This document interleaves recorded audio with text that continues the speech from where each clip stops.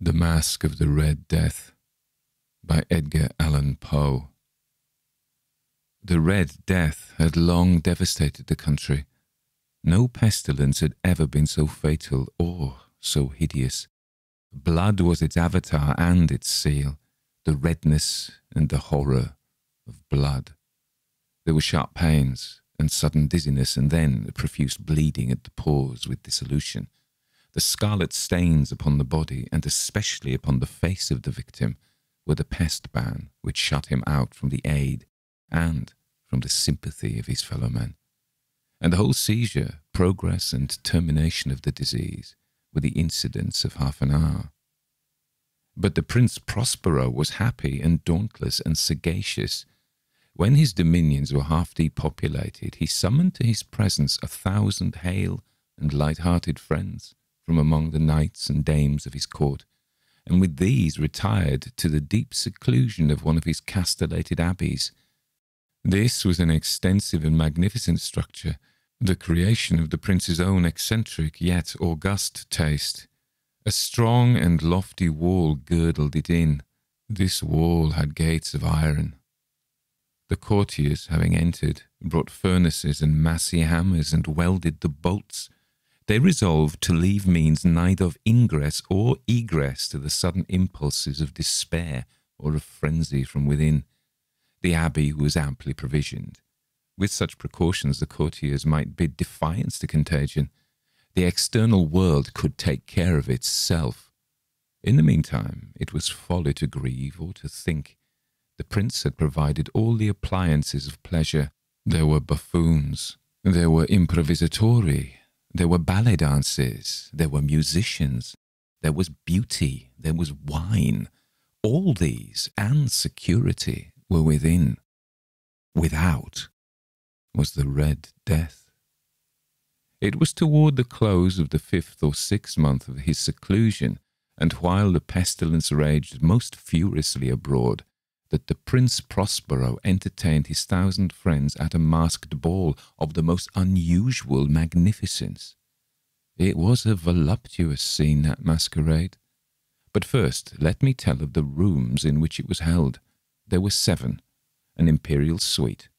In many palaces, however, such suites form a long and straight vista, while the folding doors slide back nearly to the walls on either hand, so that the view of the whole extent is scarcely impeded. Here, the case was very different, as might have been expected from the Duke's love of the bizarre. The apartments were so irregularly disposed that the vision embraced but little more than one at a time. There was a sharp turn at every 20 or 30 yards, and at each turn a novel effect. To the right and left, in the middle of each wall, a tall and narrow Gothic window looked out upon a closed corridor which pursued the windings of the suite.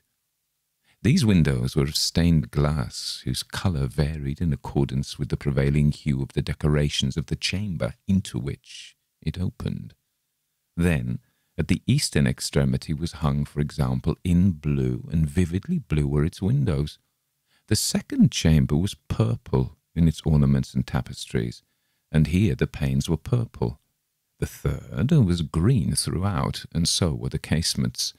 The fourth was furnished and lighted with orange, the fifth with white, the sixth with violet.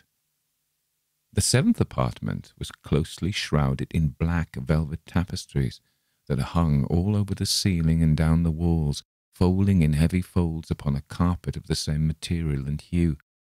But in this chamber only, the colour of the windows failed to correspond with the decorations. The panes here were scarlet, a deep blood colour. Now, in no one of the 7 apartments was there any lamp or candelabrum. Amid the profusion of golden ornaments that lay scattered to and fro or depended from the roof, there was no light of any kind emanating from lamp or candle within the suite of chambers. But in the corridors that followed the suite there stood, opposite to each window, a heavy tripod, bearing a brazier of fire that projected its rays through the tinted glass and so glaringly illumined the room. And thus were produced a multitude of gaudy and fantastic appearances. But in the western or black chamber, the effect of the firelight that streamed upon the dark hangings through the blood-tinted panes was ghastly in the extreme, and produced so wild a look upon the countenances of those who entered that there were few of the company bold enough to set foot within its precincts at all. It was in this apartment also that there stood against the western wall a gigantic clock of ebony.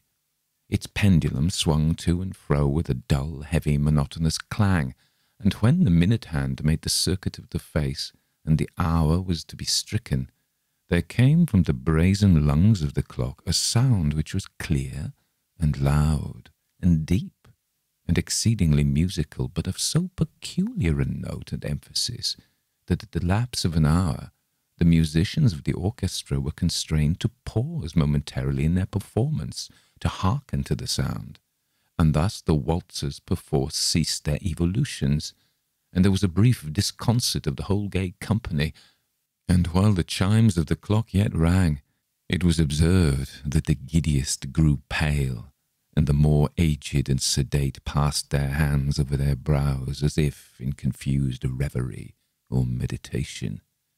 But when the echoes had fully ceased, a light laughter at once pervaded the assembly. The musicians looked at each other and smiled, as if at their own nervousness and folly, and made whispering vows each to the other that the next chiming of the clock should produce in them no similar emotion. And then, after the lapse of 60 minutes, which embrace 3,600 seconds of the time that flies, there came yet another chiming of the clock, and then, with the same disconcert and tremulousness and meditation as before. But in spite of these things, it was a gay and magnificent revel. The tastes of the Duke were peculiar. He had a fine eye for colours and effects. He disregarded the decora of mere fashion. His plans were bold and fiery, and his conceptions glowed with barbaric lustre. There are some who would have thought him mad. His followers felt that he was not. It was necessary to hear and see and touch him to be sure that he was not. He had directed in great part the movable embellishments of the 7 chambers upon occasion of this great fete, and it was his own guiding taste which had given character to the masqueraders. Be sure they were grotesque. There were much glare and glitter and piquancy and phantasm, much of which has since been seen in Hernani. There were arabesque figures with unsuited limbs and appointments. There were delirious fancies such as the madman fashions. There was much of the beautiful, much of the wanton, much of the bizarre, something of the terrible, and not a little of that which might have excited disgust.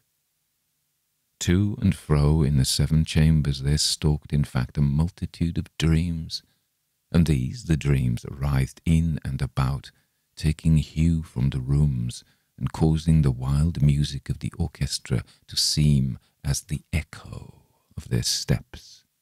And anon there strikes the ebony clock which stands in the hall of the velvet, and then for a moment all is still, and all is silent save the voice of the clock. The dreams are stiff frozen as they stand, but the echoes of the chime die away. They have endured but an instant, and a light, half-subdued laughter floats after them as they depart. And now again the music swells, and the dreams live, and writhe to and fro more merrily than ever, taking hue from the many-tinted windows through which stream the rays from the tripods. But to the chamber which lies most westwardly of the 7, there are now none of the maskers who venture, for the night is waning away, and there flows a ruddier light through the blood-coloured panes, and the blackness of the sable drapery appalls. And to him whose foot falls upon the sable carpet, there comes from the near clock of ebony a muffled peal more solemnly emphatic than any which reaches their ears who indulge in the more remote gaieties of the other apartments. But these other apartments were densely crowded, and in them beat feverishly the heart of life, and the revel went whirlingly on, until at length there commenced the sounding of midnight upon the clock, and then the music ceased, as I have told, and the evolutions of the waltzers were quieted, and there was an uneasy cessation of all things as before. But now there were 12 strokes to be sounded by the bell of the clock, and thus it happened, perhaps, that more of thought crept with more of time into the meditations of the thoughtful among those who revelled, and thus too it happened, perhaps, that before the last echoes of the last chime had utterly sunk into silence, there were many individuals in the crowd who had found leisure to become aware of the presence of a masked figure which had arrested the attention of no single individual before, and the rumour of this new presence having spread itself whisperingly around, there arose at length from the whole company a buzz or murmur, expressive of disapprobation and surprise, then finally of terror, of horror, and of disgust. In an assembly of phantasms such as I have painted, it may well be supposed that no ordinary appearance could have excited such sensation.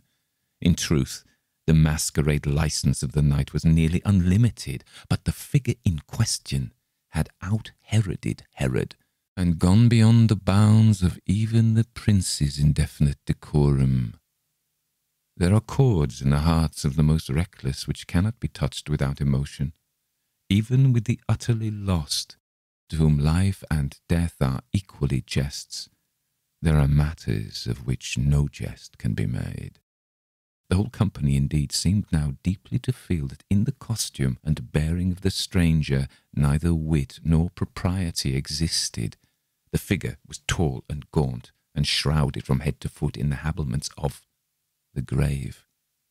The mask which concealed the visage was made so nearly to resemble the countenance of a stiffened corpse that the closest scrutiny must have had difficulty in detecting the cheat, and yet all this might have been endured, if not approved, by the mad revellers around. But the mummer had gone so far as to assume the type of the Red Death.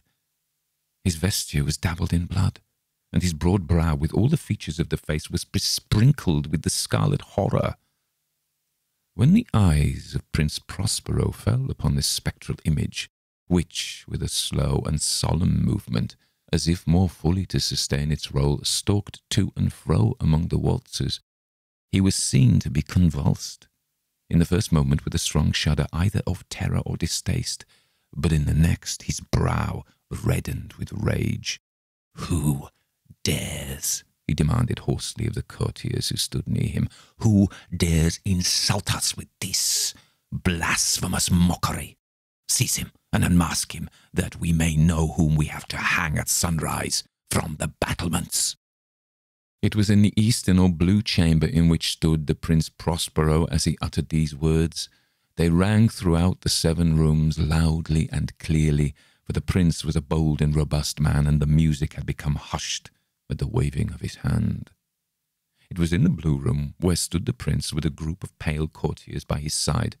At first, as he spoke, there was a slight rushing movement of this group in the direction of the intruder, who at the moment was also near at hand, and now, with deliberate and stately step, made closer approach to the speaker.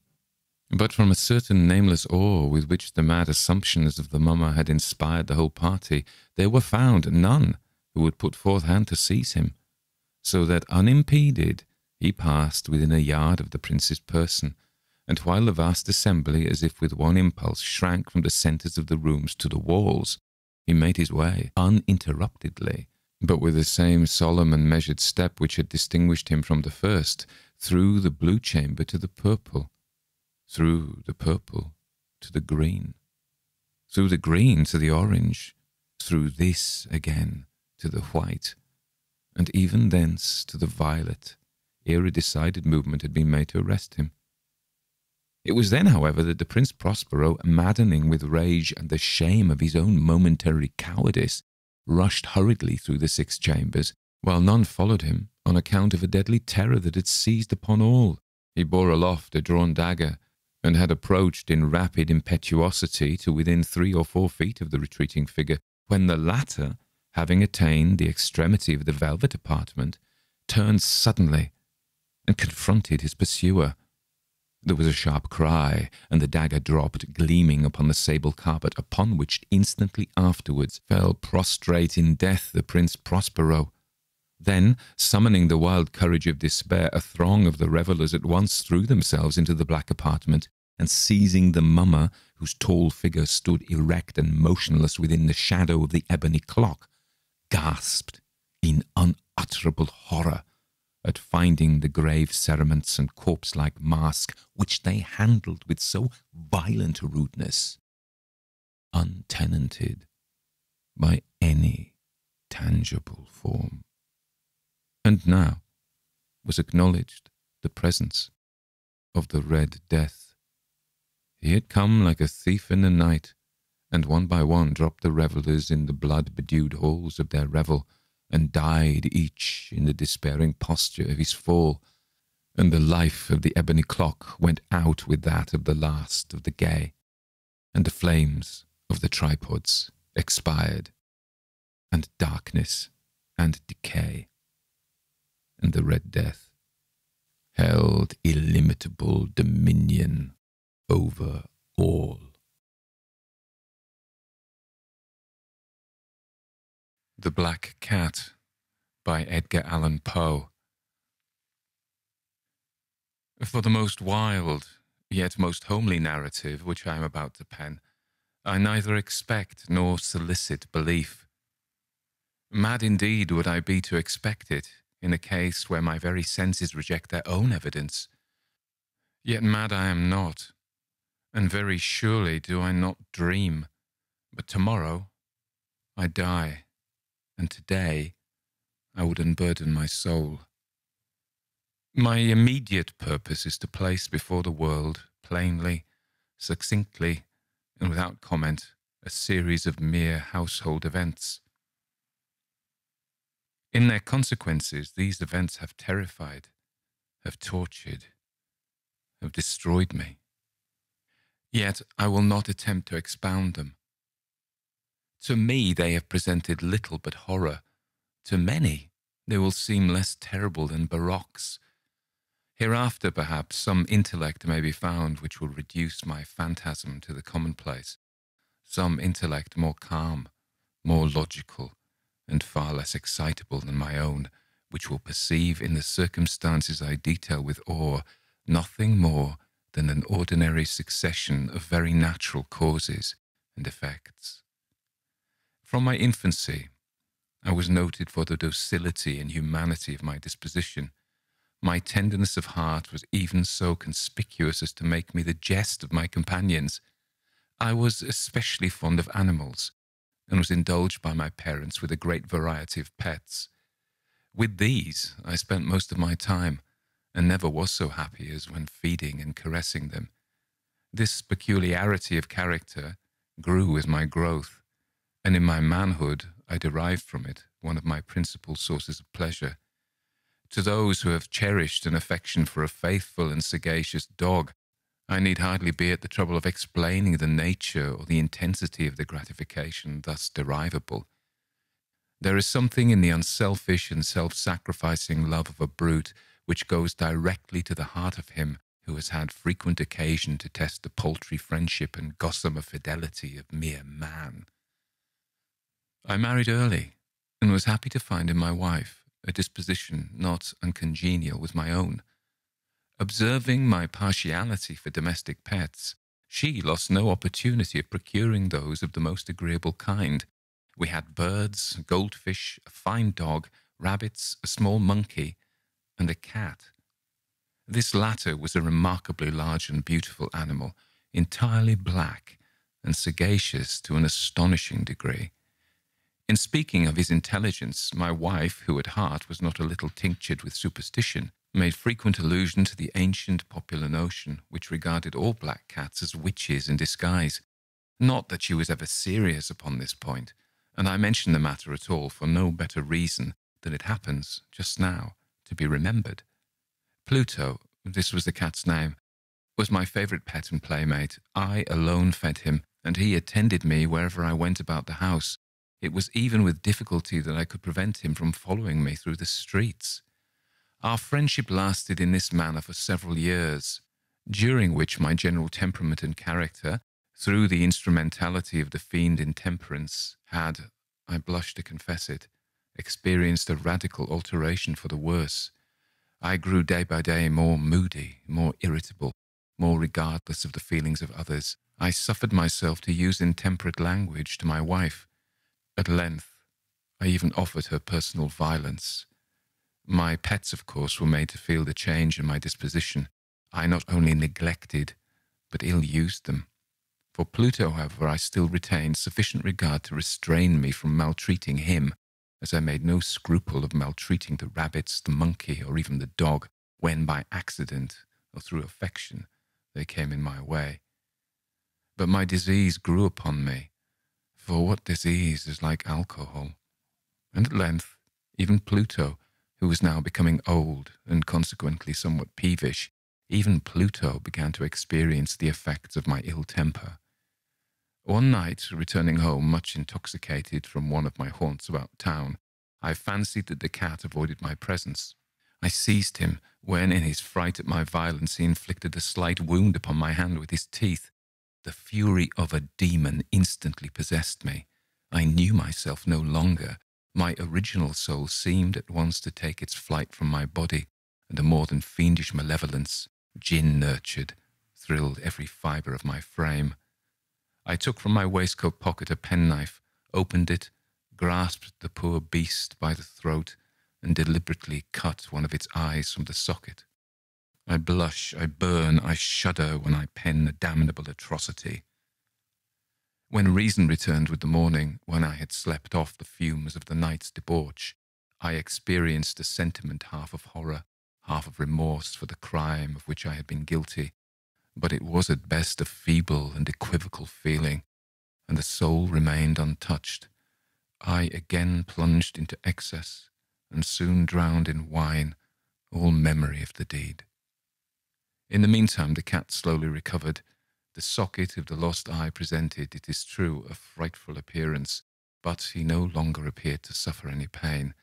He went about the house as usual, but, as might be expected, fled in extreme terror at my approach. I had so much of my old heart left as to be at first grieved by this evident dislike on the part of a creature which had once so loved me. But this feeling soon gave place to irritation, and then came, as if to my final and irrevocable overthrow, the spirit of perverseness. Of this spirit, philosophy takes no account. Yet I am not more sure that my soul lives than I am that perverseness is one of the primitive impulses of the human heart, one of the indivisible primary faculties or sentiments which give direction to the character of man. Who has not 100 times found himself committing a vile or a silly action for no other reason than because he knows he should not? Have we not a perpetual inclination in the teeth of our best judgment to violate that which is law merely because we understand it to be such? This spirit of perverseness, I say, came to my final overthrow. It was this unfathomable longing of the soul to vex itself, to offer violence to its own nature, to do wrong for the wrong's sake only, that urged me to continue and finally to consummate the injury I had inflicted upon the unoffending brute. One morning, in cool blood, I slipped a noose about its neck and hung it to the limb of a tree. Hung it with the tears streaming from my eyes and with the bitterest remorse at my heart. Hung it because I knew that it had loved me, and because I felt it had given me no reason of offence. Hung it because I knew that in so doing I was committing a sin, a deadly sin, that would so jeopardize my immortal soul as to place it, if such a thing were possible, even beyond the reach of the infinite mercy of the most merciful and the most terrible God. On the night of the day on which this cruel deed was done, I was aroused from sleep by the cry of fire. The curtains of my bed were in flames, the whole house was blazing. It was with great difficulty that my wife, a servant, and myself made our escape from the conflagration. The destruction was complete. My entire worldly wealth was swallowed up, and I resigned myself thenceforward to despair.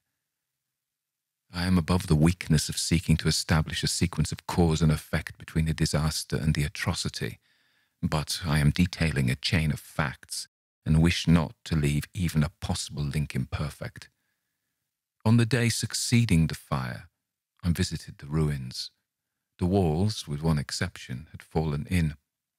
This exception was found in a compartment wall, not very thick, which stood about the middle of the house, and against which had rested the head of my bed.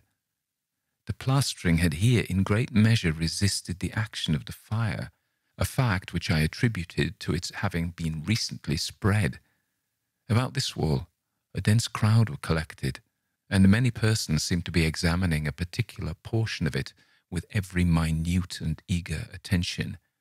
The words "strange," "singular," and other similar expressions excited my curiosity. I approached and saw, as if graven in bas-relief upon the white surface, the figure of a gigantic cat. The impression was given with an accuracy truly marvellous. There was a rope around the animal's neck. When I first beheld this apparition, for I could scarcely regard it as less, my wonder and my terror were extreme. But at length reflection came to my aid. The cat, I remembered, had been hung in the garden adjacent to the house. Upon the alarm of fire, this garden had been immediately filled by the crowd, by someone of whom the animal must have been cut from the tree and thrown through an open window into my chamber. This had probably been done with the view of arousing me from sleep. The falling of other walls had compressed the victim of my cruelty into the substance of the freshly spread plaster, the lime of which, with the flames and the ammonia from the carcass, had then accomplished the portraiture as I saw it. Although I thus readily accounted to my reason, if not altogether to my conscience, for the startling fact just detailed, it did not the less fail to make a deep impression upon my fancy.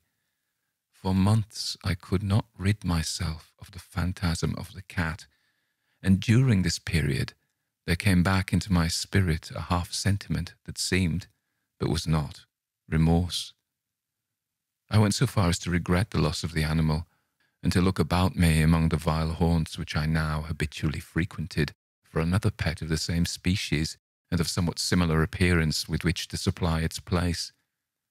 One night, as I sat, half stupefied in the den of more than infamy, my attention was suddenly drawn to some black object, reposing upon the head of one of the immense hogsheads of gin or of rum, which constituted the chief furniture of the apartment.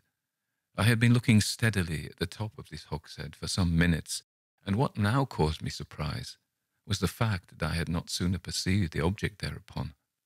I approached it and touched it with my hand. It was a black cat, a very large one, fully as large as Pluto, and closely resembling him in every aspect but one. Pluto had not a white hair upon any portion of his body, but this cat had a large, although indefinite, splotch of white covering nearly the whole region of the breast. Upon my touching him, he immediately rose, purred loudly, rubbed against my hand, and appeared delighted with my notice. This, then, was the very creature of which I was in search. I at once offered to purchase it of the landlord, but this person made no claim to it, knew nothing of it, had never seen it before. I continued my caresses, and when I prepared to go home, the animal evinced a disposition to accompany me. I permitted it to do so, occasionally stooping and patting it as I proceeded. When it reached the house, it domesticated itself at once, and became immediately a great favourite with my wife. For my own part, I soon found a dislike to it arising within me. This was just the reverse of what I had anticipated, but I know not how or why it was. Its evident fondness for myself rather disgusted and annoyed me. By slow degrees, these feelings of disgust and annoyance rose into the bitterness of hatred. I avoided the creature, a certain sense of shame and the remembrance of my former deed of cruelty preventing me from physically abusing it. I did not for some weeks strike or otherwise violently ill-use it, but gradually, very gradually, I came to look upon it with unutterable loathing and to flee silently from its odious presence as from the breath of a pestilence. What added no doubt to my hatred of the beast was a discovery on the morning after I brought it home that, like Pluto, it also had been deprived of one of its eyes. This circumstance, however, only endeared it to my wife, who, as I have already said, possessed in a high degree that humanity of feeling which had once been my distinguishing trait, and the source of many of my simplest and purest pleasures. With my aversion to this cat, however, its partiality for myself seemed to increase. It followed at my footsteps with a pertinacity which it would be difficult to make the reader comprehend. Whenever I sat, it would crouch beneath my chair or spring up upon my knees, covering me with its loathsome caresses. If I rose to walk, it would get between my feet and thus nearly throw me down, or fastening its long and sharp claws on my dress, clamber in this manner to my breast. At such times, although I longed to destroy it with a blow, I was yet withheld from so doing, partly by a memory of my former crime, but chiefly, let me confess it at once, by absolute dread of the beast. This dread was not exactly a dread of physical evil, and yet I should be at a loss how otherwise to define it. I'm almost ashamed to own, yes, even in this felon's cell, I'm almost ashamed to own that the terror and the horror with which the animal inspired me had been heightened by one of the merest chimeras it would be possible to conceive. My wife had called my attention more than once to the character of the mark of white hair of which I have spoken, and which constituted the sole visible difference between the strange beast and the one I had destroyed. The reader will remember that this mark, although large, had been originally very indefinite, but by slow degrees nearly imperceptible, and which for a long time my reason struggled to reject as fanciful, it had at length assumed a rigorous distinctness of outline. It was now the representation of an object that I shudder to name, and for this above all I loathed and dreaded, and would have rid myself of the monster had I dared. It was now, I say, the image of a ghastly thing, of the gallows. Oh, mournful and terrible engine of horror and of crime, of agony and of death. And now was I indeed wretched beyond the wretchedness of mere humanity, and a brute beast whose fellow I had contemptuously destroyed, a brute beast to work out for me a man fashioned in the image of the high God, so much of insufferable woe. Alas, neither by day nor by night knew I the blessing of rest any more. During the former, the creature left me no moment alone, and in the latter, I started hourly from dreams of unutterable fear to find the hot breath of the thing upon my face, and its vast weight, an incarnate nightmare that I had no power to shake off, incumbent eternally upon my heart. Beneath the pressure of torments such as these, the feeble remnant of the good within me succumbed. Evil thoughts became my sole intimates, the darkest and most evil of thoughts. The moodiness of my usual temper increased a hatred of all things and of all mankind, while from the sudden, frequent, and ungovernable outbursts of a fury to which I now blindly abandoned myself, my uncomplaining wife, alas, was the most usual and the most patient of sufferers. One day she accompanied me on some household errand into the cellar of the old building which our poverty compelled us to inhabit. The cat followed me down the steep stairs, and nearly throwing me headlong, exasperated me to madness.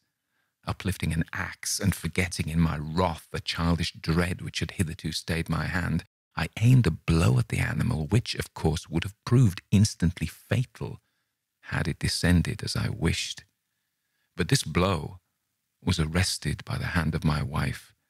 Goaded by the interference into a rage more than demoniacal, I withdrew my arm from her grasp and buried the axe in her brain.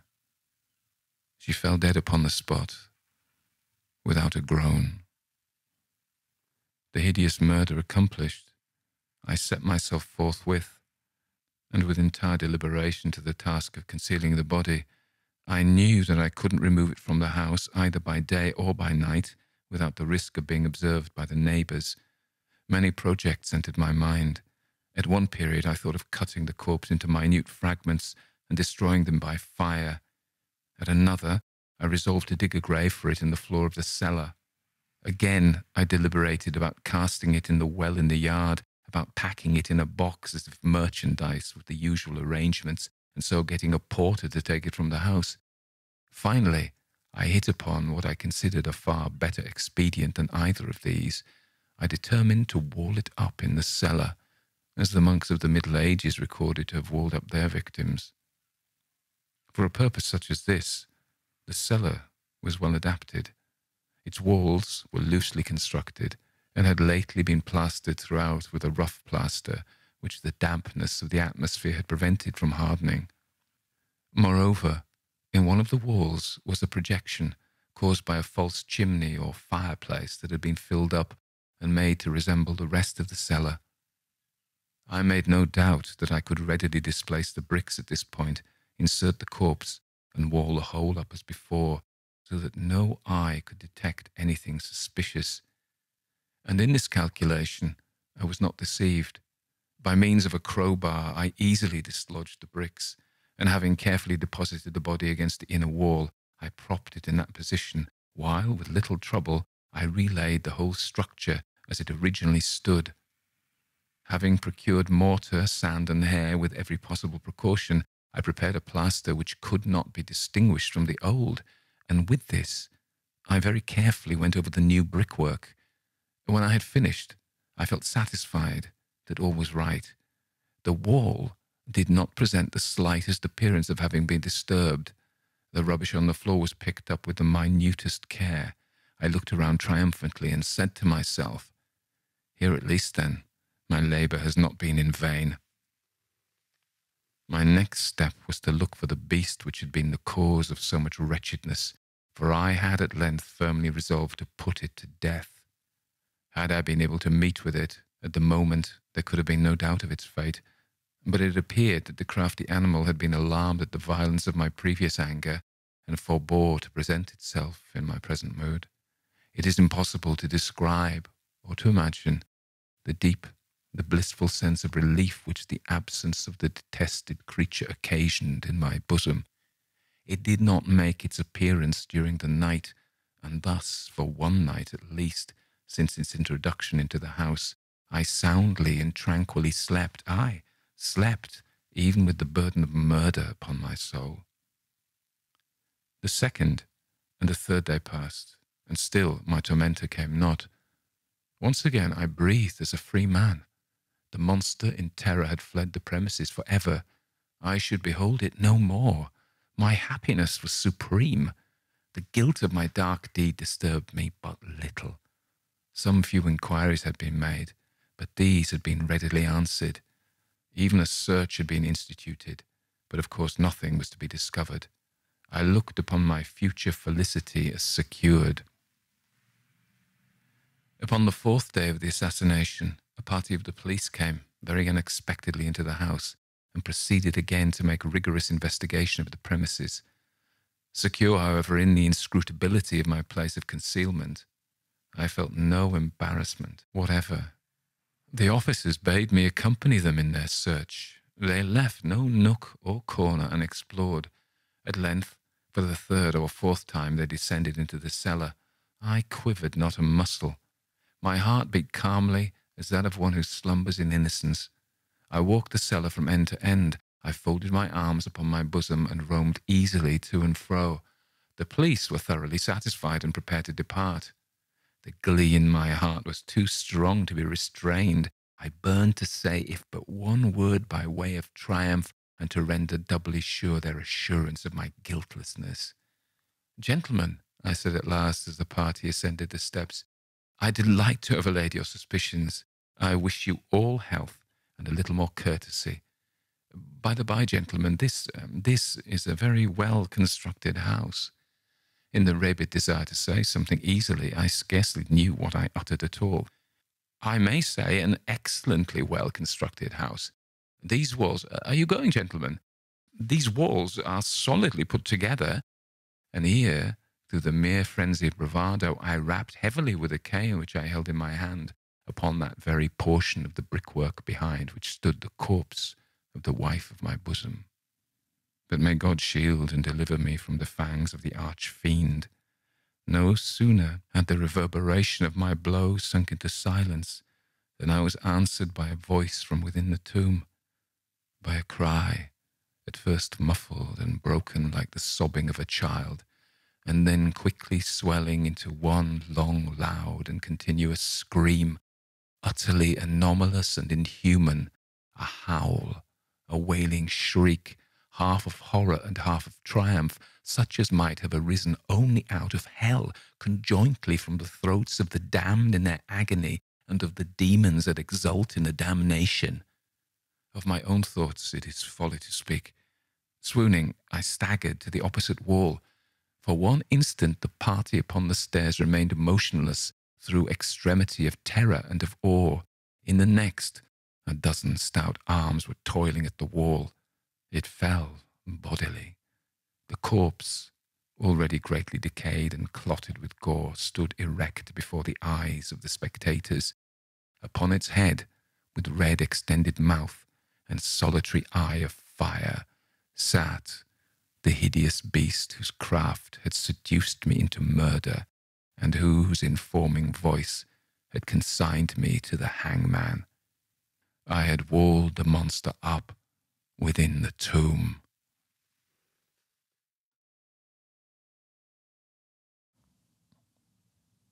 The Fall of the House of Usher by Edgar Allan Poe.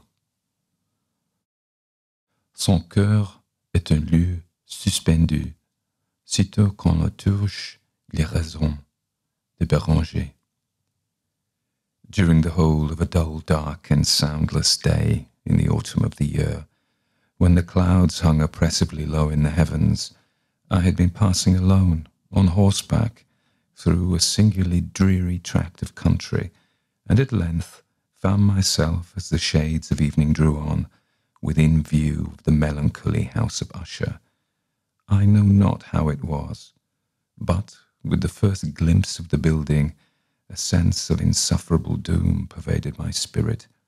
I say insufferable, for the feeling was unrelieved by any of that half-pleasurable, because poetic, sentiment with which the mind usually receives even the sternest natural images of the desolate or terrible. I looked upon the scene before me, upon the mere house and the simple landscape features of the domain, upon the bleak walls, upon the vacant, eye-like windows, upon a few rank sedges, and upon a few white trunks of decayed trees, with an utter depression of soul, which I can compare to no earthly sensation more properly than to the after-dream of the reveller upon opium, the bitter lapse into everyday life, the hideous dropping off of the veil.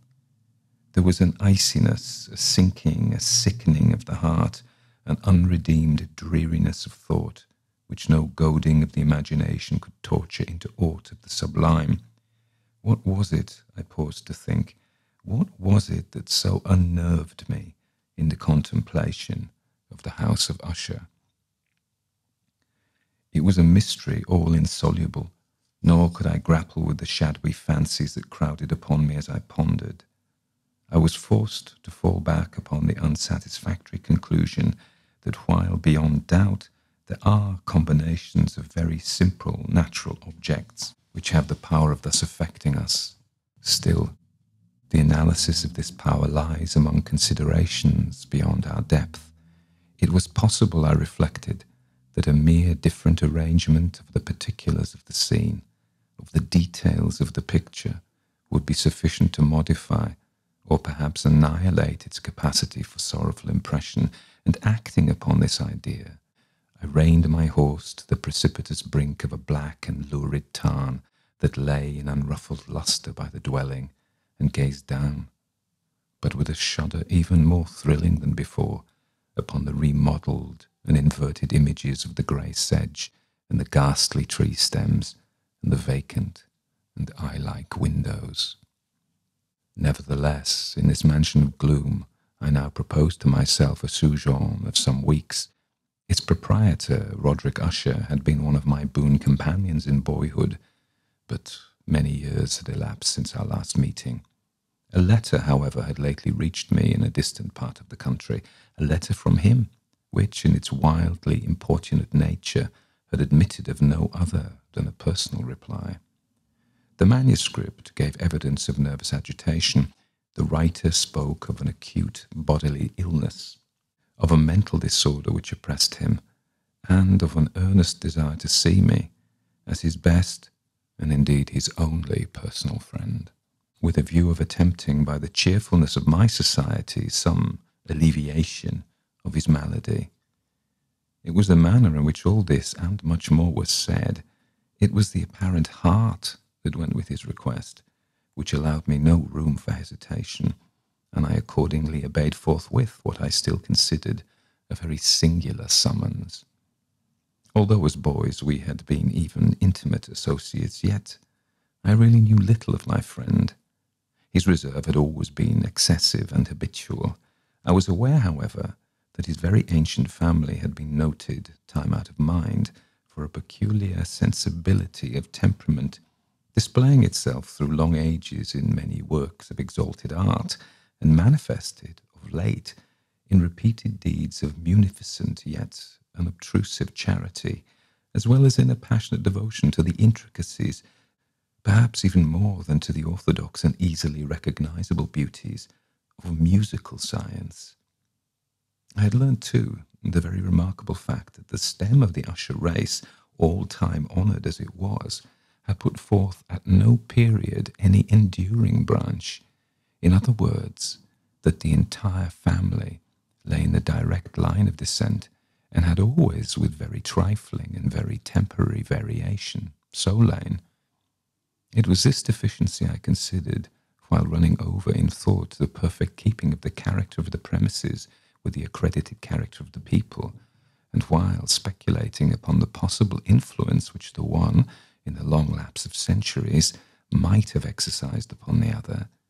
It was this deficiency, perhaps, of collateral issue, and the consequent undeviating transmission from sire to son of the patrimony with the name, which had at length so identified the two as to merge the original title of the estate in the quaint and equivocal appellation of the House of Usher, an appellation which seemed to include, in the minds of the peasantry who used it, both the family and the family mansion. I have said that the sole effect of my somewhat childish experiment, that of looking down within the tarn, had been to deepen the first singular impression. There can be no doubt that the consciousness of the rapid increase of my superstition, for why should I not so term it, served mainly to accelerate the increase itself. Such, I have long known, is the paradoxical law of all sentiments having terror as a basis. And it might have been for this reason only that when I again uplifted my eyes to the house itself from its image in the pool, there grew in my mind a strange fancy, a fancy so ridiculous indeed that I but mention it to show the vivid force of the sensations which oppressed me. I had so worked upon my imagination as really to believe that about the whole mansion and domain there hung an atmosphere peculiar to themselves and their immediate vicinity, an atmosphere which had no affinity with the air of heaven, but which had reeked up from the decayed trees and the grey wall and the silent tarn, a pestilent and mystic vapour, dull, sluggish, faintly discernible, and leaden-hued. Shaking off from my spirit what must have been a dream, I scanned more narrowly the real aspect of the building. Its principal feature seemed to be that of excessive antiquity. The discoloration of ages had been great. Minute fungi overspread the whole exterior, hanging in a fine tangled webwork from the eaves. Yet all this was apart from any extraordinary dilapidation. No portion of the masonry had fallen, and there appeared to be a wild inconsistency between its still perfect adaptation of parts and the crumbling condition of the individual stones. In this, there was much that reminded me of the specious totality of old woodwork which had rotted for long years in some neglected vault, with no disturbance from the breath of the external air. Beyond this indication of extensive decay, however, the fabric gave little token of instability. Perhaps the eye of a scrutinizing observer might have discovered a barely perceptible fissure, which, extending from the roof of the building in front, made its way down the wall in a zigzag direction until it became lost in the sullen waters of the Tarn. Noticing these things, I rode over a short causeway to the house.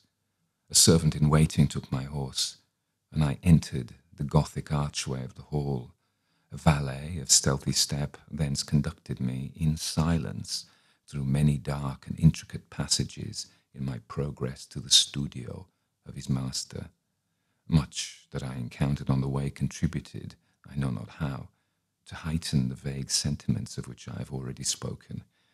While the objects around me, while the carvings of the ceilings, the sombre tapestries of the walls, the ebon blackness of the floors, and the phantasmagoric armorial trophies which rattled as I strode, were but matters to which, or to such as which I had been accustomed from my infancy, while I hesitated not to acknowledge how familiar was all this, I still wondered to find how unfamiliar were the fancies which ordinary images were stirring up. On one of the staircases I met the physician of the family. His countenance, I thought, wore a mingled expression of low cunning and perplexity. He accosted me with trepidation and passed on. The valet now threw open the door and ushered me in to the presence of his master. The room in which I found myself was large and lofty. The windows were long, narrow, and pointed, and at so vast a distance from the black oaken floor as to be altogether inaccessible from within. Feeble gleams of encrimsoned light made their way through the trellised panes and served to render sufficiently distinct the more prominent objects around. The eye, however, struggled in vain to reach the remoter angles of the chamber, or the recesses of the vaulted and fretted ceiling. Dark draperies hung upon the walls. The general furniture was profuse, comfortless, antique, and tattered. Many books and musical instruments lay scattered about, but failed to give any vitality to the scene. I felt that I breathed an atmosphere of sorrow. An air of stern, deep, and irredeemable gloom hung over and pervaded all. Upon my entrance, Usher arose from a sofa on which he had been lying at full length and greeted me with a vivacious warmth which had much in it, I at first thought, of an overdone cordiality, of the constrained effort of the ennuyé man of the world. A glance, however, at his countenance convinced me of his perfect sincerity. We sat down, and for some moments, while he spoke not, I gazed upon him with a feeling half of pity, half of awe. Surely a man had never before so terribly altered in so brief a period as had Roderick Usher. It was with difficulty that I could bring myself to admit the identity of the one being before me with the companion of my early boyhood. Yet the character of his face had been at all times remarkable.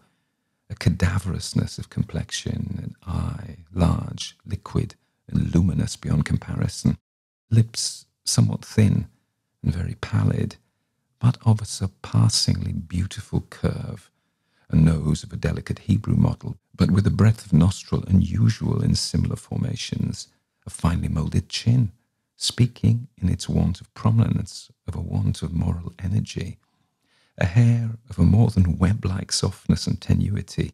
These features, with an inordinate expansion above the regions of the temple, made up altogether a countenance not easily to be forgotten. And now, in the mere exaggeration of the prevailing character of these features, and of the expression that they were wont to convey, lay so much of change that I doubted to whom I spoke. The now ghastly pallor of the skin, and the now miraculous lustre of the eye, above all things, startled and even awed me. The silken hair, too, had been suffered to grow all unheeded, and as in its wild gossamer texture it floated rather than fell about the face, I could not, even with effort, connect its arabesque expression with any idea of simple humanity. In the manner of my friend, I was at once struck with an incoherence and inconsistency, and I soon found this to arise from a series of feeble and futile struggles to overcome a habitual trepidancy, an excessive nervous agitation. For something of this nature I had indeed been prepared, no less by his letter than by reminiscences of certain boyish traits, and by conclusions deduced from peculiar physical conformation and temperament. His action was alternately vivacious and sullen. His voice varied rapidly from a tremulous indecision, when the animal spirits seemed utterly in abeyance, to that species of energetic concision, that abrupt, weighty, unhurried, and hollow-sounding enunciation, that leaden, self-balanced, and perfectly modulated guttural utterance, which may be observed in the lost drunkard or the irreclaimable eater of opium during the periods of his most intense excitement.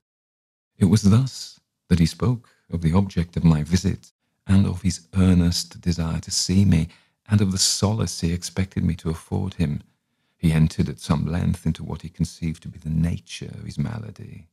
It was, he said, a constitutional and a family evil, and one for which he despaired to find a remedy. A mere nervous affection, he immediately added, which would undoubtedly soon pass off.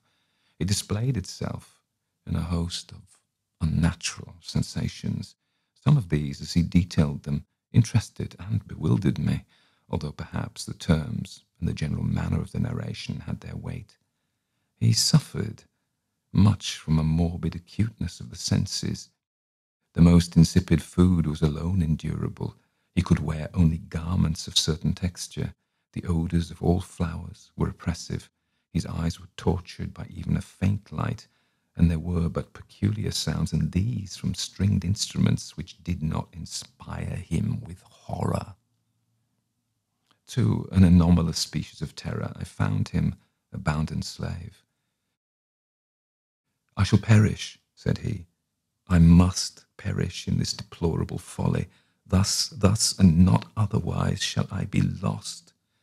I dread the events of the future, not in themselves, but in their results. I shudder at the thought of any, even the most trivial incident which may operate upon this intolerable agitation of soul. I have indeed no abhorrence of danger, except in its absolute effect, in terror.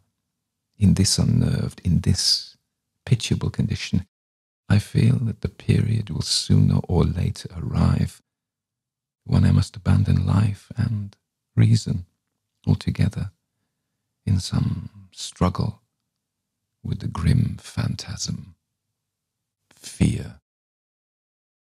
I learned, moreover, at intervals and through broken and equivocal hints, another singular feature of his mental condition in regard to an influence which some peculiarities in the mere form and substance of his family mansion had, by dint of long sufferance, he said, obtained over his spirit, an effect which the physique of the grey walls and turrets and of the dim tarn into which they all looked down had at length brought about upon the morale of his existence.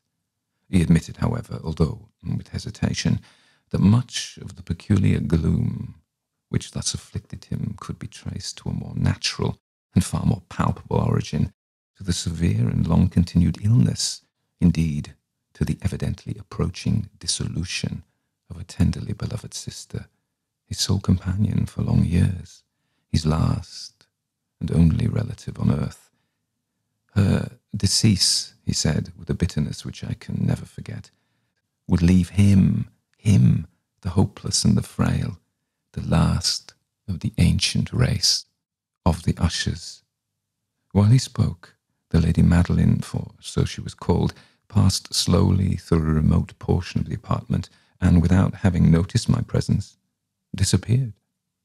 I regarded her with an utter astonishment, not unmingled with dread. And yet I found it impossible to account for such feelings. A sensation of stupor oppressed me as my eyes followed her retreating steps. When a door at length closed upon her, my glance sought instinctively and eagerly the countenance of the brother, but he had buried his face in his hands, and I could only perceive that far more than ordinary wanness had overspread the emaciated fingers through which trickled many passionate tears. The disease of the Lady Madeline had long baffled the skill of her physicians, a settled apathy, a gradual wasting away of the person, and frequent, although transient, affectations of a partially cataleptical character were the unusual diagnosis. Hitherto she had steadily borne up against the pressure of her malady, and had not betaken herself finally to bed. But on the closing in of the evening of my arrival at the house, she succumbed, as her brother told me at night with inexpressible agitation, to the prostrating power of the destroyer, and I learned that the glimpse I had obtained of her person would thus probably be the last I should obtain, that the lady, at least while living, would be seen by me no more. For several days ensuing, her name was unmentioned by either Usher or myself, and during this period I was busied in earnest endeavours to alleviate the melancholy of my friend. We painted and read together, and I listened, as if in a dream, to the wild improvisations of his speaking guitar, and thus, as a closer and still closer intimacy admitted me more unreservedly into the recesses of his spirit, the more bitterly did I perceive the futility of all attempt at cheering a mind from which the darkness, as if an inherent positive quality, poured forth upon all objects of the moral and physical universe in one unceasing radiation of gloom. I shall ever bear about me a memory of the many solemn hours I thus spent alone with the master of the house of Usher. Yet I should fail in any attempt to convey an idea of the exact character of the studies or of the occupations in which he involved me or led me the way. An excited and highly distempered ideality threw a sulphurous lustre over all. His long, improvised dirges will ring forever in my ears. Among other things, I hold painfully in mind a certain singular perversion and amplification of the wild air of the last waltz of von Weber, from the paintings over which his elaborate fancy brooded, and which grew, touch by touch, into vaguenesses at which I shuddered the more thrillingly, because I shuddered knowing not why, from these paintings, vivid as their images now are before me. I would in vain endeavour to adduce more than a small portion which should lie within the compass of merely written words. By the utter simplicity, by the nakedness of his designs, he arrested and overawed intention. If ever mortal painted an idea, that mortal was Roderick Usher. For me, at least, in the circumstances then surrounding me, there arose out of the pure abstractions which the hypochondriac contrived to throw upon his canvas an intensity of intolerable awe, no shadow of which felt I ever yet in the contemplation of the certainly glowing yet too concrete reveries of Fuseli. One of the phantasmagoric conceptions of my friend, partaking not so rigidly of the spirit of abstraction, may be shadowed forth, although feebly, in words. A small picture presented the interior of an immensely long and rectangular vault or tunnel with low walls, smooth, white, and without interruption or device. Certain accessory points of the design served well to convey the idea that this excavation lay at an exceeding depth below the surface of the earth. No outlet was observed in any portion of its vast extent, and no torch or other artificial source of light was discernible, yet a flood of intense rays rolled throughout and bathed the whole in a ghastly and inappropriate splendour. I have just spoken of that morbid condition of the auditory nerve which rendered all music intolerable to the sufferer, with the exception of certain effects of stringed instruments. It was perhaps the narrow limits to which he thus confined himself upon the guitar which gave birth in great measure to the fantastic character of his performances, but the fervid facility of his impromptus could not be so accounted for. There must have been and were in the notes as well as in the words of his wild fantasias, for he not unfrequently accompanied himself with rhymed verbal improvisations, the result of that intense mental collectedness and concentration to which I have previously alluded, as observable only in particular moments of the highest artificial excitement. The words of one of these rhapsodies I have easily remembered. I was, perhaps, the more forcibly impressed with it as he gave it, because, in the under or mystic current of its meaning, I fancied that I perceived, and for the first time, the full consciousness on the part of Usher of the tottering of his lofty reason upon her throne. The verses, which were entitled The Haunted Palace, ran very nearly, if not accurately, thus: In the greenest of our valleys, by good angels tenanted, once a fair and stately palace, radiant palace, reared its head. In the monarch thought's dominion it stood there. Never seraph spread opinion over fabric half so fair. Banners yellow, glorious, golden, on its roof did float and flow. This, all this, was in the olden time, long ago.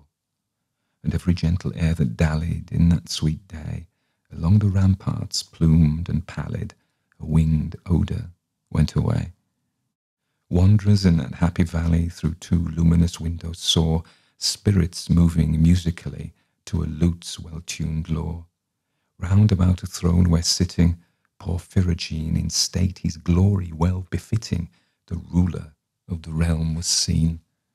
And all with pearl and ruby glowing was the fair palace door, through which came flowing, flowing, flowing, and sparkling evermore, a troop of echoes whose sweet duty was but to sing, in voices of surpassing beauty, the wit and wisdom of their king. But evil things, in robes of sorrow, assailed the monarch's high estate.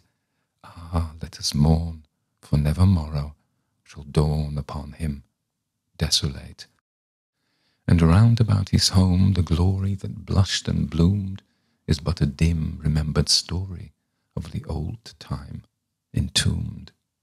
And travellers now within that valley through the red-litten windows see vast forms that move fantastically to a discordant melody, while like a rapid ghastly river through the pale door a hideous throng rush out forever and laugh, but smile no more.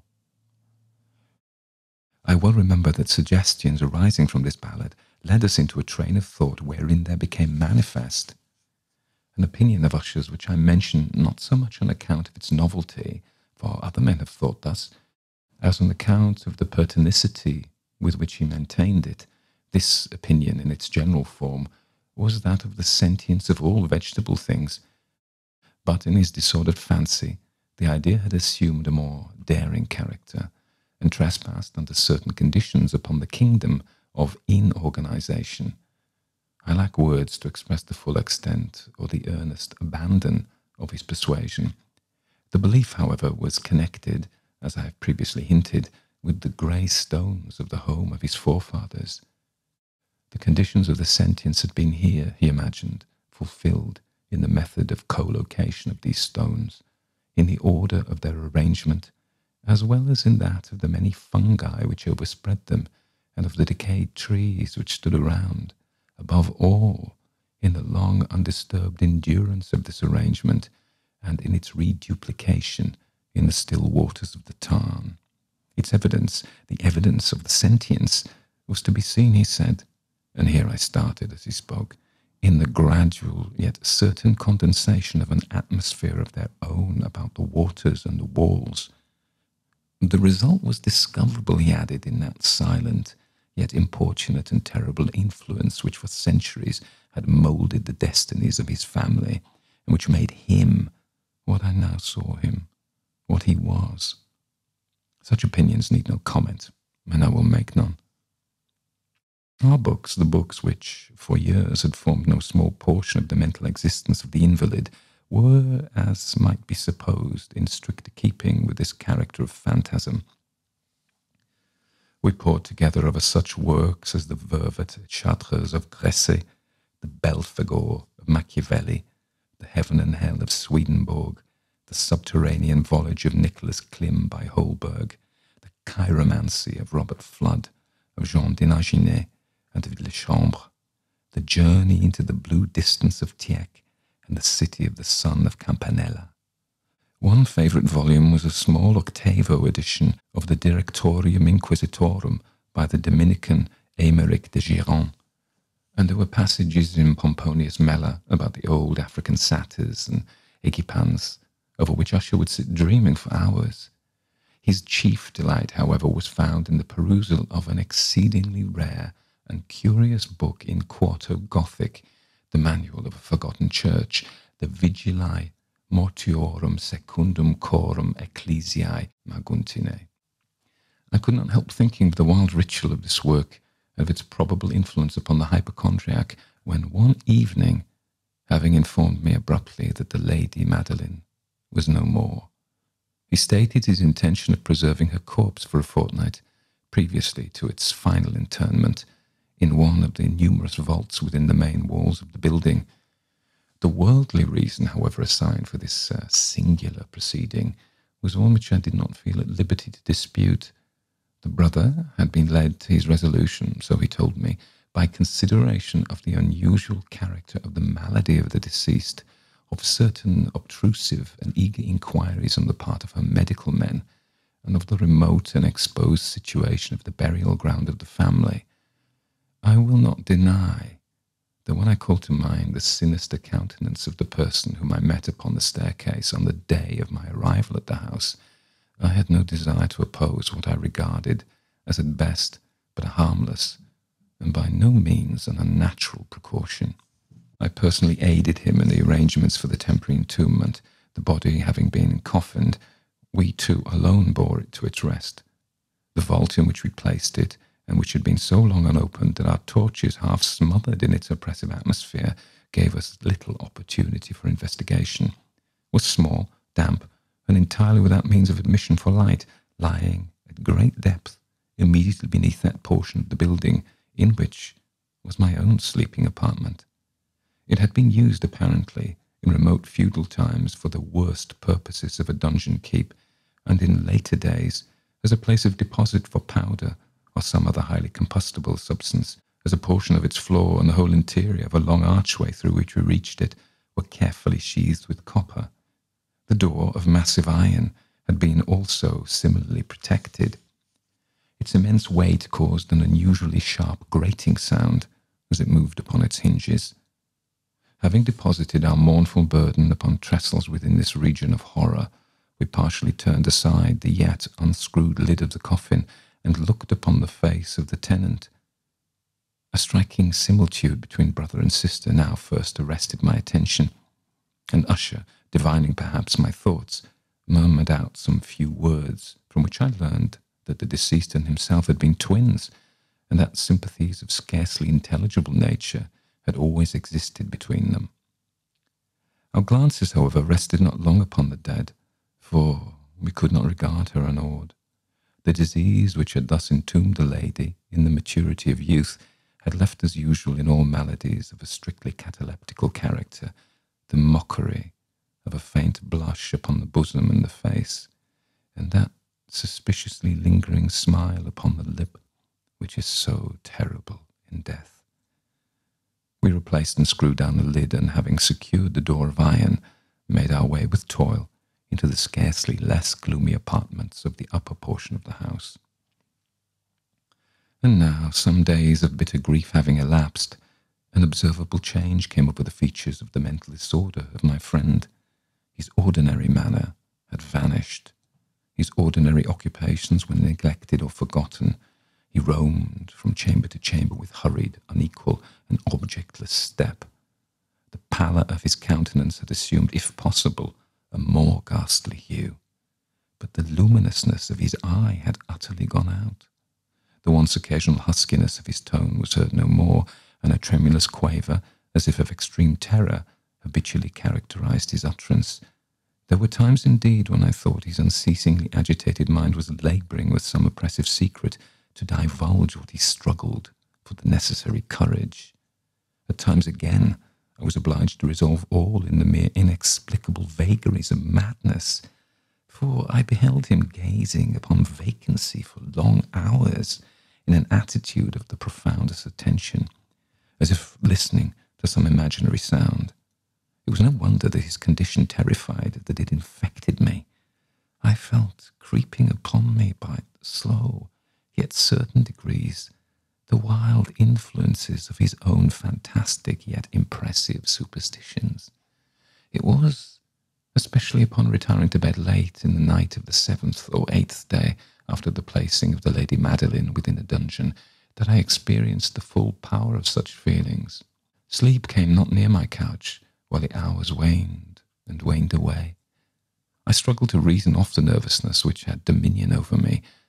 I endeavoured to believe that much, if not all of what I felt, was due to the bewildering influence of the gloomy furniture of the room, of the dark and tattered draperies which, tortured into motion by the breath of a rising tempest, swayed fitfully to and fro upon the walls, and rustled uneasily about the decorations of the bed.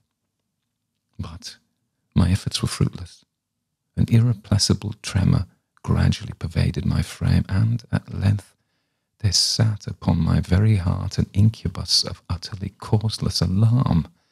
Shaking this off with a gasp and a struggle, I uplifted myself upon the pillows, and peering earnestly within the intense darkness of the chamber, hearkened, I know not why, except that an instinctive spirit prompted me, to certain low and indefinite sounds which came through the pauses of the storm at long intervals, I knew not whence.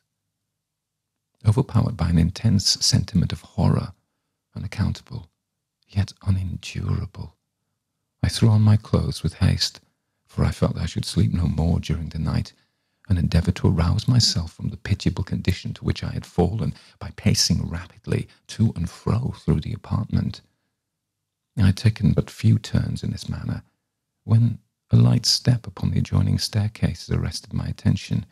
I presently recognized it as that of Usher. In an instant afterward, he rapped, with a gentle touch, at my door, and entered bearing a lamp.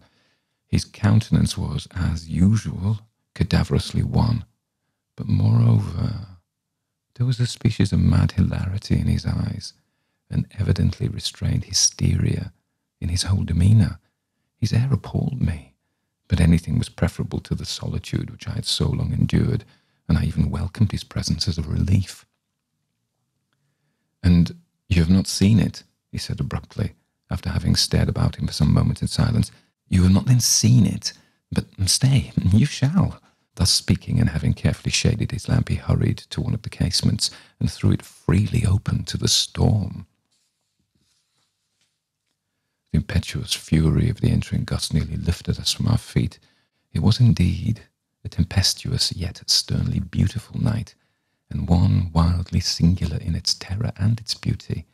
A whirlwind had apparently collected its force in our vicinity, for there were frequent and violent alterations in the direction of the wind, and the exceeding density of the clouds, which hung so low as to press upon the turrets of the house, did not prevent our perceiving the lifelike velocity with which they flew careering from all points against each other without passing away into the distance. I say that even their exceeding density did not prevent our perceiving this, yet we had no glimpse of the moon or stars, nor was there any flashing forth of the lightning. But the undersurfaces of the huge masses of agitated vapour, as well as all terrestrial objects immediately around us, were glowing in the unnatural light of a faintly luminous and distinctly visible gaseous exhalation which hung about and enshrouded the mansion. "You must not, you shall not behold this," said I, shudderingly to Usher, and I led him with gentle violence from the window to a seat.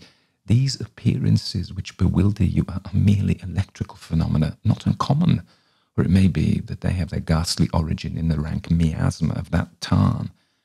Let us close this casement. The air is chilling and dangerous to your frame. Here is one of your favourite romances. I will read and you shall listen, and so we will pass away this terrible night together. The antique volume which I had taken up was The Mad Tryst of Sir Lancelot Canning, but I had called it a favourite of Usher's more in sad jest than earnest. For in truth, there is little in its uncouth and unimaginative prolixity which could have had any interest for the lofty and spiritual ideality of my friend. It was, however, the only book immediately at hand, and I indulged a vague hope that the excitement which now agitated the hypochondriac might find relief, for the history of mental disorder is full of similar anomalies, even in the extremeness of the folly which I should read. Could I have judged indeed by the wild, overstrained air of vivacity with which he hearkened, or apparently hearkened, to the words of the tale, I might well have congratulated myself upon the success of my design. I had arrived at that well-known portion of the story where Ethelred, the hero of the tryst, having sought in vain for peaceable admission into the dwelling of the hermit, proceeds to make good an entrance by force.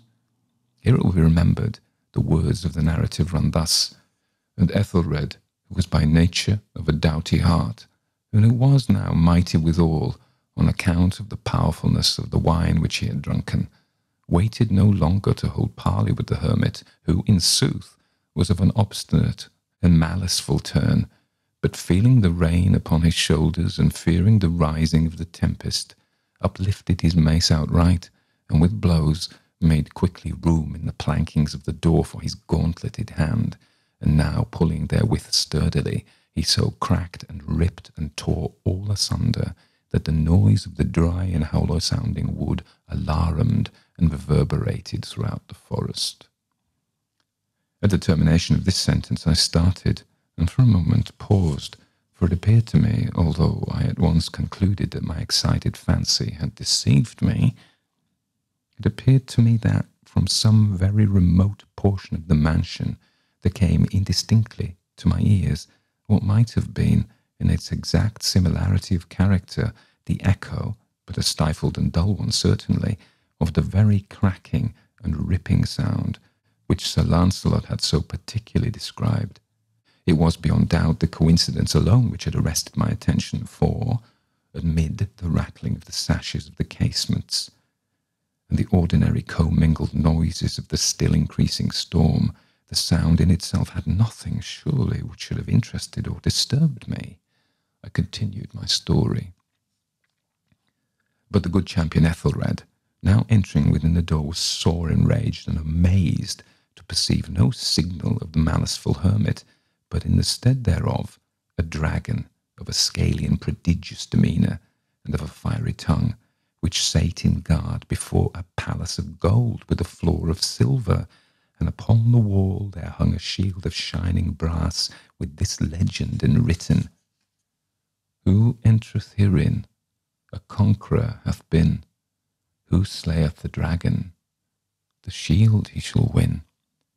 And Ethelred uplifted his mace and struck upon the head of the dragon, which fell before him and gave up its pesty breath with a shriek so horrid and harsh, and withal so piercing, that Ethelred had feigned to close his ears with his hands against the dreadful noise of it, the like whereof was never before heard.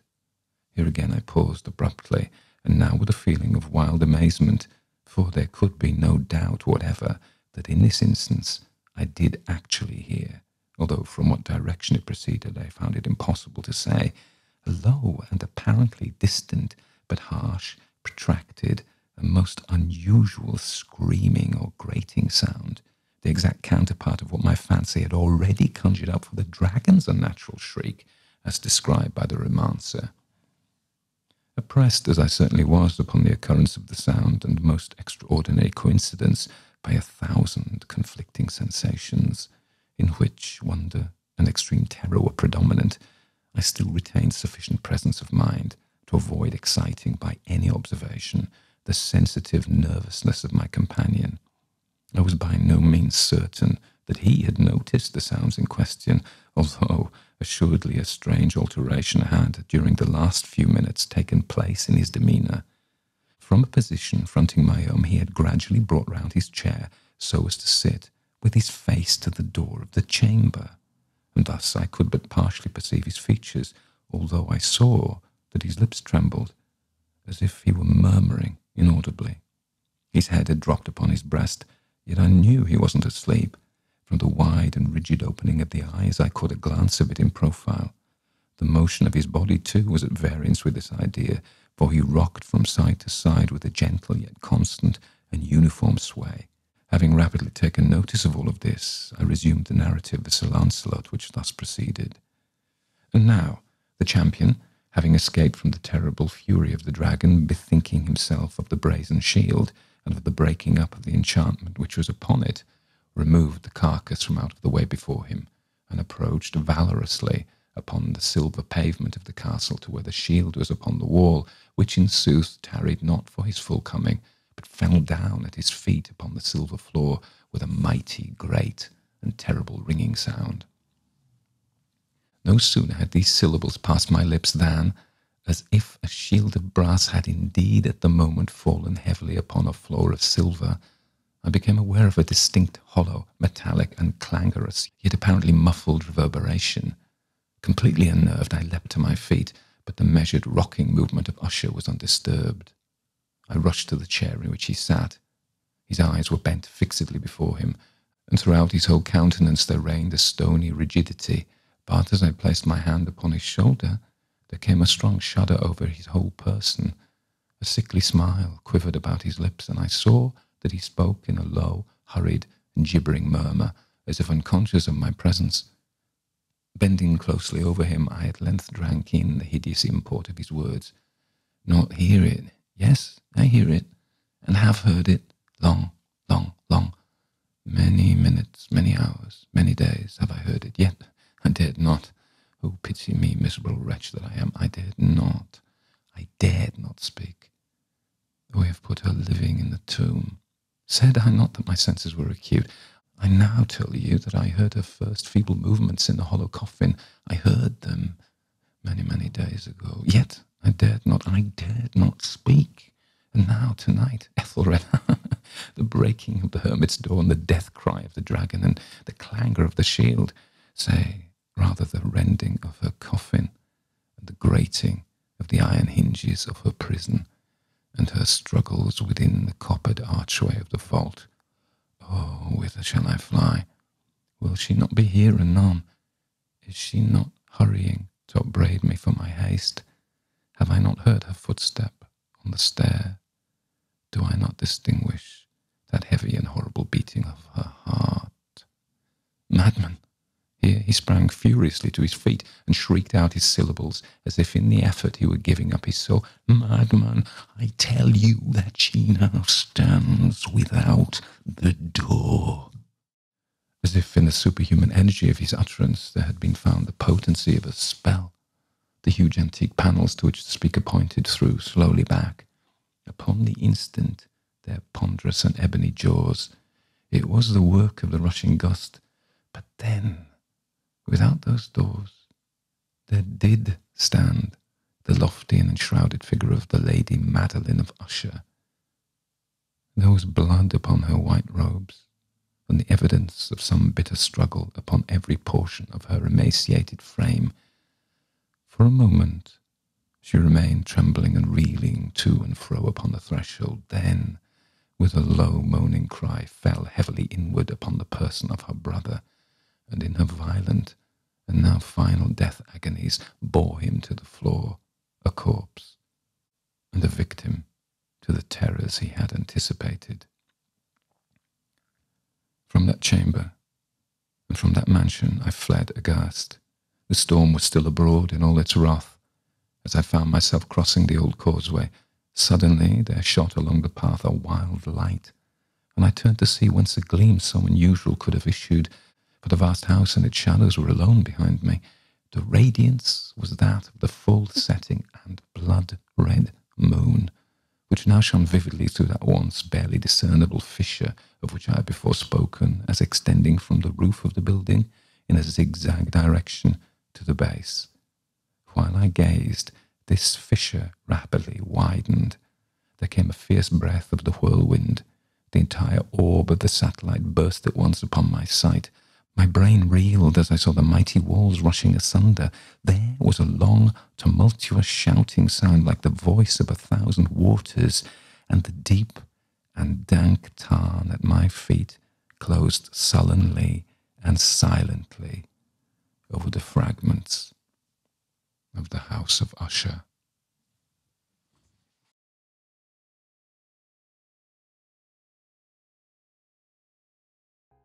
The Murders in the Rue Morgue by Edgar Allan Poe. And I would like to thank Gavin Critchley for making this possible through his kind donation, as always. What song the sirens sang, or what name Achilles assumed when he hid himself among women, although puzzling questions, are not beyond all conjecture. Sir Thomas Browne. The mental features discoursed of as the analytical are, in themselves, but little susceptible of analysis. We appreciate them only in their effects. We know of them, among other things, that they are always to their possessor, when inordinately possessed, a source of the liveliest enjoyment. As the strong man exults in his physical ability, delighting in such exercises as call his muscles into action, so glories the analyst in that moral activity which disentangles. He derives pleasure from even the most trivial occupations, bringing his talent into play. He is fond of enigmas, of conundrums, of hieroglyphics, exhibiting in his solutions of each a degree of acumen which appears to the ordinary apprehension preternatural. His results, brought about by the very soul and essence of method, have, in truth, the whole air of intuition.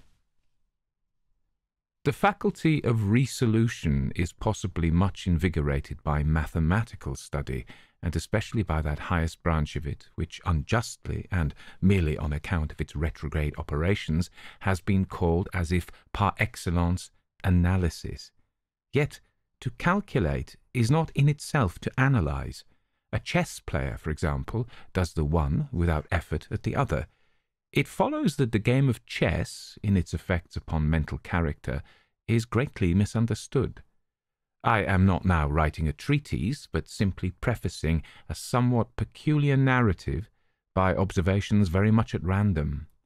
I will, therefore, take occasion to assert that the higher powers of the reflective intellect are more decidedly and more usefully tasked by the unostentatious game of draughts than by all the elaborate frivolity of chess. In this latter, where the pieces have different and bizarre motions, with various and variable values, what is only complex is mistaken, a not unusual error, for what is profound. The attention is here called powerfully into play. If it flag for an instant, an oversight is committed, resulting in injury or defeat. The possible moves being not only manifold, but involute, the chances of such oversights are multiplied, and in 9 cases out of 10, it is the more concentrative rather than the more acute player who conquers. In draughts, on the contrary, where the moves are unique and have but little variation, the probabilities of inadvertence are diminished, and the mere attention being left comparatively unemployed, what advantages are obtained by either party are obtained by superior acumen. To be less abstract, let us suppose a game of draughts where the pieces are reduced to 4 kings, and where, of course, no oversight is to be expected. It is obvious that here the victory can be decided, the players being at all equal, only by some recherché movement, the result of some strong exertion of the intellect. Deprived of ordinary resources, the analyst throws himself into the spirit of his opponent, identifies himself therewith, and not unfrequently sees thus at a glance the sole methods, sometime indeed absurdly simple ones, by which he may seduce into error or hurry into miscalculation. Whist has long been noted for its influence upon what is termed the calculating power, and men of the highest order of intellect have been known to take an apparently unaccountable delight in it, while eschewing chess as frivolous. Beyond doubt, there is nothing of a similar nature so greatly tasking the faculty of analysis. The best chess player in Christendom may be little more than the best player of chess, but proficiency in whist implies capacity for success in all those more important undertakings where mind struggles with mind. When I say proficiency, I mean that perfection in the game which includes a comprehension of all the sources whence legitimate advantage may be derived. These are not only manifold, but multiform, and lie frequently among recesses of thought altogether inaccessible to the ordinary understanding.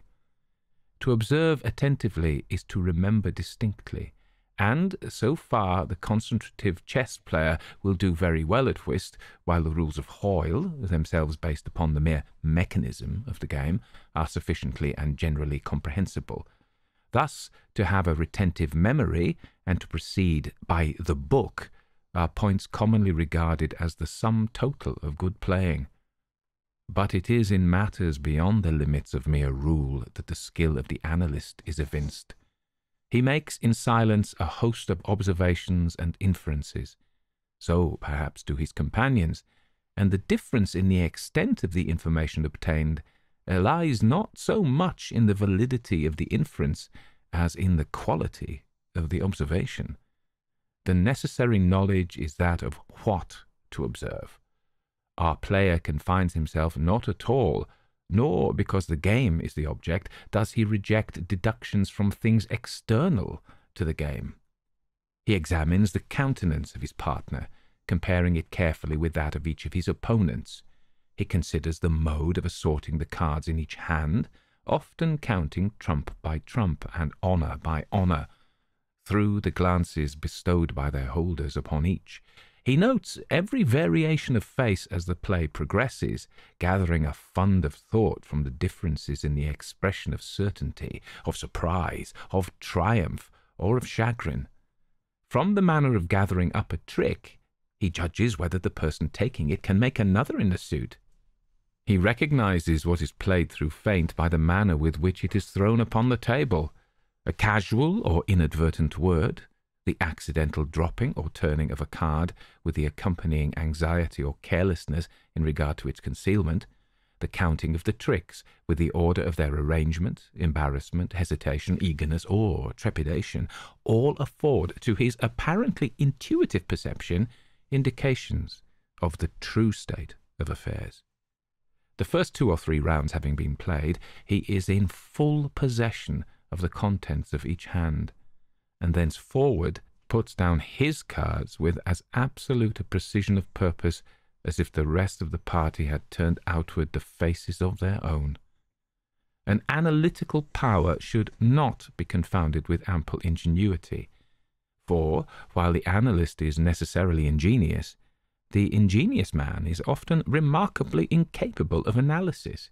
The constructive or combining power by which ingenuity is usually manifested, and to which the phrenologists, I believe erroneously, have assigned a separate organ, supposing it a primitive faculty, has been so frequently seen in those whose intellect bordered otherwise upon idiocy, as to have attracted general observation among writers on morals. Between ingenuity and the analytic ability, there exists a difference far greater indeed than that between the fancy and the imagination, but of a character very strictly analogous. It will be found, in fact, that the ingenious are always fanciful, and the truly imaginative never otherwise than analytic. The narrative which follows will appear to the reader somewhat in the light of a commentary upon the propositions just advanced. Residing in Paris during the spring and part of the summer of 18, I there became acquainted with a Monsieur C. Auguste Dupin.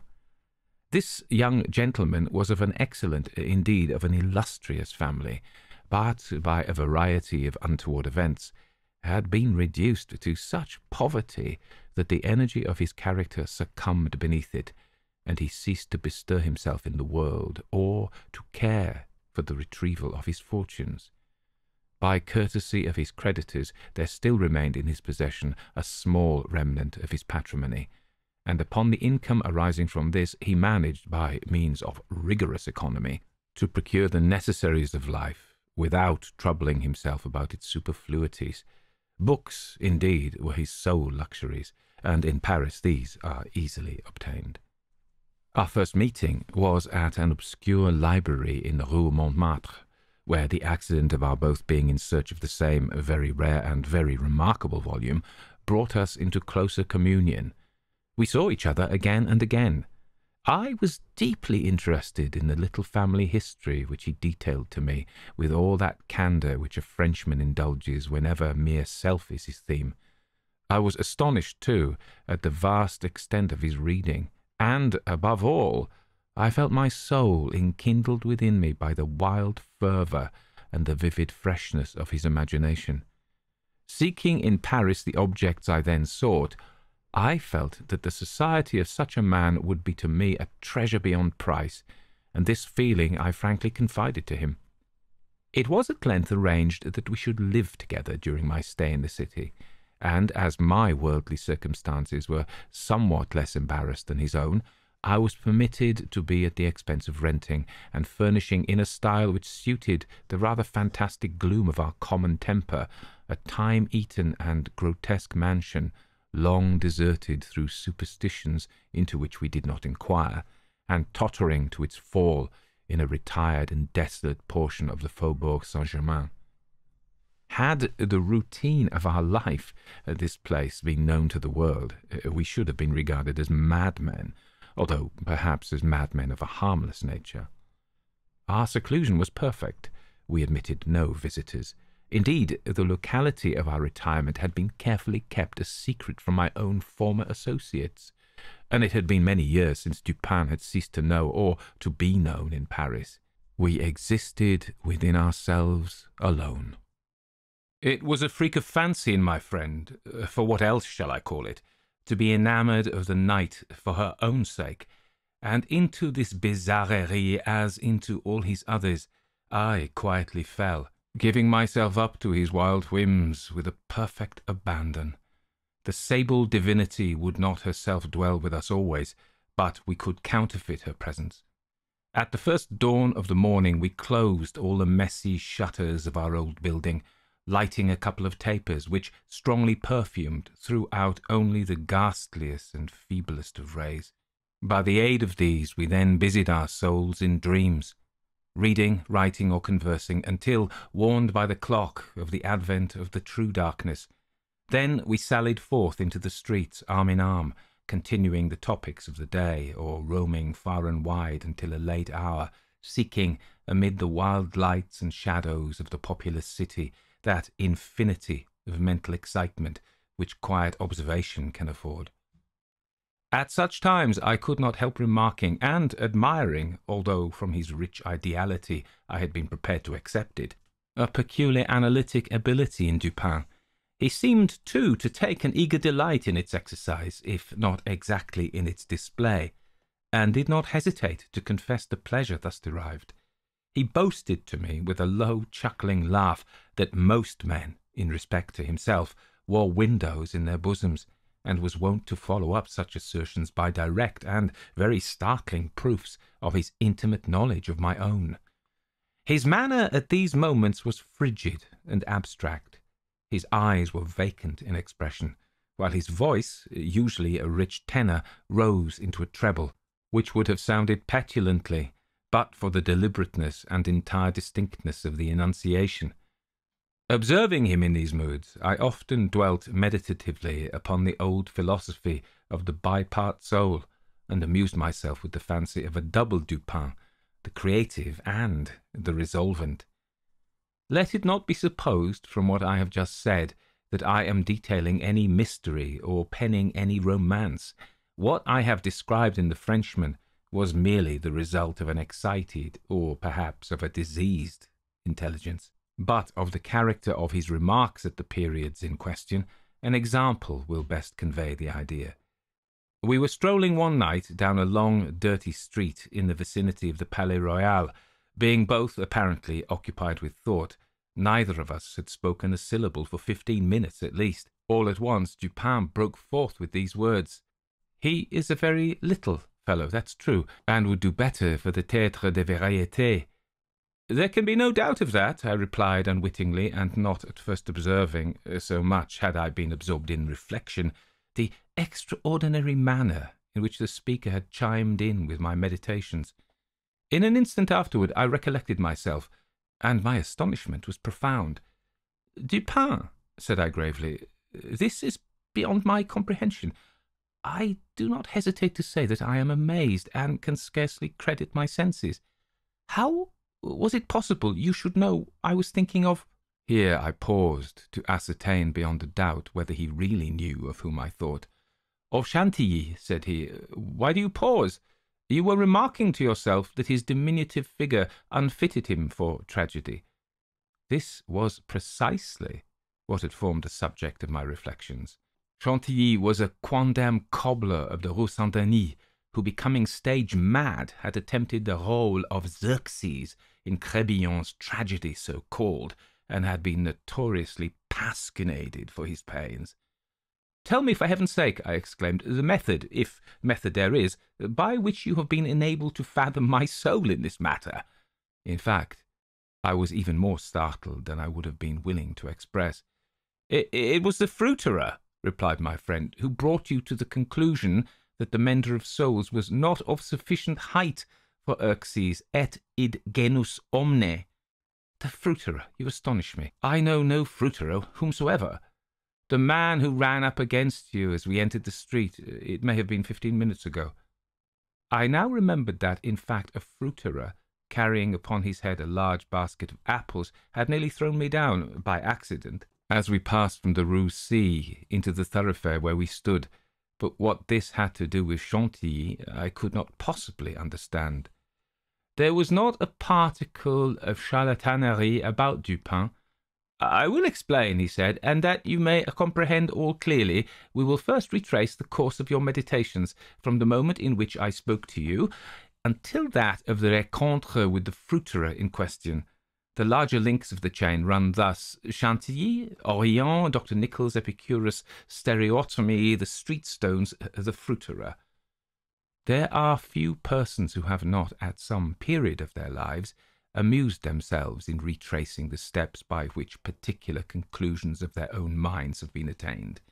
The occupation is often full of interest, and he who attempts it for the first time is astonished by the apparently illimitable distance and incoherence between the starting point and the goal. What then must have been my amazement when I heard the Frenchman speak what he had just spoken, and when I could not help acknowledging that he had spoken the truth.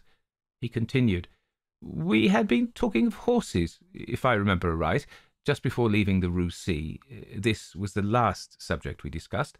As we crossed into this street, a fruiterer, with a large basket upon his head, brushing quickly past us, thrust you upon a pile of paving stones collected at the spot where the causeway is undergoing repair. You stepped upon one of the loose fragments, slipped, slightly strained your ankle, appeared vexed or sulky, muttered a few words, turned to look at the pile, and then proceeded in silence. I was not particularly attentive to what you did, but observation has become with me of late a species of necessity. You kept your eyes upon the ground, glancing with a petulant expression at the holes and ruts in the pavement, so that I saw you were still thinking of the stones, until we reached the little alley called La Martine, which has been paved, by way of experiment, with the overlapping and riveted blocks. Here your countenance brightened up, and perceiving your lips move, I could not doubt that you murmured the word stereotomy, a term very affectedly applied to this species of pavement.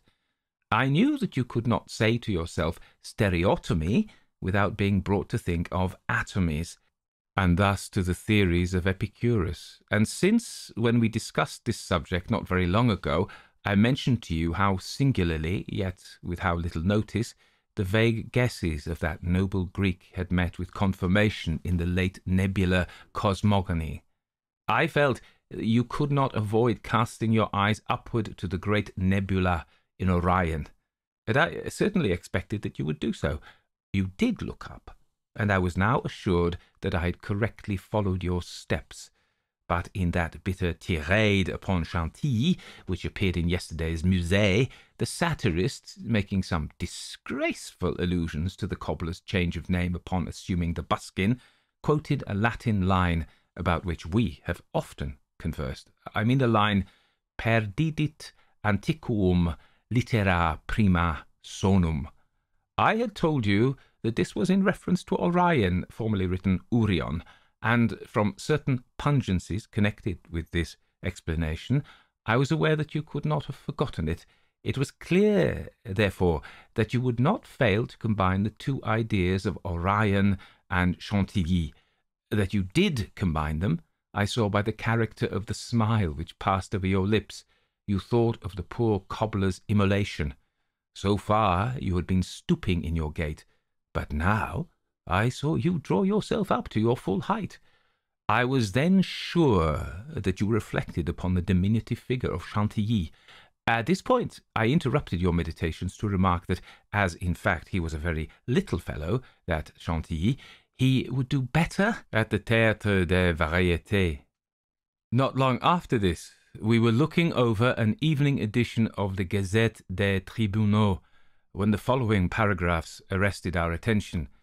Extraordinary murders.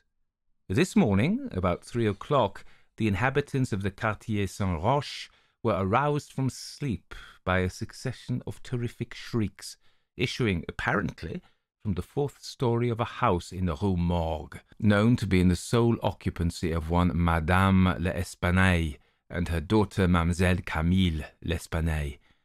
After some delay, occasioned by a fruitless attempt to procure admission in the usual manner, the gateway was broken in with a crowbar, and 8 or 10 of the neighbours entered accompanied by 2 gendarmes. By this time the cries had ceased, but, as the party rushed up the first flight of stairs, 2 or more rough voices in angry contention were distinguished, and seemed to proceed from the upper part of the house. As the second landing was reached, these sounds also had ceased, and everything remained perfectly quiet. The party spread themselves and hurried from room to room. Upon arriving at a large back chamber in the 4th story, the door of which, being found locked with the key inside, was forced open, a spectacle presented itself, which struck everyone present not less with horror than with astonishment. The apartment was in the wildest disorder, the furniture broken and thrown about in all directions. There was only one bedstead, and from this the bed had been removed and thrown into the middle of the floor. On a chair lay a razor besmeared with blood. On the hearth were 2 or 3 long and thick tresses of grey human hair, also dabbled in blood, and seeming to have been pulled out by the roots. Upon the floor were found 4 Napoleons, an earring of topaz, 3 large silver spoons, 3 smaller of metal d'Alger, and 2 bags containing nearly 4,000 francs in gold. The drawers of the bureau, which stood in one corner, were open, and had been apparently rifled, although many articles still remained in them. A small iron safe was discovered under the bed, not under the bedstead. It was open, with the key still in the door. It had no contents beyond a few old letters and other papers of little consequence. Of Madame l'Espanaye no traces were here seen, but an unusual quantity of soot being observed in a fireplace, a search was made in the chimney, and, horrible to relate, the corpse of the daughter, head downward, was dragged therefrom, it having been thus forced up the narrow aperture for a considerable distance. The body was quite warm. Upon examining it, many excoriations were perceived, no doubt occasioned by the violence with which it had been thrust up and disengaged. Upon the face were many severe scratches, and upon the throat dark bruises and deep indentations of fingernails, as if the deceased had been throttled to death.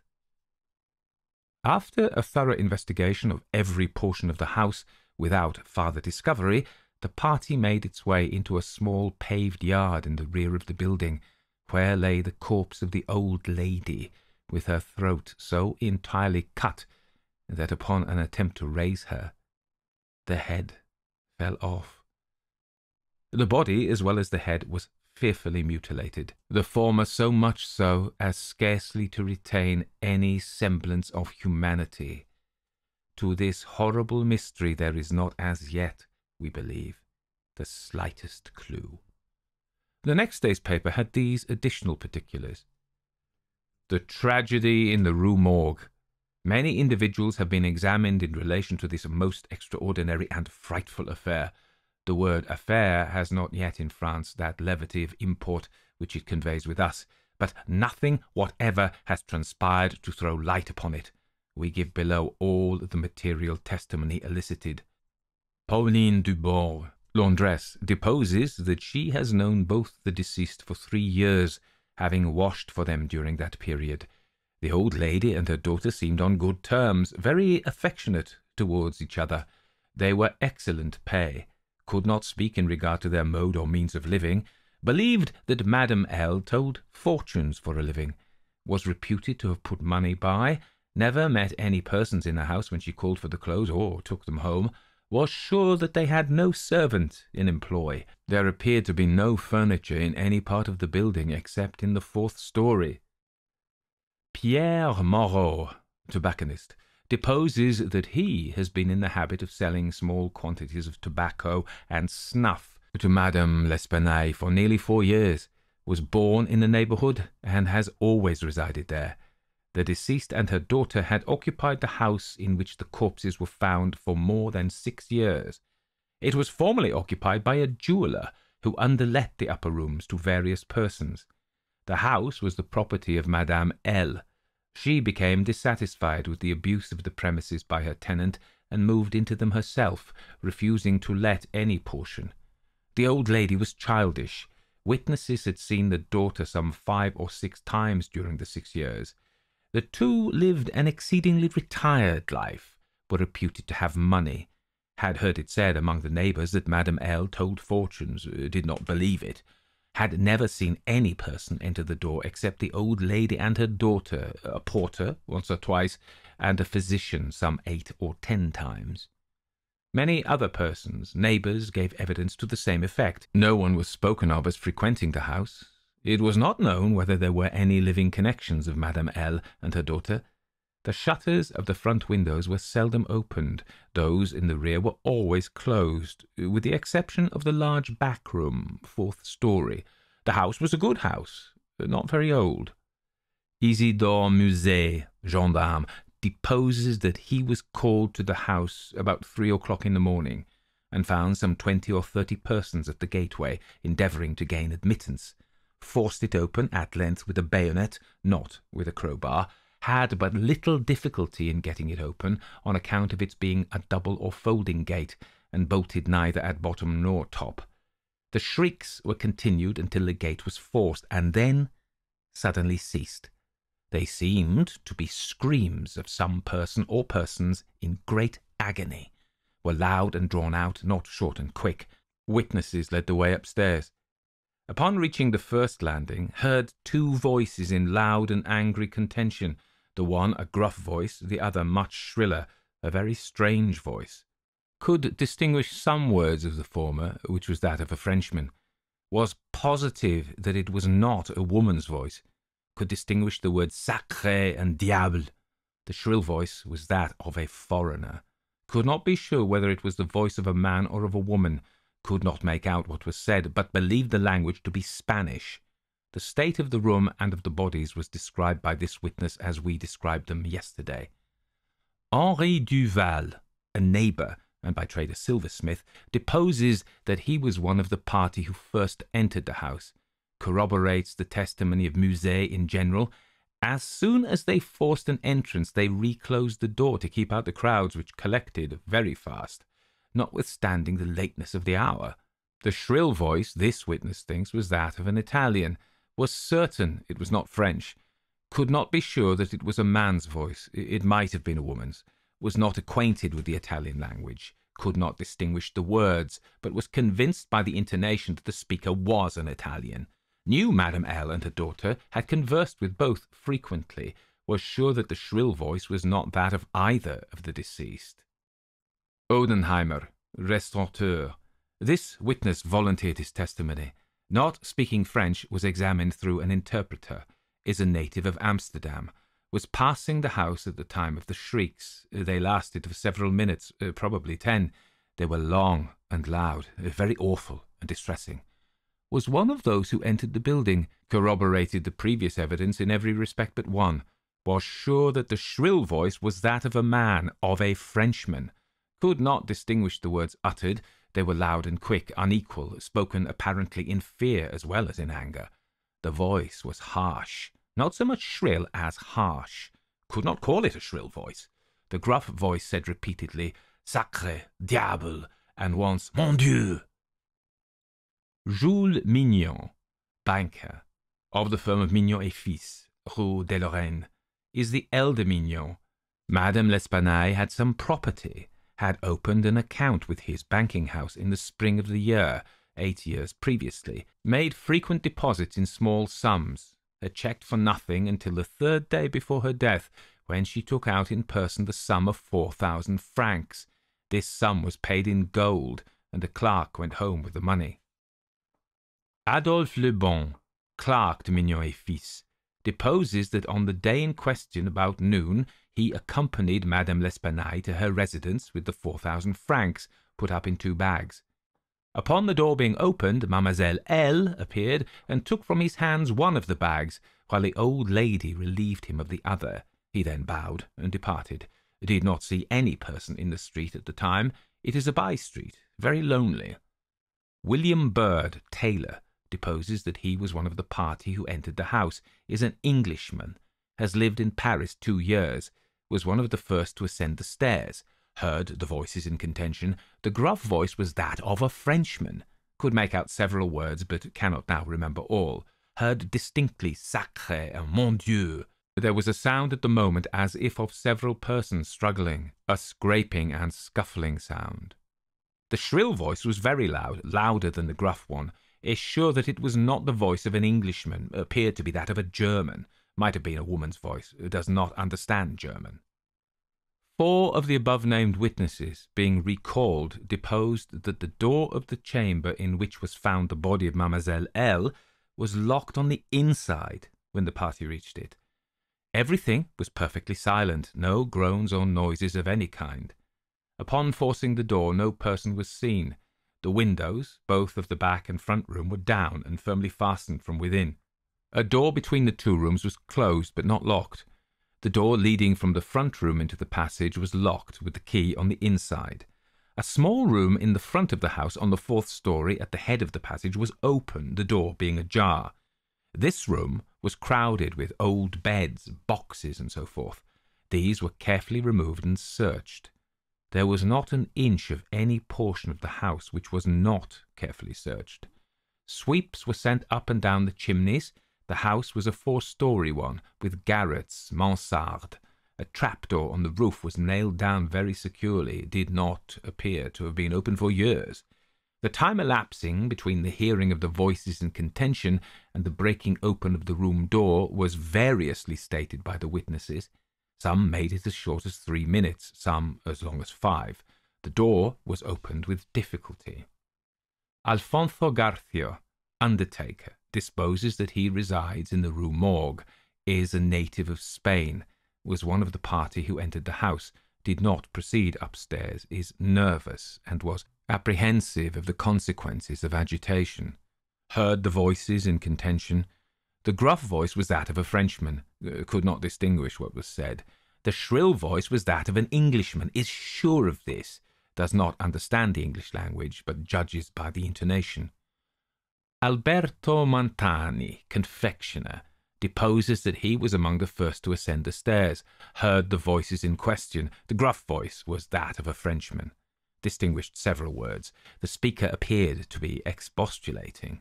Could not make out the words of the shrill voice, spoke quick and unevenly, thinks it is the voice of a Russian, corroborates the general testimony, is an Italian, never conversed with a native of Russia. Several witnesses recalled here testified that the chimneys of all the rooms on the 4th story were too narrow to admit the passage of a human being. By sweeps were meant cylindrical sweeping brushes, such as are employed by those who clean chimneys. These brushes were passed up and down every flue in the house.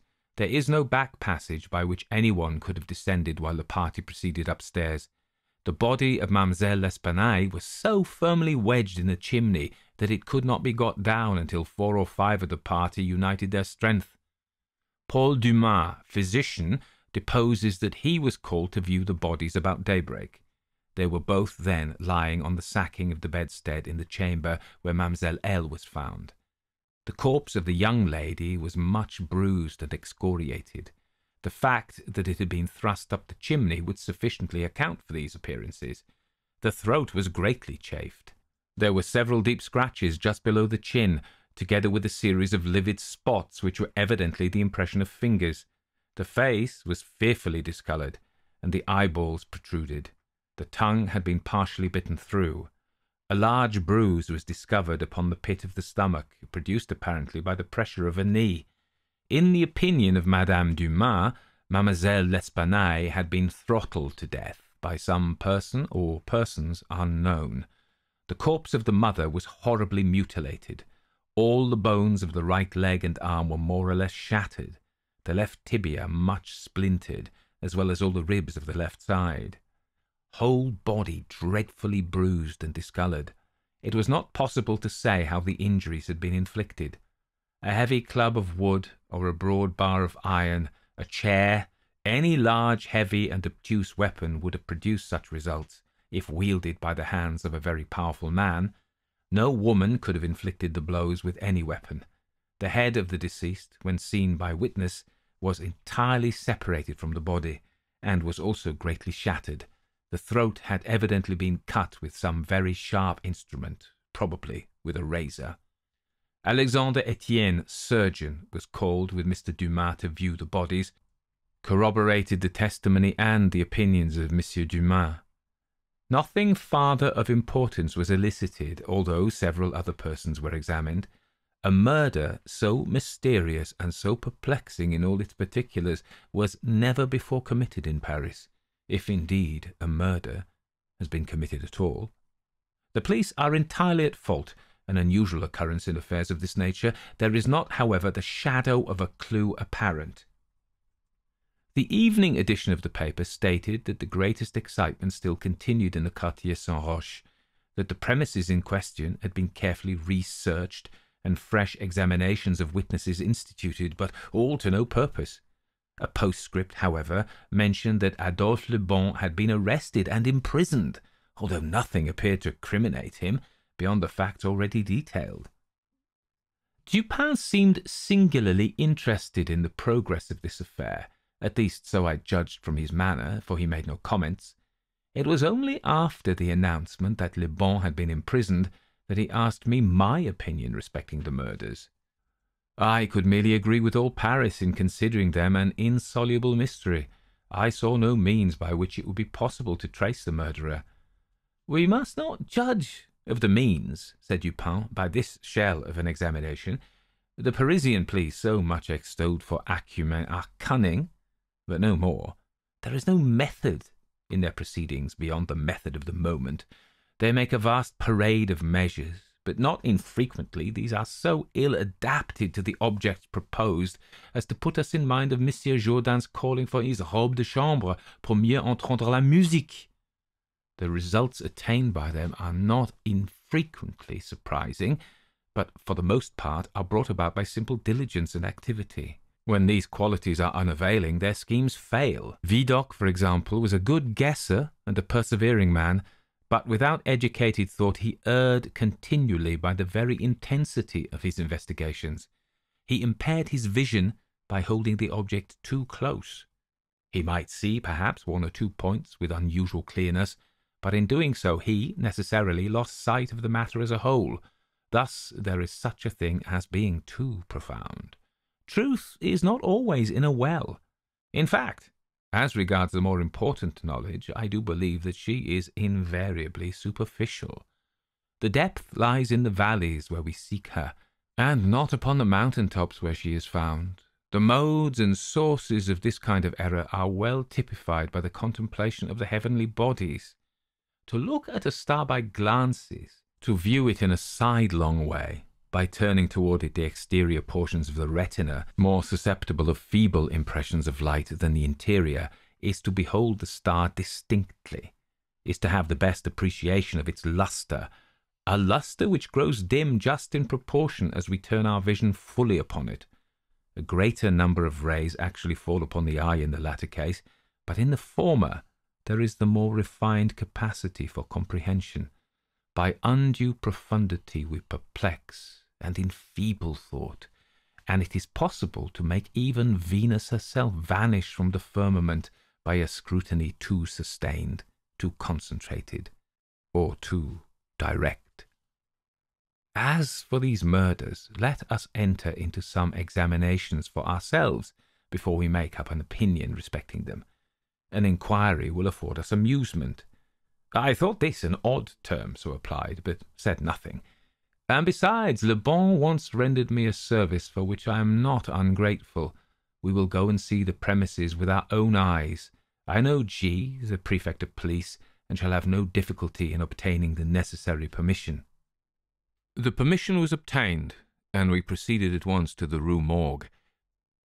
This is one of those miserable thoroughfares which intervene between the Rue Richelieu and the Rue Saint-Roch. It was late in the afternoon when we reached it, as this quarter is at a great distance from that in which we resided. The house was readily found, for there were still many persons gazing up at the closed shutters with an objectless curiosity from an opposite side of the way. It was an ordinary Parisian house, with a gateway on one side of which was a glazed watch-box with a sliding panel in the window indicating a loge de concierge. Before going in, we walked up the street, turned down an alley, and then, again turning, passed in the rear of the building. Dupin, meanwhile, examining the whole neighbourhood, as well as the house, with a minuteness of attention for which I could see no possible object. Retracing our steps, we came again to the front of the dwelling, rang, and having shown our credentials, were admitted by the agents in charge. We went upstairs, into the chamber where the body of Mademoiselle L'Espanaye had been found, and where both the deceased still lay. The disorders of the room had, as usual, been suffered to exist. I saw nothing beyond what had been stated in the Gazette des Tribunaux. Dupin scrutinized everything, not excepting the bodies of the victims. We then went into the other rooms and into the yard, a gendarme accompanying us throughout. The examination occupied us until dark, when we took our departure. On our way home, my companion stepped in for a moment at the office of one of the daily papers. I have said that the whims of my friend were manifold, and that je le ménagier, for this phrase there is no English equivalent. It was his humour now to decline all conversations on the subject of the murder until about noon the next day. He then asked me, suddenly, if I had observed anything peculiar at the scene of the atrocity. There was something in his manner of emphasizing the word peculiar which caused me to shudder, without knowing why. No, nothing peculiar, I said. Nothing more, at least, than we both saw stated in the paper. The Gazette, he replied, has not entered, I fear, into the unusual horror of the thing, but dismiss the idle opinions of this print. It appears to me that this mystery is considered insoluble, for the very reason which should cause it to be regarded as easy of solution. I mean for the outré character of its features. The police are confounded by the seeming absence of motive, not for the murder itself, but for the atrocity of the murder. They are puzzled, too, by the seeming impossibility of reconciling the voices heard in contention with the fact that no one was discovered upstairs but the assassinated Mademoiselle L'Espanaye, and that there were no means of egress without the notice of the party ascending. The wild disorder of the room, the corpse thrust with the head downward up the chimney, the frightful mutilation of the body of the old lady, these considerations, with those just mentioned, and others which I need not mention, have sufficed to paralyze the powers by putting completely at fault the boasted acumen of the government agents. They have fallen into the gross but common error of confounding the unusual with the abstruse. But it is by these deviations from the plane of the ordinary that reason feels its way, if at all, in its search for the true. In investigations such as we are now pursuing, it should not be so much asked what has occurred as what has occurred that has never occurred before. In fact, the facility with which I shall arrive, or have arrived, at the solution of this mystery is in the direct ratio of its apparent insolubility in the eyes of the police.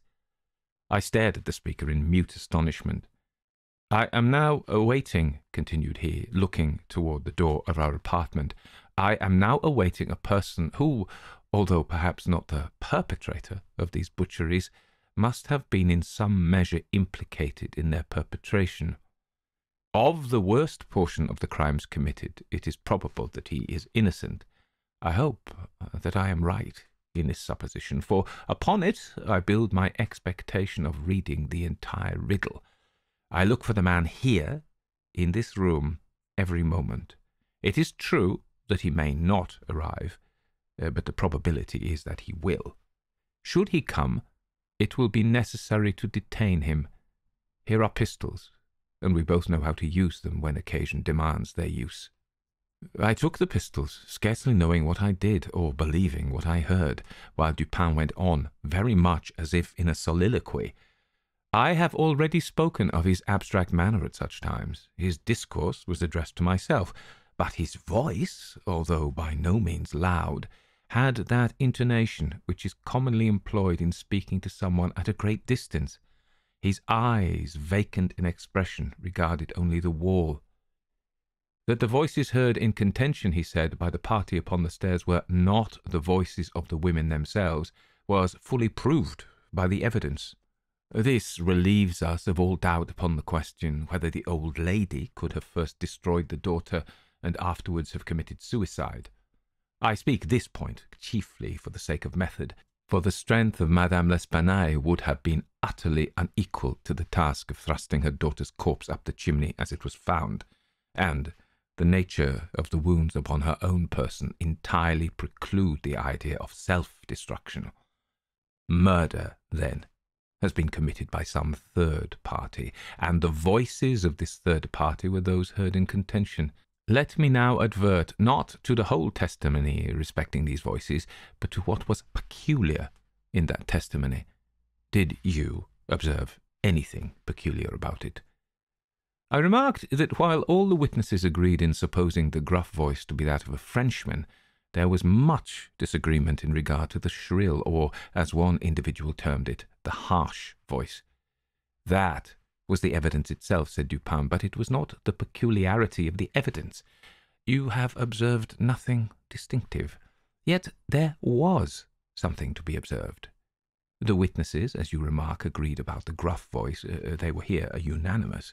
But in regard to the shrill voice, the peculiarity is not that they disagreed, but that while an Italian, an Englishman, a Spaniard, a Hollander, and a Frenchman attempted to describe it, each one spoke of it as that of a foreigner. Each is sure that it was not the voice of one of his own countrymen.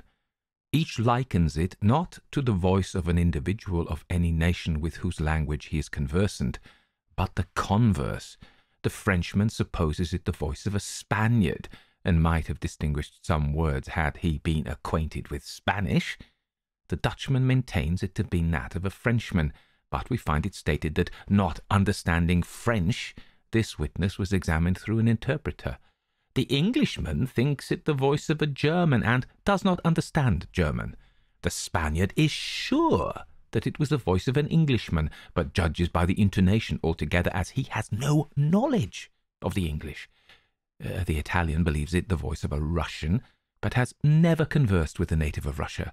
A second Frenchman differs, moreover, with the first, and is positive that the voice was that of an Italian, but not being cognizant of that tongue, is, like the Spaniard, convinced by the intonation. Now, how strangely unusual must that voice have really been, about which such testimony as this could have been elicited, in whose tones even denizens of the 5 great divisions of Europe could recognize nothing familiar. You will say that it might have been the voice of an Asiatic, of an African. Neither Asiatics nor Africans abound in Paris, but without denying the inference, I will now merely call your attention to 3 points. The voice is termed by one witness harsh rather than shrill. It is represented by 2 others to have been very quick and unequal. No words, no sounds resembling words were by any witness mentioned as distinguishable. I know not, continued Dupin, what impression I may have made so far upon your understanding, but I do not hesitate to say that legitimate deductions even from this portion of the testimony, the portion respecting the gruff and shrill voices, are in themselves sufficient to engender a suspicion which should give direction to all farther progress in the investigation of the mystery. I said legitimate deductions, but my meaning is not thus fully expressed. I design to imply that the deductions are the sole proper ones, and that the suspicion arises inevitably from them as the single result. What the suspicion is, however, I will not say just yet. I merely wish you to bear in mind that with myself it was sufficiently forcible to give a definite form, a certain tendency, to my inquiries in the chamber. Let us now transport ourselves in fancy to this chamber. What shall we first seek here? The means of egress employed by the murderers? Is it not too much to say that neither of us believe in preternatural events? Madame and Mademoiselle L'Espanaye were not destroyed by spirits. The doers of the deed were material and escaped materially. Then how?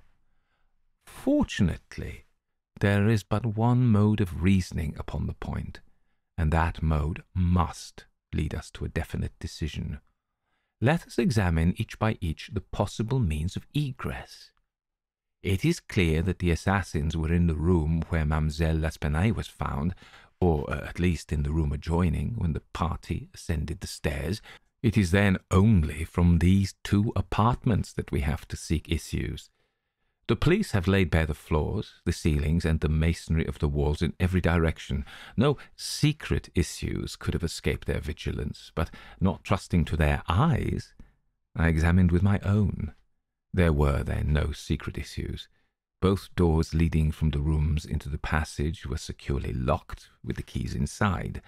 Let us turn to the chimneys. These, although of ordinary width for some 8 or 10 feet above the hearths, will not admit, throughout their extent, the body of a large cat. The impossibility of egress by means already stated being thus absolute, we are reduced to the windows. Through those of the front room no one could have escaped without notice from the crowd in the street. The murderers must have passed then through those of the back room. Now, brought to this conclusion in so unequivocal a manner as we are, it is not our part as reasoners to reject it on account of apparent impossibilities. It is only left for us to prove that these apparent impossibilities are, in reality, not such. There are 2 windows in the chamber. One of them is unobstructed by furniture and is wholly visible. The lower portion of the other is hidden from view by the head of the unwieldy bedstead, which is thrust close up against it. The former was found securely fastened from within. It resisted the utmost force of those who endeavoured to raise it. A large gimlet hole had been pierced in its frame to the left, and a very stout nail was found fitted therein, nearly to the head. Upon examining the other window, a similar nail was seen similarly fitted in it, and a vigorous attempt to raise this sash failed also. The police were now entirely satisfied that egress had not been in these directions, and, therefore, it was thought a matter of supererogation to withdraw the nails and open the windows. My own examination was somewhat more particular, and was so for the reason I have just given, because here it was. I knew that all apparent impossibilities must be proved to be not such in reality. I proceeded to think thus, a posteriori. The murderers did escape from one of these windows. This being so, they could not have refastened the sashes from the inside, as they were found fastened. The consideration which put a stop, through its obviousness, to the scrutiny of the police in this quarter. Yet the sashes were fastened. They must then have the power of fastening themselves. There was no escape from this conclusion. I stepped to the unobstructed casement, withdrew the nail with some difficulty, and attempted to raise the sash. It resisted all my efforts, as I had anticipated. A concealed spring must, I now know, exist, and this corroboration of my idea convinced me that my premises at least were correct. However mysterious still appeared the circumstances attending the nails. A careful search soon brought to light the hidden spring. I pressed it, and satisfied with the discovery, forbore to upraise the sash. I now replaced the nail and regarded it attentively. A person passing out through this window might have reclosed it, and the spring would have caught, but the nail could not have been replaced. The conclusion was plain, and again narrowed in the field of my investigations. The assassins must have escaped through the other window. Supposing, then, the springs upon each sash to be the same, as was probable, there must be found a difference between the nails, or at least between the modes of their fixture. Getting upon the sacking of the bedstead, I looked over the headboard minutely at the second casement. Passing my hand down behind the board, I readily discovered and pressed the spring, which was, as I had supposed, identical in character with its neighbour. I now looked at the nail. It was as stout as the other, and apparently fitted in the same manner, driven in nearly up to the head. You will say that I was puzzled, but if you think so, you must have misunderstood the nature of the inductions. To use a sporting phrase, I had not been once at fault. The scent had never for an instant been lost. There was no flaw in any link of the chain. I had traced the secret to its ultimate result, and that result was the nail. It had, I say, in every respect the appearance of its fellow in the other window, but this fact was an absolute nullity, conclusive as it might seem to be, when compared with the consideration that here, at this point, terminated the clue. There must be something wrong, I said, about the nail. I touched it, and the head, with about 1/4 of an inch of the shank, came off in my fingers. The rest of the shank was in the gimlet hole where it had been broken off. The fracture was an old one, for its edges were encrusted with rust, and had apparently been accomplished by the blow of a hammer, which had partially embedded in the top of the bottom sash the head portion of the nail. I now carefully replaced this head portion in the indentation whence I had taken it, and the resemblance to a perfect nail was complete. The fissure was invisible. Pressing the spring, I gently raised the sash for a few inches. The head went up with it, remaining firm in its bed. I closed the window, and the semblance of the whole nail was again perfect. The riddle, so far, was now unriddled. The assassin had escaped through the window which looked upon the bed. Dropping of its own accord upon his exit, or perhaps purposely closed, it had become fastened by the spring, and it was the retention of this spring which had been mistaken by the police for that of the nail, farther inquiry being thus considered unnecessary. The next question is that of the mode of descent. Upon this point I had been satisfied in my walk with you around the building. About 5 feet and a half from the casement in question there runs a lightning rod. From this rod it would have been impossible for anyone to reach the window itself, to say nothing of entering it. I observed, however, that the shutters of the 4th story were of the peculiar kind called by Parisian carpenters ferrades, a kind rarely employed at the present day, but frequently seen upon very old mansions at Lyon and Bordeaux. They are in the form of an ordinary door, a single, not a folding door, except that the lower half is latticed or worked in open trellis, thus affording an excellent hold for the hands. In the present instance, these shutters are fully 3 feet and a half broad, When we saw them from the rear of the house, they were both about half open. That is to say, they stood off at right angles from the wall. It is probable that the police, as well as myself, examined the back of the tenement, but if so, in looking at these ferrades in the line of their breadth, as they must have done, they did not perceive this great breadth itself, or, at all events, failed to take it into due consideration. In fact, having once satisfied themselves that no egress could have been made in this quarter, they would naturally bestow here a very cursory examination. It was clear to me, however, that the shutter belonging to the window at the head of the bed would, if swung back fully to the wall, reach to within 2 feet of the lightning rod. It was also evident that by exertion of a very unusual degree of activity and courage, an entrance into the window from the rod might have been thus effected. By reaching to the distance of 2.5 feet, we now suppose the shutter open to its whole extent, a robber might have taken a firm grasp upon the trellis work. Letting go, then, his hold upon the rod, placing his feet securely against the wall, and springing boldly from it, he might have swung the shutter. He might have swung the shutter so as to close it, and, if we imagine the window open at the time, might even have swung himself into the room. I wish you to bear especially in mind that I have spoken of a very unusual degree of activity as requisite to success in so hazardous and so difficult a feat. It is my design to show you, first, that the thing might possibly have been accomplished, but secondly and chiefly, I wish to impress upon your understanding the very extraordinary, the almost preternatural character of that agility which could have accomplished it. You will say, no doubt, using the language of the law, that to make out my case, I should rather undervalue than insist upon a full estimation of the activity required in this matter. This may be the practice in law, but it is not the usage of reason. My ultimate object is only the truth. My immediate purpose is to lead you to place in juxtaposition that very unusual activity of which I have just spoken with that very peculiar, shrill, or harsh, and unequal voice, about whose nationality no 2 persons could be found to agree, and in whose utterance no syllabification could be detected. At these words, a vague and half-formed conception of the meaning of Dupin flitted over my mind.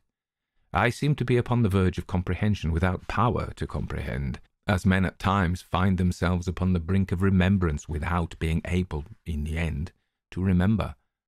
My friend went on with his discourse. "You will see," he said, "that I have shifted the question from the mode of egress to that of ingress. It was my design to convey the idea that both were effected in the same manner, at the same point. Let us now revert to the interior of the room. Let us survey the appearances here. The drawers of the bureau, it is said, had been rifled, although many articles of apparel still remained within them. The conclusion here is absurd. It is a mere guess, a very silly one, and no more. How are we to know that the articles found in the drawers were not all these drawers had originally contained? Madame L'Espanaye and her daughter lived an exceedingly retired life, saw no company, seldom went out, had little use for the numerous changes of habillement. These found were at least of as good quality as any likely to be possessed by these ladies. If a thief had taken any, why did he not take the best? Why did he not take all? In a word, why did he abandon 4,000 francs in gold to encumber himself with a bundle of linen? The gold was abandoned. Nearly the whole sum mentioned by Monsieur Mignon, the banker, was discovered in bags upon the floor. I wish you therefore to discard from your thoughts the blundering idea of motive engendered in the brains of the police by that portion of the evidence which speaks of money delivered at the door of the house. Coincidences 10 times as remarkable as this, the delivery of the money and murder committed within 3 days upon the party receiving it, happened to us all every hour of our lives without attracting even momentary notice. Coincidences in general are great stumbling blocks in the way of that class of thinkers who have been educated to know nothing of the theory of probabilities, that theory to which the most glorious objects of human research are indebted for the most glorious of illustration. In the present instance, had the gold been gone, the fact of its delivery 3 days before would have formed something more than a coincidence. It would have been corroborative of this idea of motive. But under the real circumstances of the case, if we are to suppose the gold the motive of this outrage, we must also imagine the perpetrator so vacillating an idiot as to have abandoned his gold and his motive together. Keeping now steadily in mind the points to which I have drawn your attention, that peculiar voice, that unusual agility, and that startling absence of motive in a murder so singularly atrocious as this, let us glance at the butchery itself. Here is a woman strangled to death by manual strength and thrust up a chimney head downward. Ordinary assassins employ no such modes of murder as this. Least of all do they dispose of the murdered. In the manner of thrusting the corpse up the chimney, you will admit that there was something excessively outré, something altogether irreconcilable with our common notions of human action, even when we suppose the actors the most depraved of men. Think, too, how great must have been that strength which could have thrust the body up such an aperture so forcibly that the united vigour of several persons was found barely sufficient to drag it down. Turn now to other indications of the employment of a vigour most marvellous. On the hearth were thick tresses, very thick tresses, of grey human hair. These had been torn out by the roots. You are aware of the great force necessary in tearing thus from the head even 20 or 30 hairs together. You saw the locks in question as well as myself. Their roots, a hideous sight, were clotted with fragments of the flesh of the scalp, sure token of the prodigious power which had been exerted in uprooting perhaps 500,000 of hairs at a time. The throat of the old lady was not merely cut, but the head absolutely severed from the body. The instrument was a mere razor. I wish you also to look at the brutal ferocity of these deeds. Of the bruises upon the body of Madame L'Espanaye I do not speak. Monsieur Dumas and his worthy coadjutor, Monsieur Etienne, have pronounced that they were inflicted by some obtuse instrument, and so far these gentlemen are very correct. The obtuse instrument was clearly the stone pavement in the yard, upon which the victim had fallen from the window which looked in upon the bed.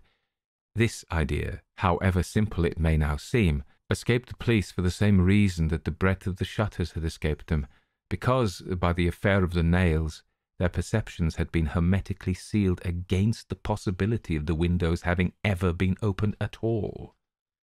If now, in addition to all these things, you have properly reflected upon the odd disorder of the chamber, we have gone so far as to combine the ideas of an agility astounding, a strength superhuman, a ferocity brutal, a butchery without motive, a grotesquerie in horror absolutely alien from humanity, and a voice foreign in tone to the ears of men of many nations, and devoid of all distinct or intelligible syllabification.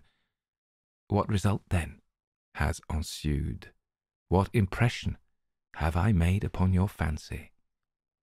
I felt a creeping of the flesh as Dupin asked me the question. A madman, I said, has done this deed. Some raving maniac escaped from a neighbouring maison de santé.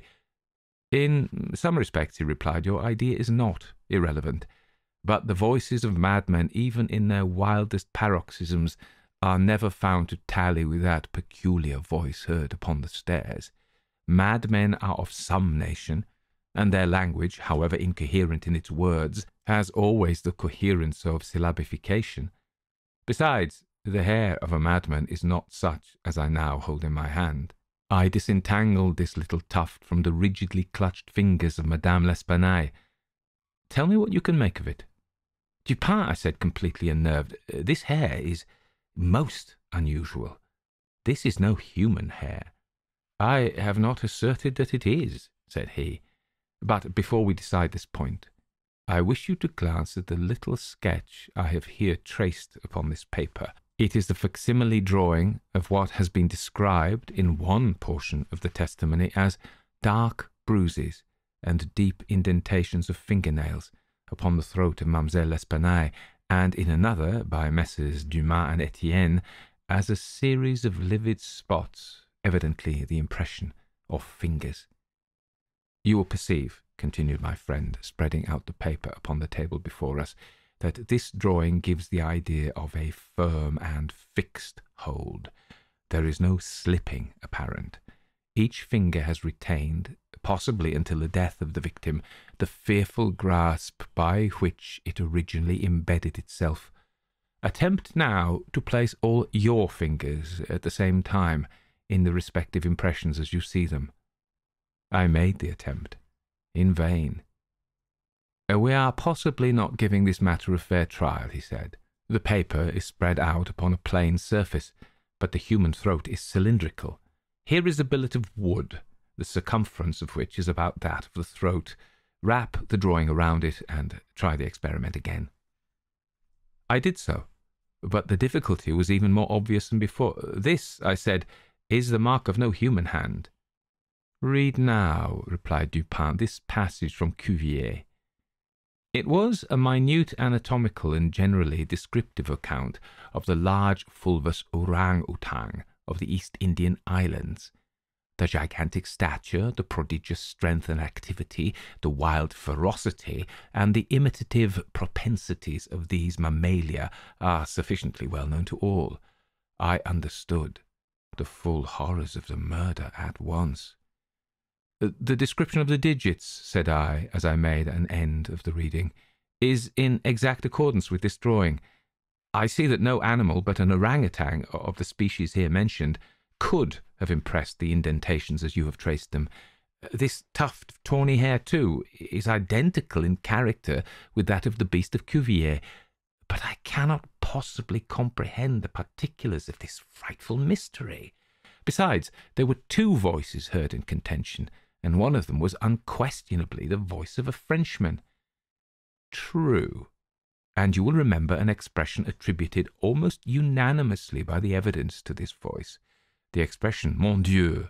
This, under the circumstances, has been justly characterized by one of the witnesses, Montani the confectioner, as an expression of remonstrance or expostulation.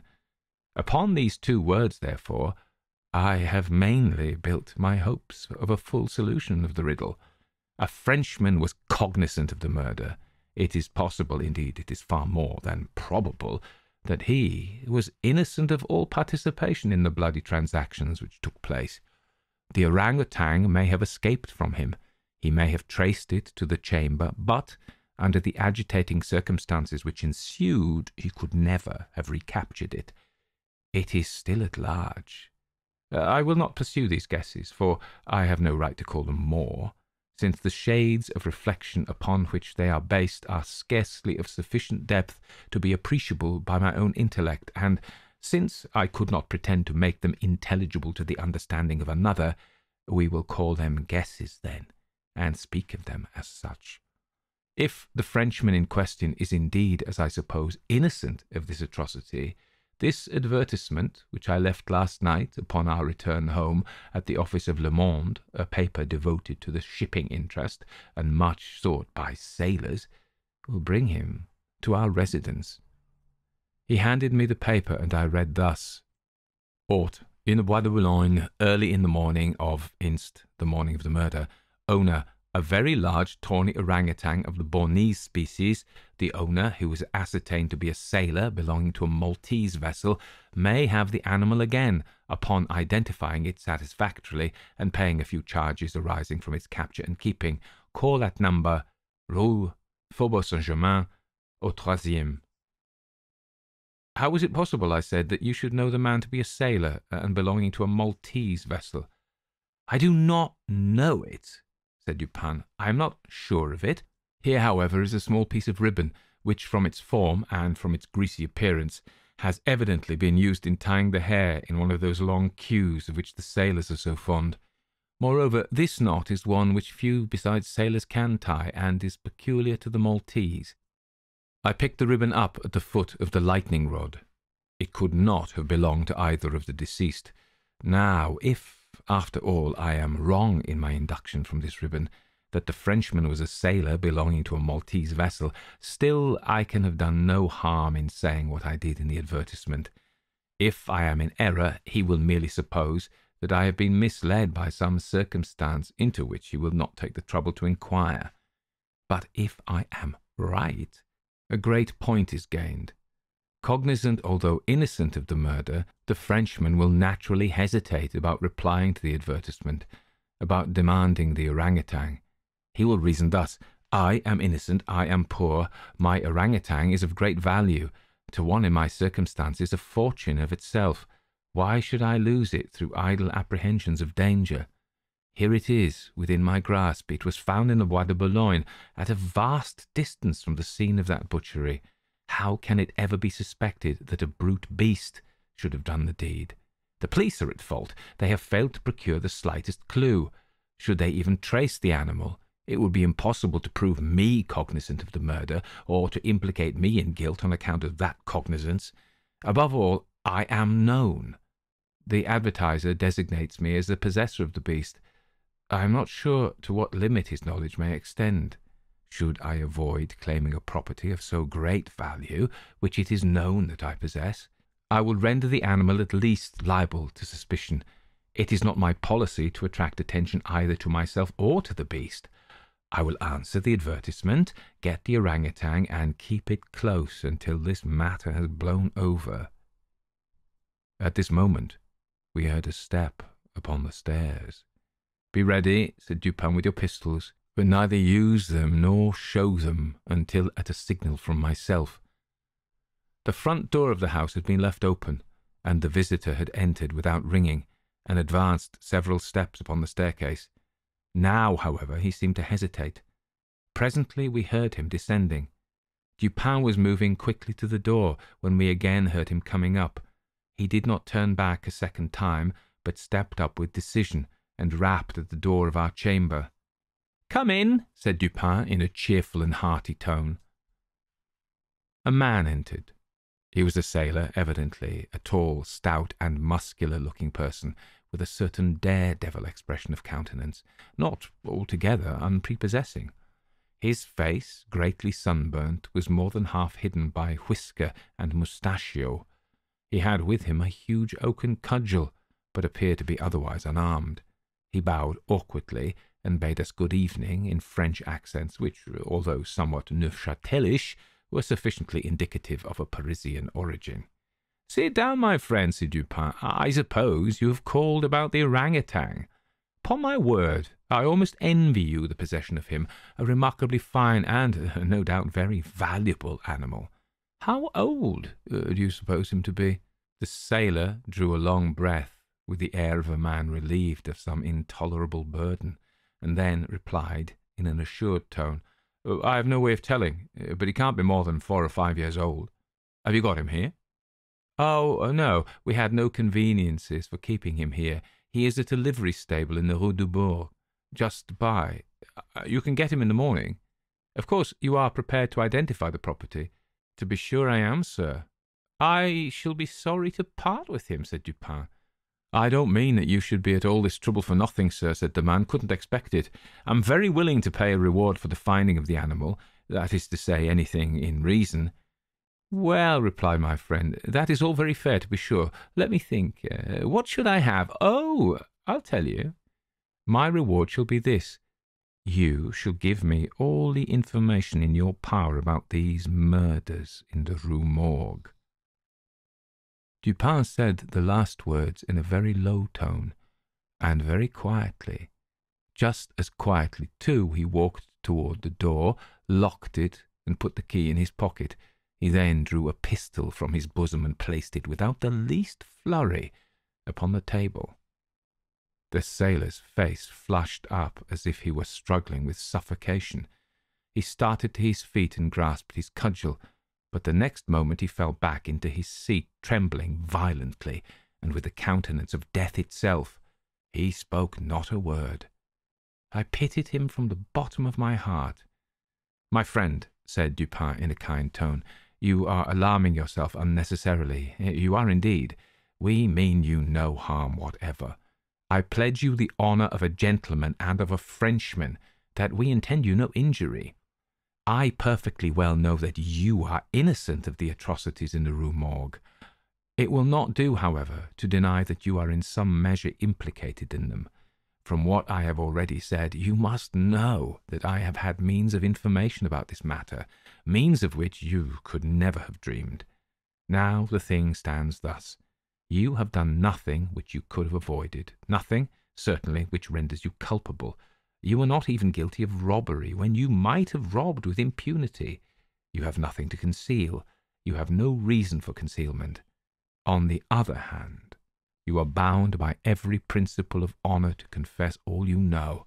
An innocent man is now imprisoned, charged with that crime of which you can point out the perpetrator." The sailor had recovered his presence of mind in a great measure while Dupin uttered these words, but his original boldness of bearing was all gone. "So help me God," he said, after a brief pause, "I will tell you all that I know about this affair, but I do not expect you to believe one half I say. I would be a fool indeed if I did. Still, I am innocent, and I will make a clean breast if I die for it." What he stated was in substance this. He had lately made a voyage to the Indian archipelago. A party, of which he formed one, landed at Borneo, and passed into the interior on an excursion of pleasure. Himself and a companion had captured the orangutan. This companion dying, the animal fell into his own exclusive possession. After great trouble, occasioned by the intractable ferocity of his captive during the home voyage, he at length succeeded in lodging it safely at his own residence in Paris, where, not to attract toward himself the unpleasant curiosity of his neighbours, he kept it carefully secluded, until such time as it should recover from a wound in the foot received from a splinter on board ship. His ultimate design was to sell it. Returning home from some sailor's frolic the night, or rather in the morning of the murder, he found the beast occupying his own bedroom, into which it had broken from a closet adjoining, where it had been, as was thought, securely confined. Razor in hand, and fully lathered, it was sitting before a looking-glass, attempting the operation of shaving, in which it had no doubt previously watched its master through the keyhole of the closet.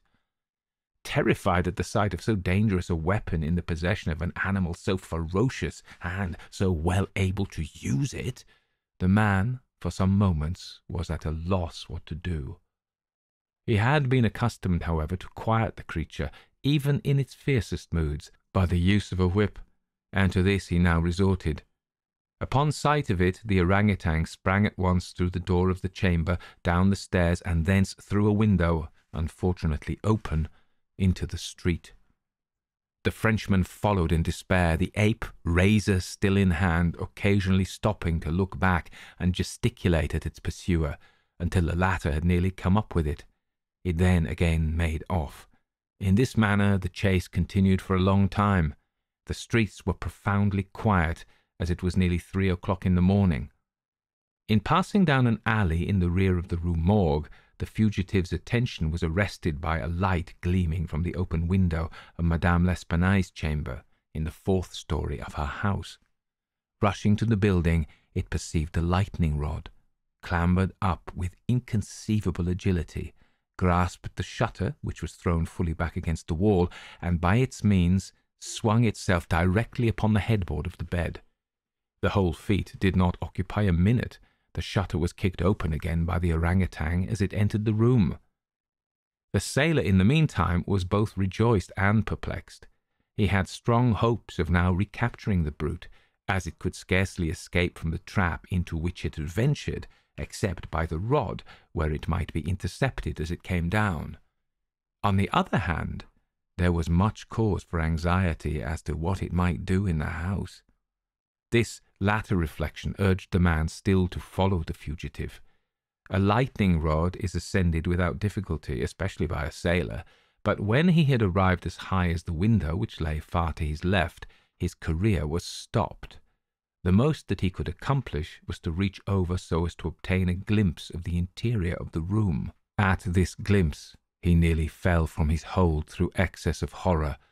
Now it was that those hideous shrieks arose upon the night which had startled from slumber the inmates of the Rue Morgue.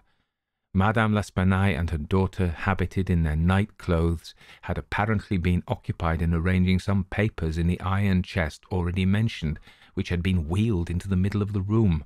It was open, and its contents lay beside it on the floor.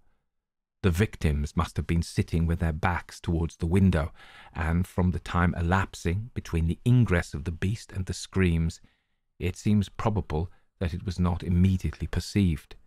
The flapping to of the shutter would naturally have been attributed to the wind. As the sailor looked in, the gigantic animal had seized Madame L'Espanaye by the hair, which was loose as she had been combing it, and was flourishing the razor about her face in imitation of the motions of a barber. The daughter lay prostrate and motionless. She had swooned. The screams and struggles of the old lady, during which the hair was torn from her head, had the effect of changing the probably pacific purposes of the orangutan into those of wrath. With one determined sweep of its muscular arm, it nearly severed her head from her body. The sight of blood inflamed its anger into frenzy. Gnashing its teeth and flashing fire from its eyes, it flew upon the body of the girl and embedded its fearful talons in her throat, retaining its grasp until she expired. Its wandering and wild glances fell at this moment upon the head of the bed, over which the face of its master, rigid with horror, was just discernible. The fury of the beast, who no doubt bore still in mind the dreaded whip, was instantly converted into fear. Conscious of having deserved punishment, it seemed desirous of concealing its bloody deeds, and skipped about the chamber in an agony of nervous agitation, throwing down and breaking the furniture as it moved, and dragging the bed from the bedstead. In conclusion, it seized first the corpse of the daughter and thrust it up the chimney as it was found, then that of the old lady, which it immediately hurled through the window headlong. As the ape approached the casement with its mutilated burden, the sailor shrank aghast to the rod, and rather gliding than clambering down it, hurried at once home, dreading the consequences of the butchery, and gladly abandoning in his terror all solicitude about the fate of the orangutan. The words heard by the party upon the staircase were the Frenchman's exclamations of horror and affright, commingled with the fiendish jabberings of the brute. I have scarcely anything to add. The orangutan must have escaped from the chamber by the rod just before the breaking of the door. It must have closed the window as it passed through it. It was subsequently caught by the owner himself, who obtained for it a very large sum at the Jardin des Plantes. The Don was instantly released upon our narration of the circumstances, with some comments from Dupin, at the bureau of the prefect of police. This functionary, however well disposed to my friend, could not altogether conceal his chagrin at the turn which affairs had taken, and was fain to indulge in a sarcasm or two about the propriety of every person minding their own business. "Let him talk," said Dupin, who had not thought it necessary to reply. "Let him discourse. It will ease his conscience. I am satisfied with having defeated him in his own castle. Nevertheless, that he failed in the solution of this mystery is by no means that matter for wonder which he supposes it, for, in truth, our friend the prefect is somewhat too cunning to be profound. In his wisdom is no stamen, it is all head and no body, like the pictures of the goddess Laverna, or at best all head and shoulders, like a codfish. But he is a good creature after all. I like him especially for one master stroke of cant, by which he has attained his reputation for ingenuity. I mean the way he has de nier ce qui est et d'expliquer ce qui n'est pas.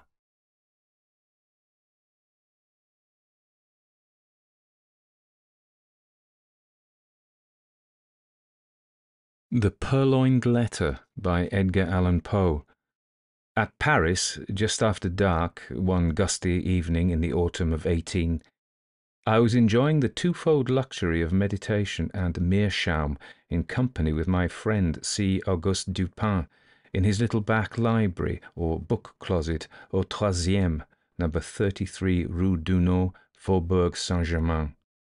For 1 hour at least we had maintained a profound silence, while each, to any casual observer, might have seemed intently and exclusively occupied with the curling eddies of smoke that oppressed the atmosphere of the chamber. For myself, however, I was mentally discussing certain topics which had formed matter for conversation between us at an earlier period of the evening.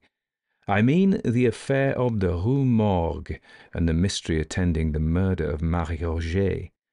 I looked upon it, therefore, as something of a coincidence, when the door of our apartment was thrown open and admitted our old acquaintance, Monsieur G., the prefect of the Parisian police.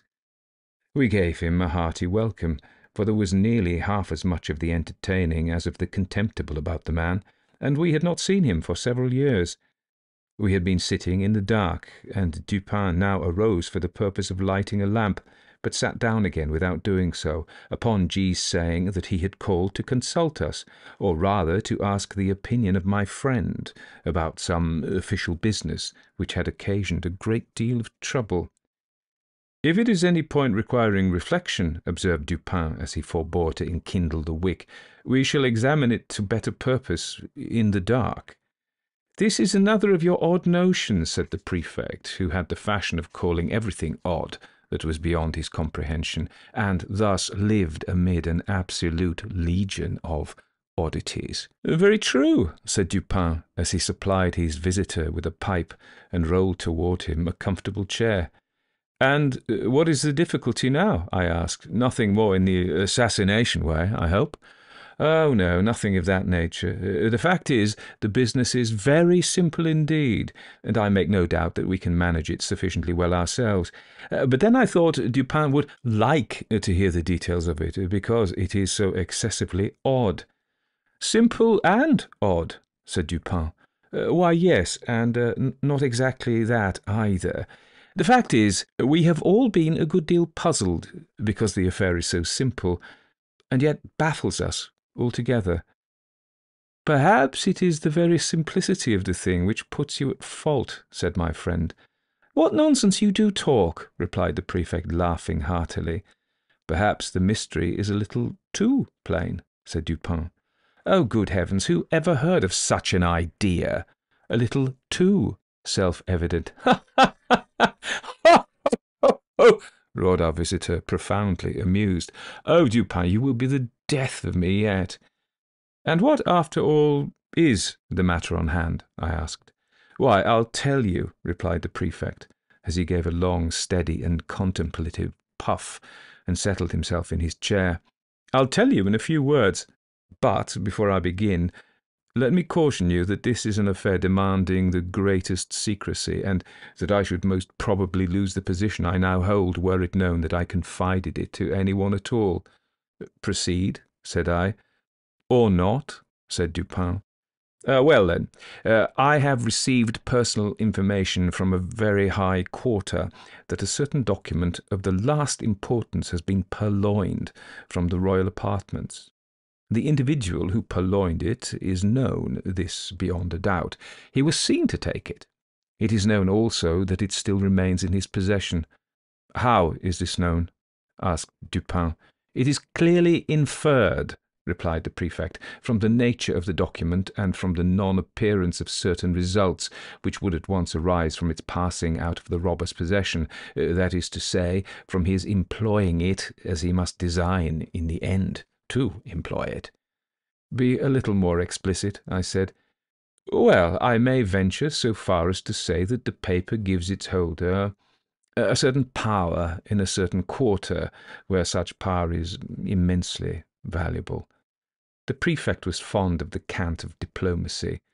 "Still, I do not quite understand," said Dupin. "No? Well, the disclosure of the document to a third person, who shall be nameless, would bring in question the honour of a personage of most exalted station, and this fact gives the holder of the document an ascendancy over the illustrious personage whose honour and peace are so jeopardized. But this ascendancy, I interposed, would depend upon the robber's knowledge of the loser's knowledge of the robber. Who would dare? The thief, said G, is the minister D, who dares all things, those unbecoming as well as those becoming a man. The method of the theft was not less ingenious than bold. The document in question, a letter, to be frank, had been received by the personage robbed while alone in the royal boudoir. During its perusal, she was suddenly interrupted by the entrance of the other exalted personage, from whom especially it was her wish to conceal it. After a hurried and vain endeavour to thrust it in a drawer, she was forced to place it, open as it was, upon a table. The address, however, was uppermost, and the content thus unexposed, the letter escaped notice. At this juncture enters the minister D. His lynx eye immediately perceives the paper, recognizes the handwriting of the address, observes the confusion of the personage addressed, and fathoms her secret. After some business transactions hurried through in his ordinary manner, he produces a letter somewhat similar to the one in question, opens it, pretends to read it, and then places it in close juxtaposition to the other. Again he converses for some 15 minutes upon the public affairs. At length, in taking leave, he takes also from the table the letter to which he had no claim. Its rightful owner saw, but of course dared not call attention to the fact in the presence of the third personage who stood at her elbow. The minister decamped, leaving his own letter, one of no importance, upon the table.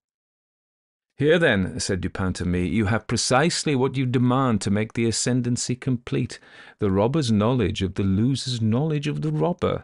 "Yes," replied the prefect, "and the power thus attained has for some months past been wielded for political purposes to a very dangerous extent.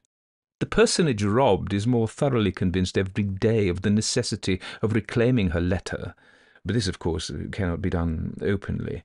In fine, driven to despair, she has committed the matter to me."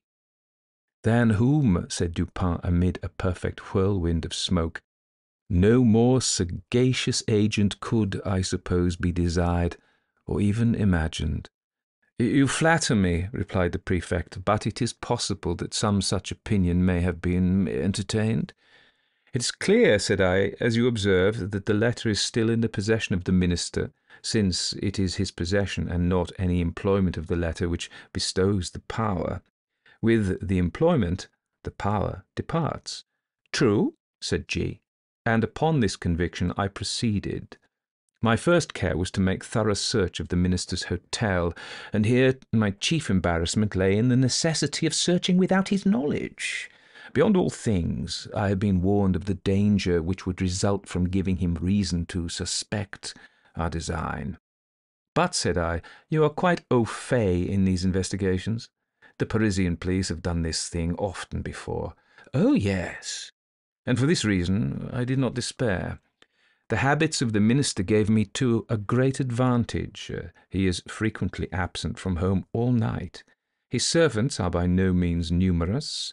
They sleep at a distance from their master's apartment, and being chiefly Neapolitans, are readily made drunk. I have keys, as you know, with which I can open any chamber of cabinet in Paris. For 3 months a night has not passed, during the greater part of which I have not been engaged personally in ransacking the D Hotel. My honour is interested, and to mention a great secret, the reward is enormous. So I did not abandon the search until I had become fully satisfied that the thief is a more astute man than myself. I fancy that I have investigated every nook and corner of the premises in which it is possible that the paper can be concealed. But is it not possible, I suggested, that although the letter may be in possession of the minister, as it unquestionably is, he may have concealed it elsewhere than upon his own premises? "This is barely possible," said Dupin. The present peculiar condition of affairs at court, and especially of those intrigues at which D is known to be involved, would render the instant availability of the document, its susceptibility of being produced at a moment's notice, a point of nearly equal importance with its possession. Its susceptibility of being produced, said I. That is to say, of being destroyed, said Dupin. True, I observed.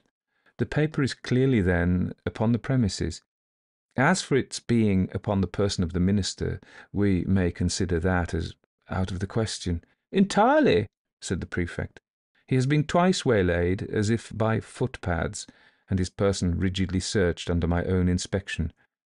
You might have spared yourself this trouble, said Dupin. D, I presume, is not altogether a fool, and if not, must have anticipated these waylayings as a matter of course. Not altogether a fool, said G, but then he is a poet, which I take to be one remove from a fool.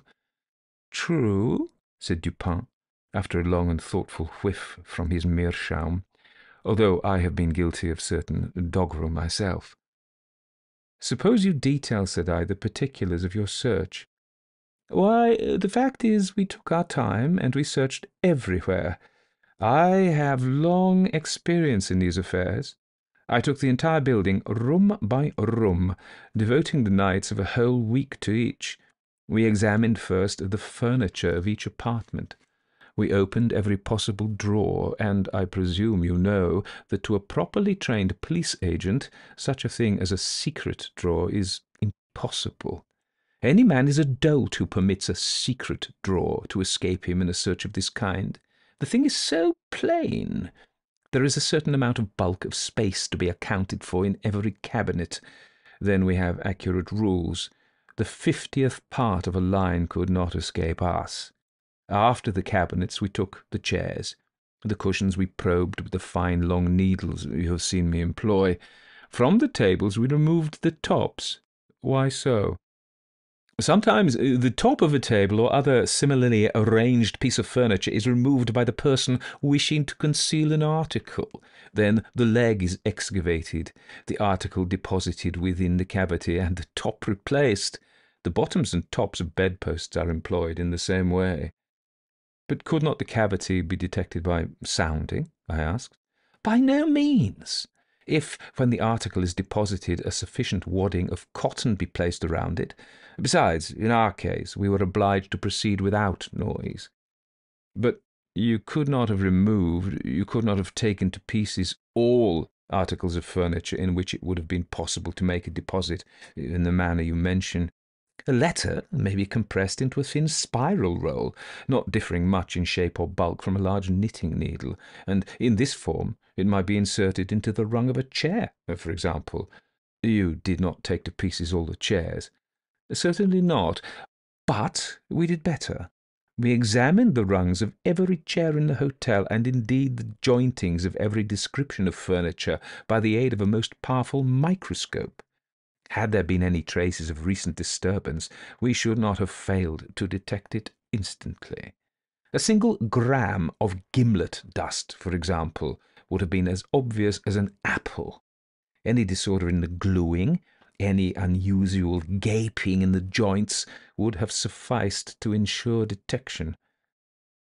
I presumed you looked to the mirrors between the boards and the plates, and you probed the beds and the bedclothes, as well as the curtains and carpets. That, of course, and when we had absolutely completed every particle of the furniture in this way, then we examined the house itself. We divided its entire surface into compartments, which we numbered, so that none might be missed. Then we scrutinized each individual square inch throughout the premises, including the two houses immediately adjoining, with the microscope, as before. The two houses adjoining, I exclaimed. You must have had a great deal of trouble. We had, but the reward offered is prodigious. You included the grounds about the houses? All the grounds are paved with brick. They gave us comparatively little trouble. We examined the moss between the bricks and found it undisturbed. You looked among D's papers, of course, and into the books of the library? Certainly. We opened every package and parcel. We not only opened every book, but we turned over every leaf in each volume, not contenting ourselves with a mere shake, according to the fashion of some of our police officers. We also measured the thickness of every book cover with the most accurate measurement, and applied to each the most jealous scrutiny of the microscope.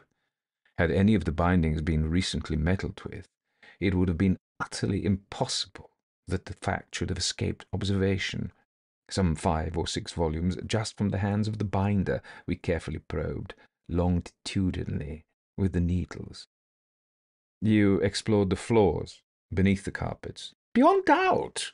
We removed every carpet and examined the boards with the microscope. And the paper on the walls? Yes.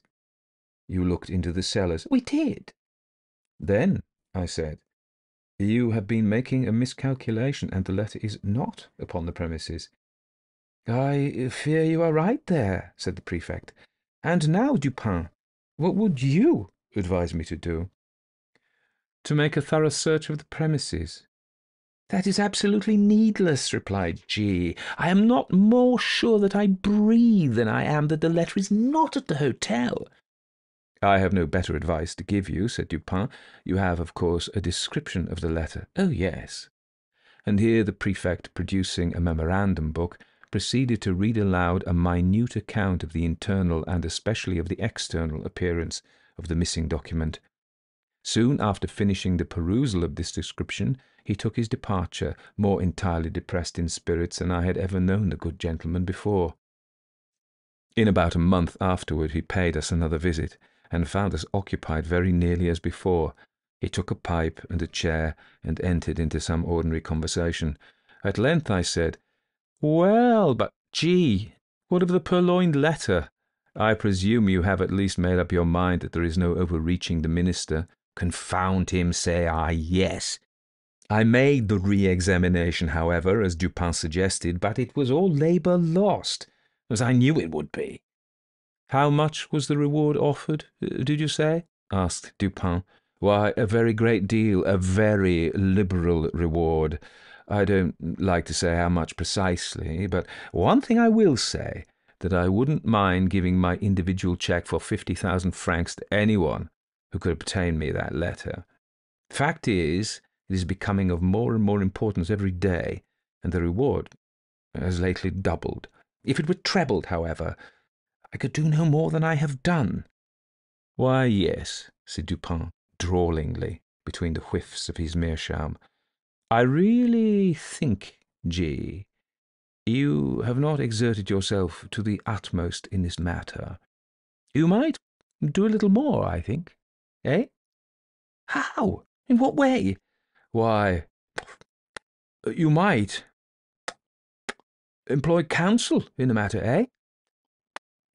Do you remember the story of Abernethy? No, hang Abernethy. To be sure, hang him, and welcome. But once upon a time, a certain rich miser conceived the design of sponging upon this Abernethy for a medical opinion. Getting up for this purpose an ordinary conversation in a private company, he insinuated his case to the physician as that of an imaginary individual. We will now suppose, said the miser, that his symptoms are such and such. Now, doctor, what would you have directed him to take? Take, said Abernethy. Why, take advice, to be sure. But, said the prefect, a little discomposed, I am perfectly willing to take advice and to pay for it. I would really give 50,000 francs to anyone who would aid me in the matter. In that case, replied Dupin, opening a drawer and producing a cheque-book, you may as well fill me up a cheque for that amount mentioned. When you have signed it, I will hand you the letter. I was astounded. The prefect appeared absolutely thunderstricken. For some minutes he remained speechless and motionless, looking incredulously at my friend with open mouth and eyes that seemed starting from their sockets. Then, apparently recovering himself in some measure, he seized a pen, and after several pauses and vacant stares, finally filled up and signed a cheque for 50,000 francs, and handed it across the table to Dupin. The latter examined it carefully and deposited it in his pocket-book. Then, unlocking an escritoire, took thence a letter and gave it to the prefect. This functionary grasped it in a perfect agony of joy, opened it with a trembling hand, cast a rapid glance at its contents, and then, scrambling and struggling to the door, rushed at length unceremoniously from the room and from the house without having uttered a syllable, since Dupin had requested him to fill up the cheque. When he had gone, my friend entered into some explanation. The Parisian police, he said, are exceedingly able in their way. They are persevering, ingenious, cunning, and thoroughly versed in the knowledge which their duties seem chiefly to demand. Thus, when G detailed to us his mode of searching the premises at the Hotel D, I felt entire confidence in his having made a satisfactory examination, so far as his labours extended. So far as his labours extended, said I. Yes, said Dupin. The measures adopted were not only the best of their kind, but carried out to absolute perfection. Had the letter been deposited within the range of their search, these fellows would, beyond a question, have found it. I merely laughed, but he seemed quite serious in all that he said. The measures, then, he continued, were good in their kind and well executed. Their defect lay in their being inapplicable to the case and to the man. A certain set of highly ingenious resources are, with the prefect, a sort of Procrustean bed to which he forcibly adapts his designs, but he perpetually errs by being too deep or too shallow for the matter in hand, and many a schoolboy is a better reasoner than he. I knew one about 8 years of age, whose success at guessing in the game of even and odd attracted universal admiration. This game is simple and is played with marbles. One player holds in his hand a number of these toys and demands of another whether the number is even or odd. If the guess is right, the guesser wins one. If wrong, he loses one. The boy to whom I allude won all the marbles of his school. Of course, he had some principle of guessing, and this lay in mere observation and admeasurement of the astuteness of his opponents. For example, an arrant simpleton is his opponent, and, holding up his closed hand, asks, "Are they even or odd?" Our schoolboy replies, "Odd," and loses. But upon the second trial he wins, for he then says to himself, "The simpleton had them even upon the first trial, and his amount of cunning is just sufficient to make him have had them odd upon the second. I will therefore guess odd." He guesses odd and wins. Now, with a simpleton a degree above the first, he would have reasoned thus: "This fellow finds that in the first instance I guessed odd, and in the second he will propose to himself, upon the first impulse, a simple variation from even to odd, as did the first simpleton. But then a second thought will suggest that this is too simple a variation, and finally he will decide upon putting it even as before. I will therefore guess even. He guesses even and wins. Now, this mode of reasoning in the schoolboy, whom his fellows termed lucky, what, in its last analysis, is it? It's merely, I said, an identification of the reasoner's intellect with that of his opponent.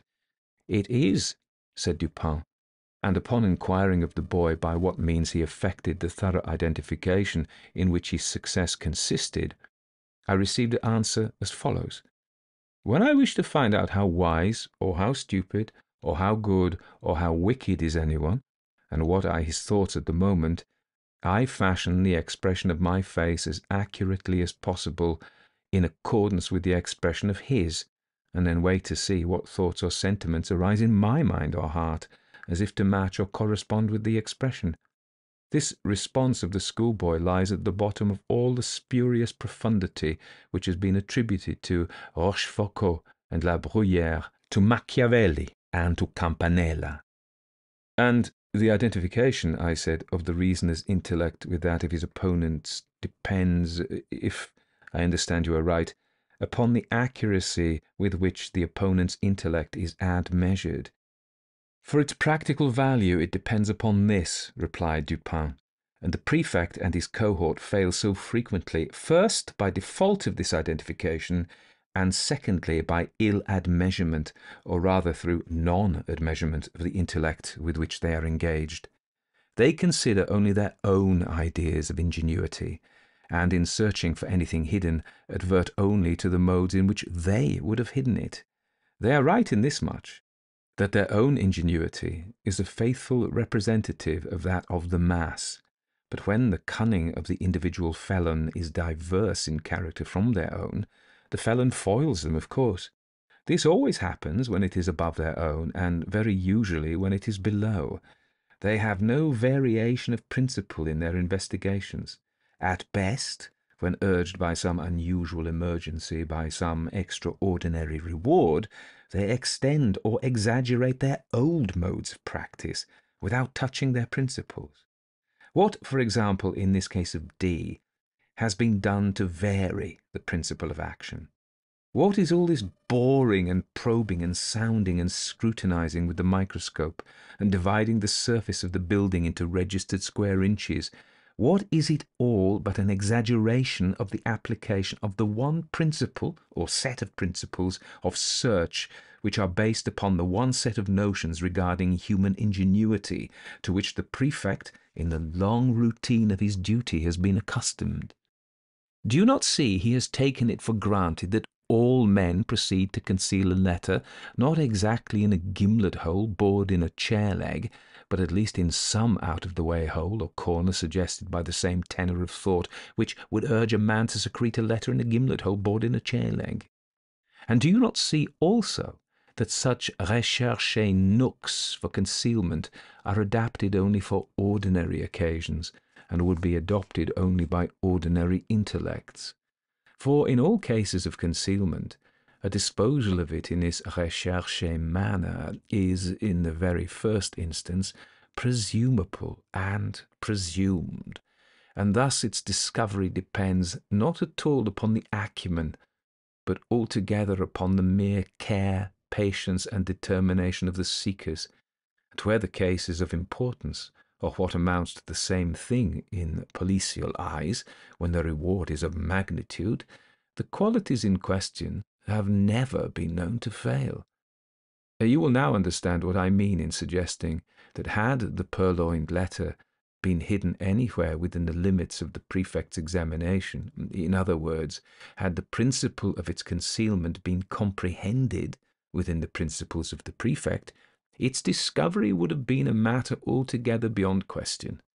This functionary, however, has been thoroughly mystified, and the remote source of his defeat lies in the supposition that the minister is a fool, because he has acquired renown as a poet.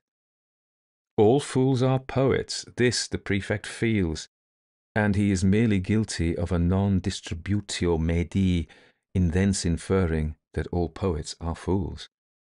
But is this really the poet? I asked. There are two brothers I know, and both have attained reputation in letters. The minister, I believe, has written learnedly on the differential calculus. He's a mathematician, no poet. You are mistaken.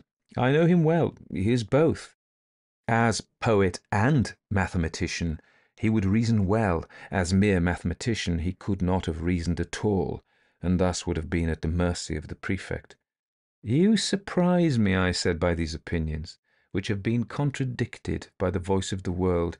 You do not mean to set at naught the well-digested idea of centuries. The mathematical reason has long been regarded as the reason par excellence. Il y a à parier, replied Dupin, quoting from Chamfort, que toute idée publique, toute convention reçue, est une sottise, car elle a convenu au plus grand nombre. The mathematicians, I grant you, have done their best to promulgate the popular error to which you allude, and which is none the less an error for its promulgation as truth. With an art worthy a better cause, for example, they have insinuated the term analysis into application to algebra. The French are the originators of this particular deception, but if a term is of any importance, if words derive any value from applicability, then analysis conveys algebra about as much as in Latin ambitus implies ambition, religio, religion, and homines honesti, a set of honourable men. You have a quarrel on hand, I see, said I, with some of the algebraists of Paris. But proceed. I dispute the availability and thus the value of that reason which is cultivated in any especial form other than the abstractly logical. I dispute in particular the reason educed by mathematical study. The mathematics are the science of form and quantity. Mathematical reasoning is merely logic applied to observation upon form and quantity. The great error lies in supposing that even the truths of what is called pure algebra are abstract or general truths, and this error is so egregious that I am confounded at the universality with which it has been received. Mathematical axioms are not axioms of general truth. What is true of relation of form and quantity is often grossly false in regard to morals, for example. In this latter science it is very usually untrue that the aggregated parts are equal to the whole. In chemistry also the axiom fails. In the consideration of motive it fails, for two motives, each of a given value, have not necessarily a value when united equal to the sum of their values apart. There are numerous other mathematical truths which are only truths within the limits of relation. But the mathematician argues from his finite truths through habit, as if they were of an absolutely general applicability, as the world indeed imagines them to be. Bryant, in his very learned mythology, mentions an analogous source of error when he says that although the pagan fables are not believed, yet we forget ourselves continually and make inferences from them as existing realities. With the algebraists, however, who are pagans themselves, the pagan fables are believed, and the inferences are made not so much through lapse of memory as through an unaccountable addling of the brains. In short, I never yet encountered the mere mathematician who could be trusted out of equal roots, or one who did not clandestinely hold it as a point of his faith that x squared plus px is not altogether equal to q. And having made him understand what you mean, get out of his reach as speedily as convenient, for, beyond doubt, he'll endeavour to knock you down. I mean to say, continued Dupin, when I merely laughed at his last observations, that if the minister had been no more than a mathematician, the prefect would have been under no necessity of giving me this check. I knew him, however, as both mathematician and poet, and my measures were adapted to his capacity with reference to the circumstances by which he was surrounded. I knew him as a courtier, too, and as a bold intriguant. Such a man, I considered, could not fail to be aware of the ordinary policial modes of actions. He could not have failed to anticipate, and events have proved that he did not fail to anticipate, the waylayings to which he was subjected. He must have foreseen, I reflected, the secret investigations of his premises, his frequent absences from home at night, which were hailed by the prefect as certain aids to his success, I regarded only as ruses to afford opportunity for thorough search to the police, and thus the sooner to impress them with the conviction, to which G, in fact, did finally arrive, the conviction that the letter was not upon the premises. I felt also that the whole train of thought, which I was at some pains in detailing to you just now, concerning the invariable principle of policial action in searches for articles concealed, I felt that this whole train of thought would necessarily pass through the mind of the minister. It would imperatively lead him to despise all the ordinary nooks of concealment. He could not, I reflected, be so weak as not to see that the most intricate and remote recesses of his hotel would be as open as his commonest closets to the eyes, to the probes, to the gimlets, and to the microscopes of the prefect. I saw, in fine, that he would be driven, as a matter of course, to simplicity, if not deliberately induced to it as a matter of choice. You will remember, perhaps, how desperately the prefect laughed when I suggested, upon our first interview, that it was just possible this mystery troubled him on account of its being so very self-evident. Yes, said I remember his merriment well. I really thought he would have fallen into convulsions. The material world, continued Dupin, abounds with very strict analogies to the immaterial, and thus some colour of truths has been given to the rhetorical dogma that metaphor or simile may be made to strengthen an argument as well as to embellish a description. The principle of the vis inertiae, for example, seems to be identical in physics and metaphysics.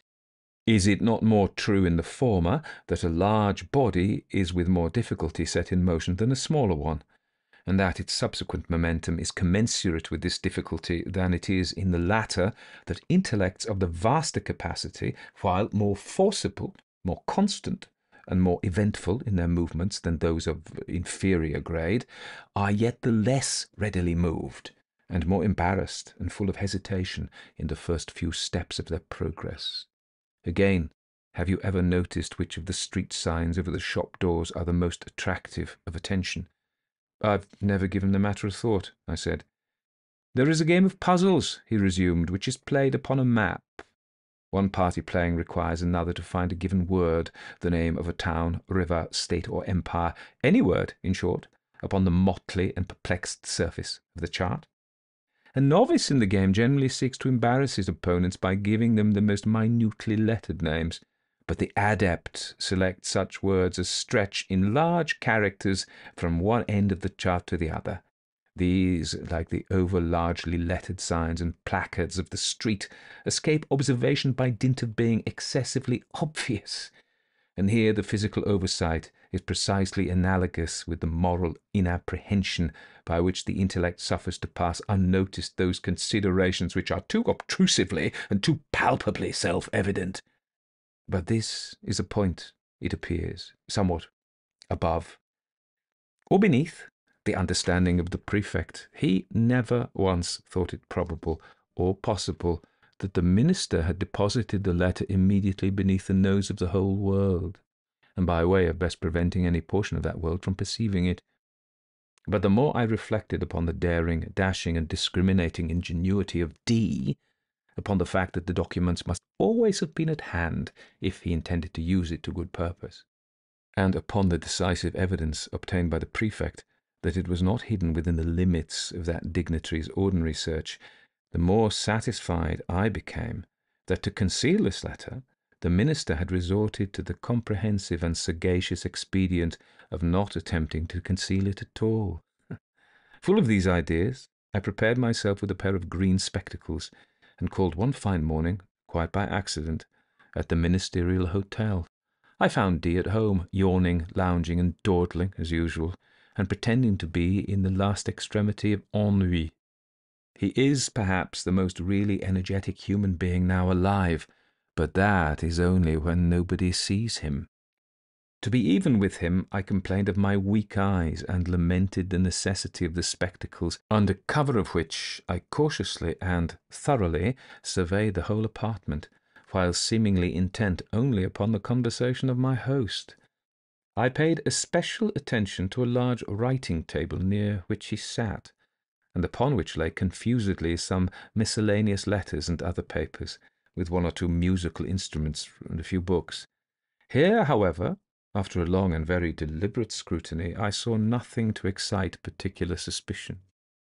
At length my eyes, in going the circuit of the room, fell upon a trumpery filigree card-rack of pasteboard that hung dangling by a dirty blue ribbon from a little brass knob just beneath the middle of the mantelpiece. In this rack, which had 3 or 4 compartments, were 5 or 6 visiting cards, and a solitary letter. This last was much soiled and crumpled. It was torn nearly in two, across the middle, as if a design, in the first instance, to tear it entirely up as worthless had been altered or stayed in the second. It had a large black seal bearing the D cipher very conspicuously, and was addressed in a diminutive female hand to D, the minister himself. It was thrust carelessly, and even as it seemed contemptuously, into one of the uppermost divisions of the rack. No sooner had I glanced at this letter than I concluded it to be that of which I was in search. To be sure, it was, to all appearance, radically different from the one of which the prefect had read us so minute a description. Here the seal was large and black, with the D cipher, There it was small and red with the ducal arms of the S family. Here the address to the minister was diminutive and feminine. There the superscription to a certain royal personage was markedly bold and decided. The size alone formed a point of correspondence. But then the radicalness of these differences, which was excessive, the dirt, the soiled and torn conditions of the paper, so inconsistent with the true methodical habits of D, and so suggestive of a design to delude the beholder into an idea of the worthlessness of the document. These things, together with the hyper-obtrusive situation of this document, fall in the view of every visitor, and thus exactly in accordance with the conclusions to which I had previously arrived. These things, I say, were strongly corroborative of suspicion in one who came with the intention to suspect. I protracted my visit as long as possible, and, while I maintained a most animated discussion with the minister upon a topic which I knew well had never failed to interest and excite him, I kept my attention really riveted upon the letter. In this examination I committed to memory its external appearance and arrangement in the rack, and also fell at length upon a discovery which set at rest whatever trivial doubt I might have entertained. In scrutinizing the edges of the paper, I observed them to be more chafed than seemed necessary. They presented the broken appearance which is manifested when a stiff paper, having been once folded and pressed within a folder, is refolded in a reversed direction, in the same creases or edges which had formed the original fold. This discovery was sufficient. It was clear to me that the letter had been turned as a glove, inside out, redirected and resealed. I bade the minister good morning and took my departure at once, leaving a gold snuff-box upon the table. The next morning I called for the snuff-box, when we resumed quite eagerly the conversation of the preceding day. While thus engaged, however, a loud report, as if of a pistol, was heard immediately beneath the windows of the hotel, and was succeeded by a series of fearful screams and the shoutings of a terrified mob. D rushed to a casement, threw it open, and looked out. In the meantime I stepped to the card-rack, took the letter, put it in my pocket, and placed it by a facsimile, so far as regards externals, which I had carefully prepared at my lodgings, imitating the D cipher very readily by means of a seal formed of bread. The disturbance in the street had been occasioned by the frantic behaviour of a man with a musket. He had fired it among a crowd of women and children. It proved, however, to have been without a ball, and the fellow was suffered to go his way as a lunatic or a drunkard. When he had gone, D came from the window, whither I had followed him immediately upon securing the object in view. Soon afterward I bade him farewell. The pretended lunatic was a man in my own pay. "But what purpose had you," I asked, "in replacing the letter by a facsimile? Would it not have been better at the first visit to have seized it openly and departed?" "D," replied Dupin, "is a desperate man, and a man of nerve. His hotel, too, is not without attendants devoted to his interests. Had I made the wild attempt you suggest, I might never have left the ministerial presence alive. The good people of Paris might have heard of me no more. But I had an object apart from these considerations. You know my political prepossessions. In this matter I act as a partisan of the lady concerned. For 18 months the minister has had her in his power. She has now him in hers. Since, being unaware that the letter is not in his possession, he will proceed with his exactions as if it was. Thus he will inevitably commit himself at once to his political destruction. His downfall, too, will not be more precipitate than awkward. It is all very well to talk about the facilis descensus averni, but in all kinds of climbing, as Catalani said of singing, it is far more easy to get up than to come down. In the present instance I have no sympathy, at least no pity, for him. who descends. He is that monstrum horrendum, an unprincipled man of genius. I confess, however, that I should like very well to know the precise character of his thoughts, when, being defied by her whom the prefect terms a certain personage, he is reduced to opening the letter which I left for him in the card-rack. How did you put anything particular in it? Why, it did not seem altogether right to leave the interior blank. That would have been insulting. D at Vienna once did me an evil turn, which I told him quite good-humouredly that I should remember. So, as I knew he would feel some curiosity in regard to the identity of the person who had outwitted him, I thought it a pity not to give him a clue. He is well acquainted with my manuscripts, and I just copied into the middle of the blank sheets the words, Un dessin si funeste, s'il n'est digne d'attrait, est digne de Thieste. They are to be found in Crébillon's Attrait.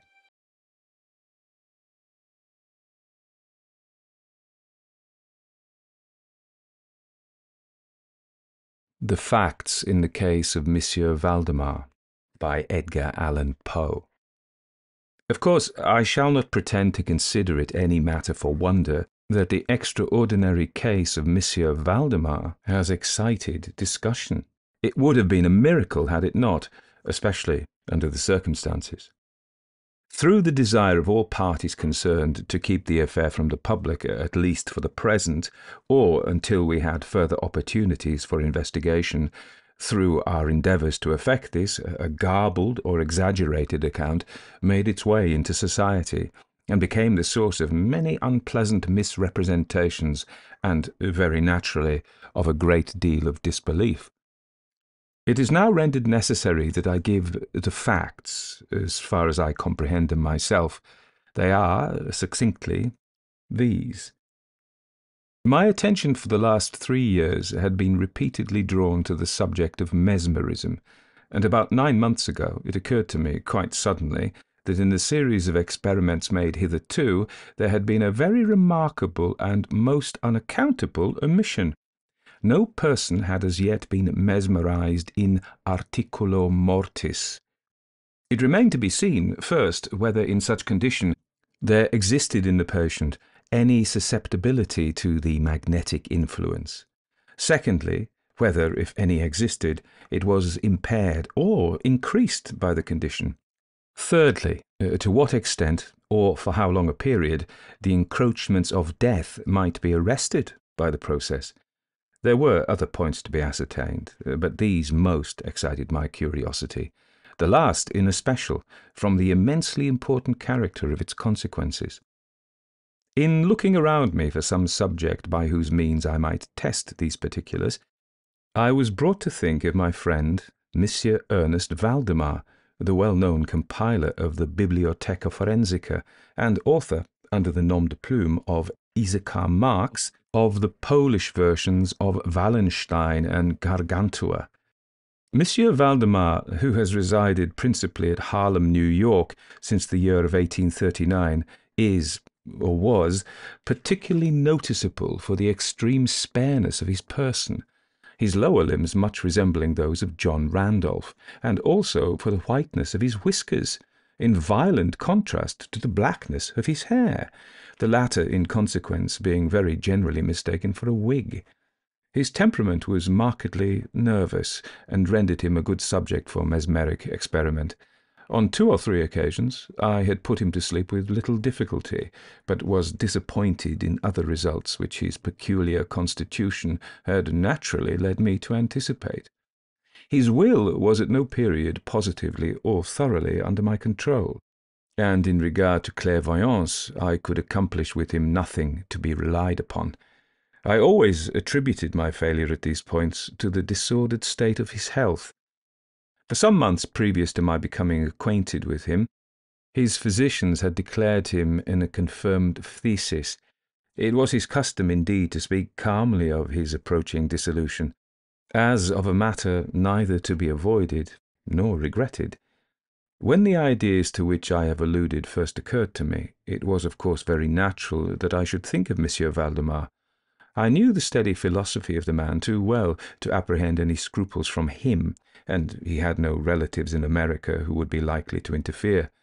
I spoke to him frankly upon the subject, and, to my surprise, his interest seemed vividly excited. I say to my surprise, for although he had always yielded his person freely to my experiments, he had never before given me any tokens of sympathy with what I did.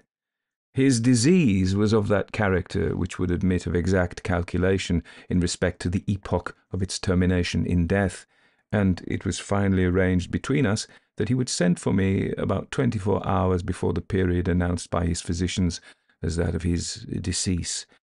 It is now rather more than 7 months since I received from Monsieur Valdemar himself the subjoined note. My dear P., you might as well come now. D and F are agreed that I cannot hold out beyond tomorrow midnight, and I think they have hit the time very nearly. Valdemar. I received this note within half an hour after it was written, and in 15 minutes more I was in the dying man's chamber. I had not seen him for 10 days, and was appalled by the fearful alteration which the brief interval had wrought in him. His face wore a leaden hue, the eyes were utterly lustreless, and the emaciation was so extreme that the skin had been broken through by the cheekbones. His expectoration was excessive. The pulse was barely perceptible. He retained, nevertheless, in a very remarkable manner, both his mental power and a certain degree of physical strength.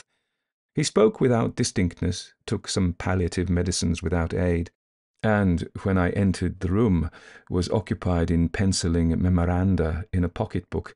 He was propped up in the bed by pillows. Doctors D and F were in attendance. After pressing Valdemar's hand, I took these gentlemen aside, and obtained from them a minute account of the patient's condition. The left lung had been for 18 months in a semi-osseous or cartilaginous state, and was of course entirely useless for all purposes of vitality. The right, in its upper portion, was also partially, if not thoroughly, ossified, while the lower region was merely a mass of purulent tubercles running one into another. Several extensive perforations existed, and at one point permanent adhesion to the ribs had taken place. These appearances in the right lobe were of comparatively recent date. The ossification had proceeded with very unusual rapidity. No sign of it had been discovered a month before, and the adhesion had only been observed during the 3 previous days. Independently of the phthisis, the patient was suspected of aneurysm of the aorta, but on this point the osseous symptoms rendered an exact diagnosis impossible. It was the opinion of both physicians that Monsieur Valdemar would die about midnight on the morrow, Sunday. It was then 7 o'clock on Saturday evening. On quitting the invalid's bedside to hold conversation with myself, Doctors D and F had bidden him a final farewell. It had not been their intention to return, but at my request they agreed to look in upon the patient about 10 the next night. When they had gone, I spoke freely with Monsieur Valdemar on the subject of his approaching dissolution, as well as, more particularly, of the experiment proposed. He still professed himself quite willing, and even anxious to have it made, and urged me to commence it at once. A male and a female nurse were in attendance, but I did not feel myself altogether at liberty to engage in a task of this character with no more reliable witnesses than these people, in case a sudden accident might prove.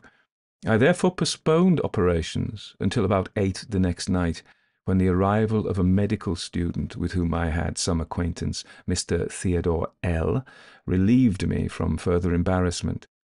It had been my design originally to wait for the physicians, but I was induced to proceed, first by the urgent entreaties of Monsieur Valdemar, and secondly by my conviction that I had not a moment to lose, as he was evidently sinking fast.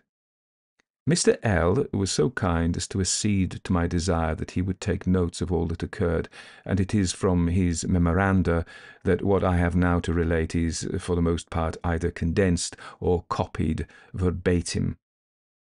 It wanted about 5 minutes of 8 when, taking the patient's hand, I begged him to state as distinctly as he could to Mr. L. whether he, Monsieur Valdemar, was entirely willing that I should make the experiment of mesmerizing him in his then condition. He replied feebly, yet quite audibly, "Yes, I wish to be mesmerized," adding immediately afterwards, "I fear you have deferred it too long." While he spoke thus, I commenced the passes which I had already found most effectual in subduing him. He was evidently influenced with the first lateral stroke of my hand across his forehead, but although I exerted all my powers, no further perceptible effect was induced until some minutes after 10 o'clock, when Doctors D and F called, according to appointment. I explained to them in a few words what I designed, and as they opposed no objection, saying that the patient was already in the death agony, I proceeded without hesitation, exchanging, however, the lateral passes for downward ones, and directing my gaze entirely into the right eye of the sufferer. By this time his pulse was imperceptible, and his breathing was stertorous, and at intervals of half a minute. This condition was nearly unaltered for a quarter of an hour. At the expiration of this period, however, a natural, although a very deep sigh escaped from the bosom of the dying man, and the stertorous breathing ceased. That is to say, its stertorousness was no longer apparent. The intervals were undiminished. The patient's extremities were of an icy coldness. At 5 minutes before 11, I perceived unequivocal signs of the mesmeric influence. The glassy roll of the eye was changed for that expression of uneasy inward examination, which is never seen except in cases of sleepwalking, and which is quite impossible to mistake. With a few rapid lateral passes, I made the lids quiver as in incipient sleep, and with a few more I closed them altogether. I was not satisfied, however, with this, but continued the manipulations vigorously, and with the fullest exertion of the will, until I had completely stiffened the limbs of the slumberer, after placing them in a seemingly easy position. The legs were at full length, the arms were nearly so, and reposed on the bed at a moderate distance from the loins. The head was very slightly elevated. When I had accomplished this, it was fully midnight, and I requested the gentlemen present to examine Monsieur Valdemar's condition. After a few experiments, they admitted him to be in an unusually perfect state of mesmeric trance. The curiosity of both the physicians was greatly excited. Dr. D resolved at once to remain with the patient all night, while Dr. F took leave with a promise to return at daybreak. Mr. L and the nurses remained. We left Monsieur Valdemar entirely undisturbed till about 3 o'clock in the morning, when I approached him and found him in precisely the same condition as when Dr. F went away. That is to say, he lay in the same position. The pulse was imperceptible. The breathing was gentle, scarcely noticeable unless through the application of a mirror to the lips. The eyes were closed naturally, and the limbs were as rigid and as cold as marble. Still, the general appearance was certainly not that of death. As I approached Monsieur Valdemar, I made a kind of half effort to influence his right arm into pursuit of my own, as I passed the latter gently to and fro above his person. In such experiments with this patient, I had never perfectly succeeded before, and assuredly I had little thought of succeeding now, but to my astonishment, his arm very readily, although feebly, followed every direction I assigned it with mine. I determined to hazard a few words of conversation. "Monsieur Valdemar," I said, "are you asleep?" He made no answer, but I perceived a tremor about the lips, and was thus induced to repeat the question again and again. At its third repetition, his whole frame was agitated by a very slight shivering. The eyelids unclosed themselves so far as to display a white line of the ball. The lips moved sluggishly, and from between them, in a barely audible whisper, issued the words, "Yes, asleep now. Do not wake me. Let me die so." I here felt the limbs, and found them as rigid as ever. The right arm, as before, obeyed the direction of my hand. I questioned the sleepwalker again. "Do you still feel pain in the breast, Monsieur Valdemar?" The answer now was immediate, but even less audible than before. "No pain. I am dying." I did not think it advisable to disturb him further just then, and nothing more was said or done until the arrival of Dr. F., who came a little before sunrise, and expressed unbounded astonishment at finding the patient still alive.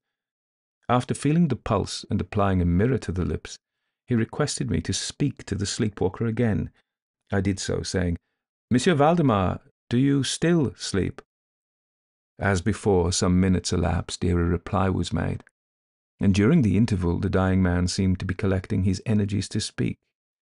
At my fourth repetition of the question, he said, very faintly, almost inaudibly, "Yes, still asleep, dying." It was now the opinion, or rather the wish of the physicians, that Monsieur Valdemar should be suffered to remain undisturbed in his present apparently tranquil condition until death should supervene, and this, it was generally agreed, must now take place within a few minutes. I concluded, however, to speak to him once more, and merely repeated my previous question. While I spoke, there came a marked change over the countenance of the sleep-waker.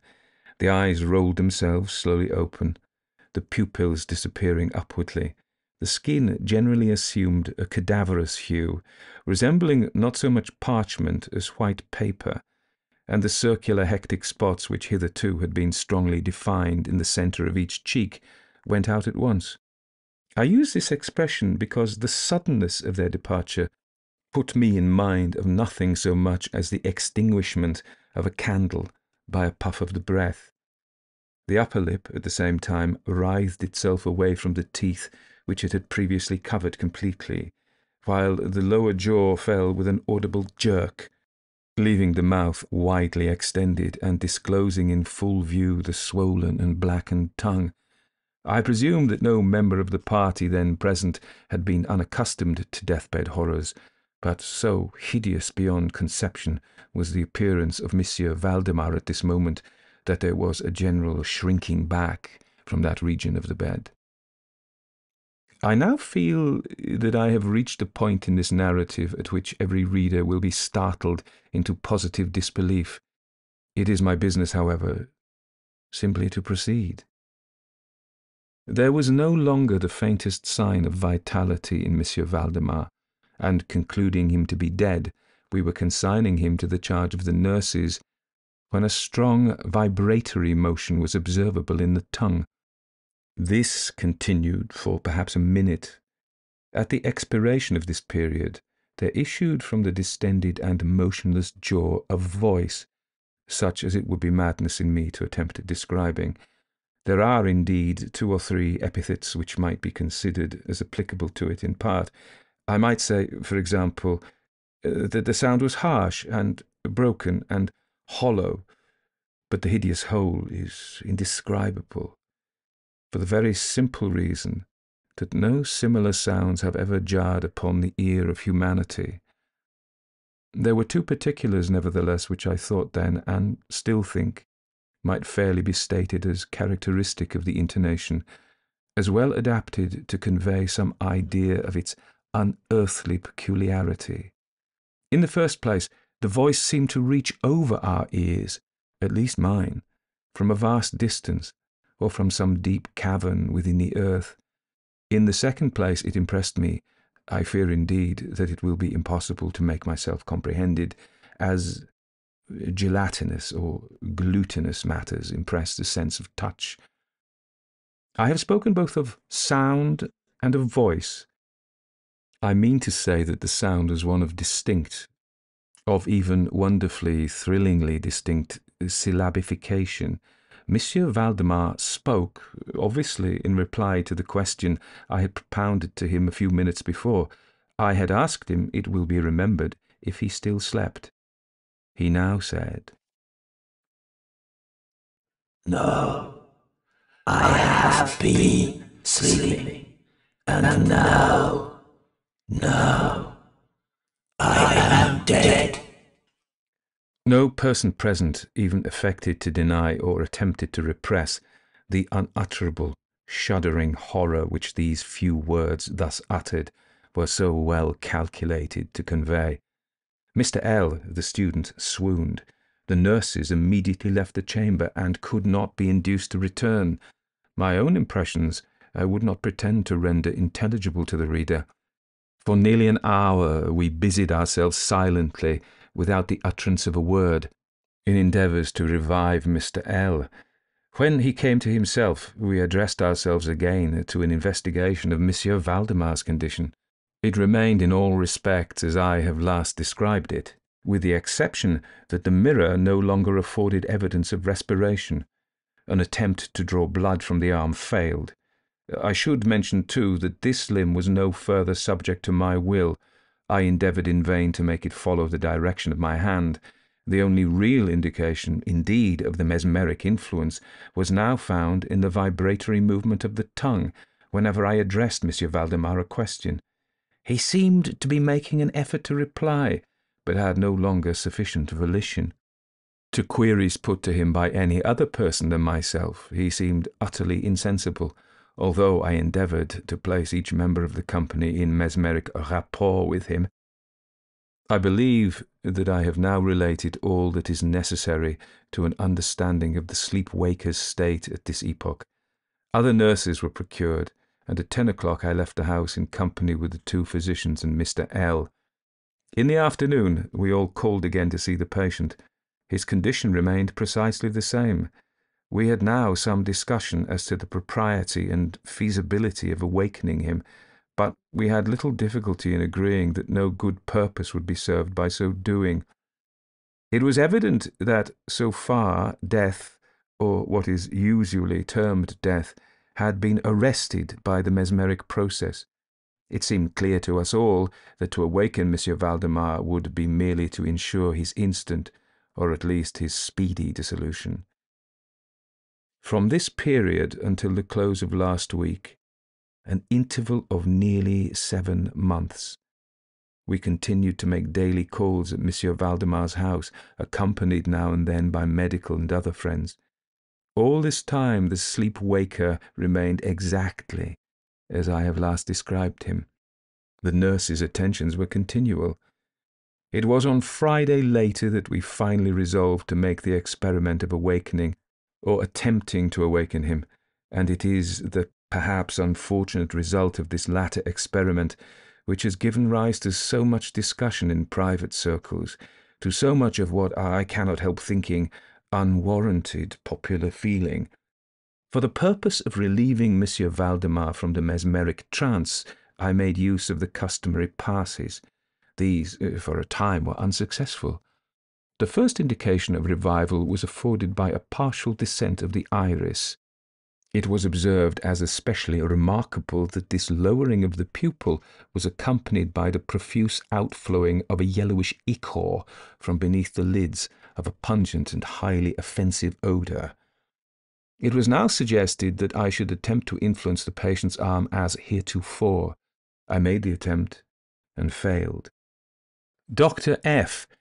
then intimated a desire to have me put a question. I did so as follows. Monsieur Valdemar, can you explain to us what are your feelings or wishes now? There was an instant return of the hectic circles on the cheeks. The tongue quivered, or rather rolled violently in the mouth, although the jaws and lips remained rigid as before, and at length the same hideous voice which I have already described broke forth. For God's sake, quick, quick, put me to sleep, or quick, waken me.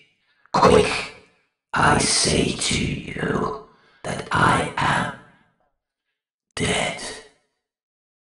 I was thoroughly unnerved, and for an instant remained undecided what to do. At first I made an endeavour to recompose the patient, but failing in this through total abeyance of the will, I retraced my steps and as earnestly struggled to awaken him. In this attempt I soon saw that I should be successful, or at least I soon fancied that my success would be complete. and I am sure that all in the room were prepared to see the patient awaken. For what really occurred, however, it is quite impossible that any human being could have been prepared. As I rapidly made the mesmeric passes amid ejaculations of Dead! Dead! absolutely bursting from the tongue and not from the lips of the sufferer, his whole frame at once, within the space of a single minute or less, shrunk, crumbled, absolutely rotted away beneath my hands. Upon the bed, before that whole company, there lay a nearly liquid mass of loathsome, of detestable putrescence.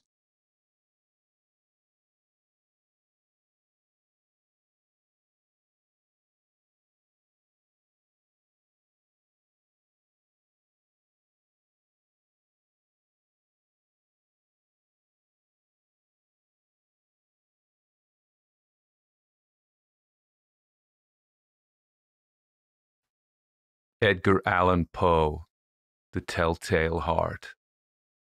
True, nervous, very, very dreadfully nervous I had been and am. But why will you say that I am mad? The disease has sharpened my senses, not destroyed, not dulled them. Above all was the sense of hearing acute. I heard all things in the heaven and in the earth. I heard many things in hell. How then am I mad? Hearken and observe how healthily, how calmly I can tell you the whole story. It is impossible to say how first the idea entered my brain, but once conceived, it haunted me day and night. Object, there was none. Passion, there was none. I loved the old man. He had never wronged me. He had never given me insult. For his gold I had no desire. I think it was his eye. Yes, it was this. He had the eye of a vulture, a pale blue eye with a film over it. Whenever it fell upon me, my blood ran cold, and so, by degrees, very gradually, I made up my mind to take the life of the old man and thus rid myself of the eye forever. Now, this is the point. You fancy me mad. Madmen know nothing, but you should have seen me. You should have seen how wisely I proceeded, with what caution, with what foresight, with what dissimulation I went to work. I was never kinder to the old man than during the whole week before I killed him, and every night, about midnight, I turned the latch of his door and opened it, oh, so gently. And then, when I had made an opening sufficient for my head, I put in a dark lantern, all closed, that no light shone out, and then I thrust in my head. Oh, you would have laughed to see how cunningly I thrust it in. I moved it slowly, very, very slowly, so that I might not disturb the old man's sleep. It took me an hour to place my whole head within the opening so far that I could see him as he lay upon his bed. Ah, would a madman have been so wise as this? And then, when my head was well in the room, I undid the lantern, cautiously, oh so cautiously, for the hinges creaked. I undid it just so much that a single thin ray fell upon the vulture eye, and this I did for 7 long nights, every night, just at midnight. But I found the eye always closed, and so it was impossible to do the work, for it was not the old man who vexed me, but his evil eye. And every morning when the day broke, I went boldly into the chamber and spoke courageously to him, calling him by his name in a hearty tone, and inquiring how he had passed the night. So, you see, he would have been a very profound old man indeed, to suspect that every night, just at 12, I looked in upon him while he slept. Upon the 8th night, I was more than usually cautious in opening the door. A watch's minute hand moves more quickly than did mine. Never before that night had I felt the extent of my own powers, of my sagacity. I could scarcely contain my feelings of triumph. To think that there I was, opening the door little by little, and he not even to dream of my secret deeds or thoughts. I fairly chuckled at the idea, and perhaps he heard me, for he moved on the bed suddenly, as if startled. Now, you may think that I drew back, but no. His room was as black as pitch with the thick darkness, for the shutters were close fastened through fear of robbers, and so I knew that he could not see the opening of the door, and I kept pushing it on steadily, steadily. I had my head in and was about to open the lantern when my thumb slipped upon the tin fastening, and the old man sprang up in bed, crying out, "Who's there?" I kept quite still and said nothing. For a whole hour I did not move a muscle, and in the meantime I did not hear him lie down. He was still sitting up in the bed, listening, just as I have done, night after night, hearkening to the death watches in the wall. Presently I heard a slight groan, and I knew it was the groan of mortal terror. It was not the groan of pain or of grief, oh no. It was the low, stifled sound that arises from the bottom of the soul when overcharged with awe.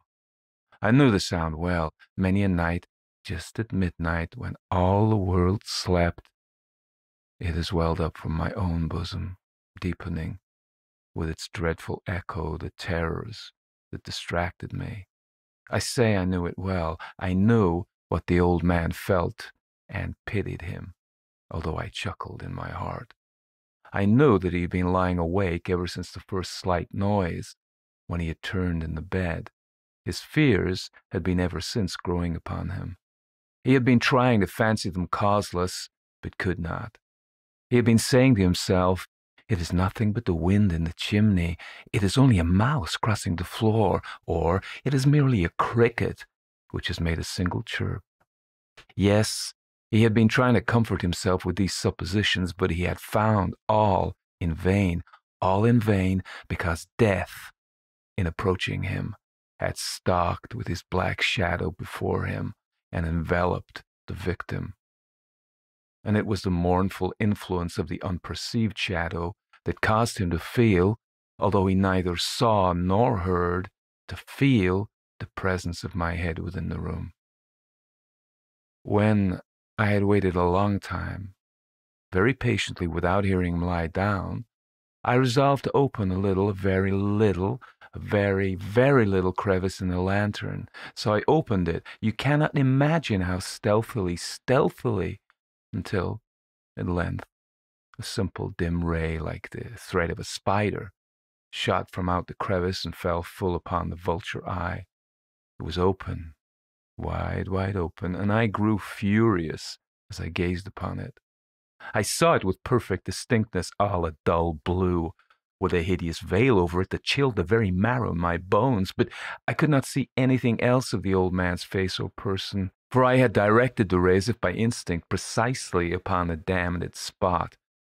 And have I not told you that what you mistake for madness is but an over-acuteness of the sense? Now, I say, there came to my ears a low, dull, quick sound, such as a watch makes when enveloped in cotton. I knew that sound well, too. It was the beating of the old man's heart. It increased my fury as the beating of a drum stimulates the soldier into courage. But even yet, I refrained and kept still. I scarcely breathed.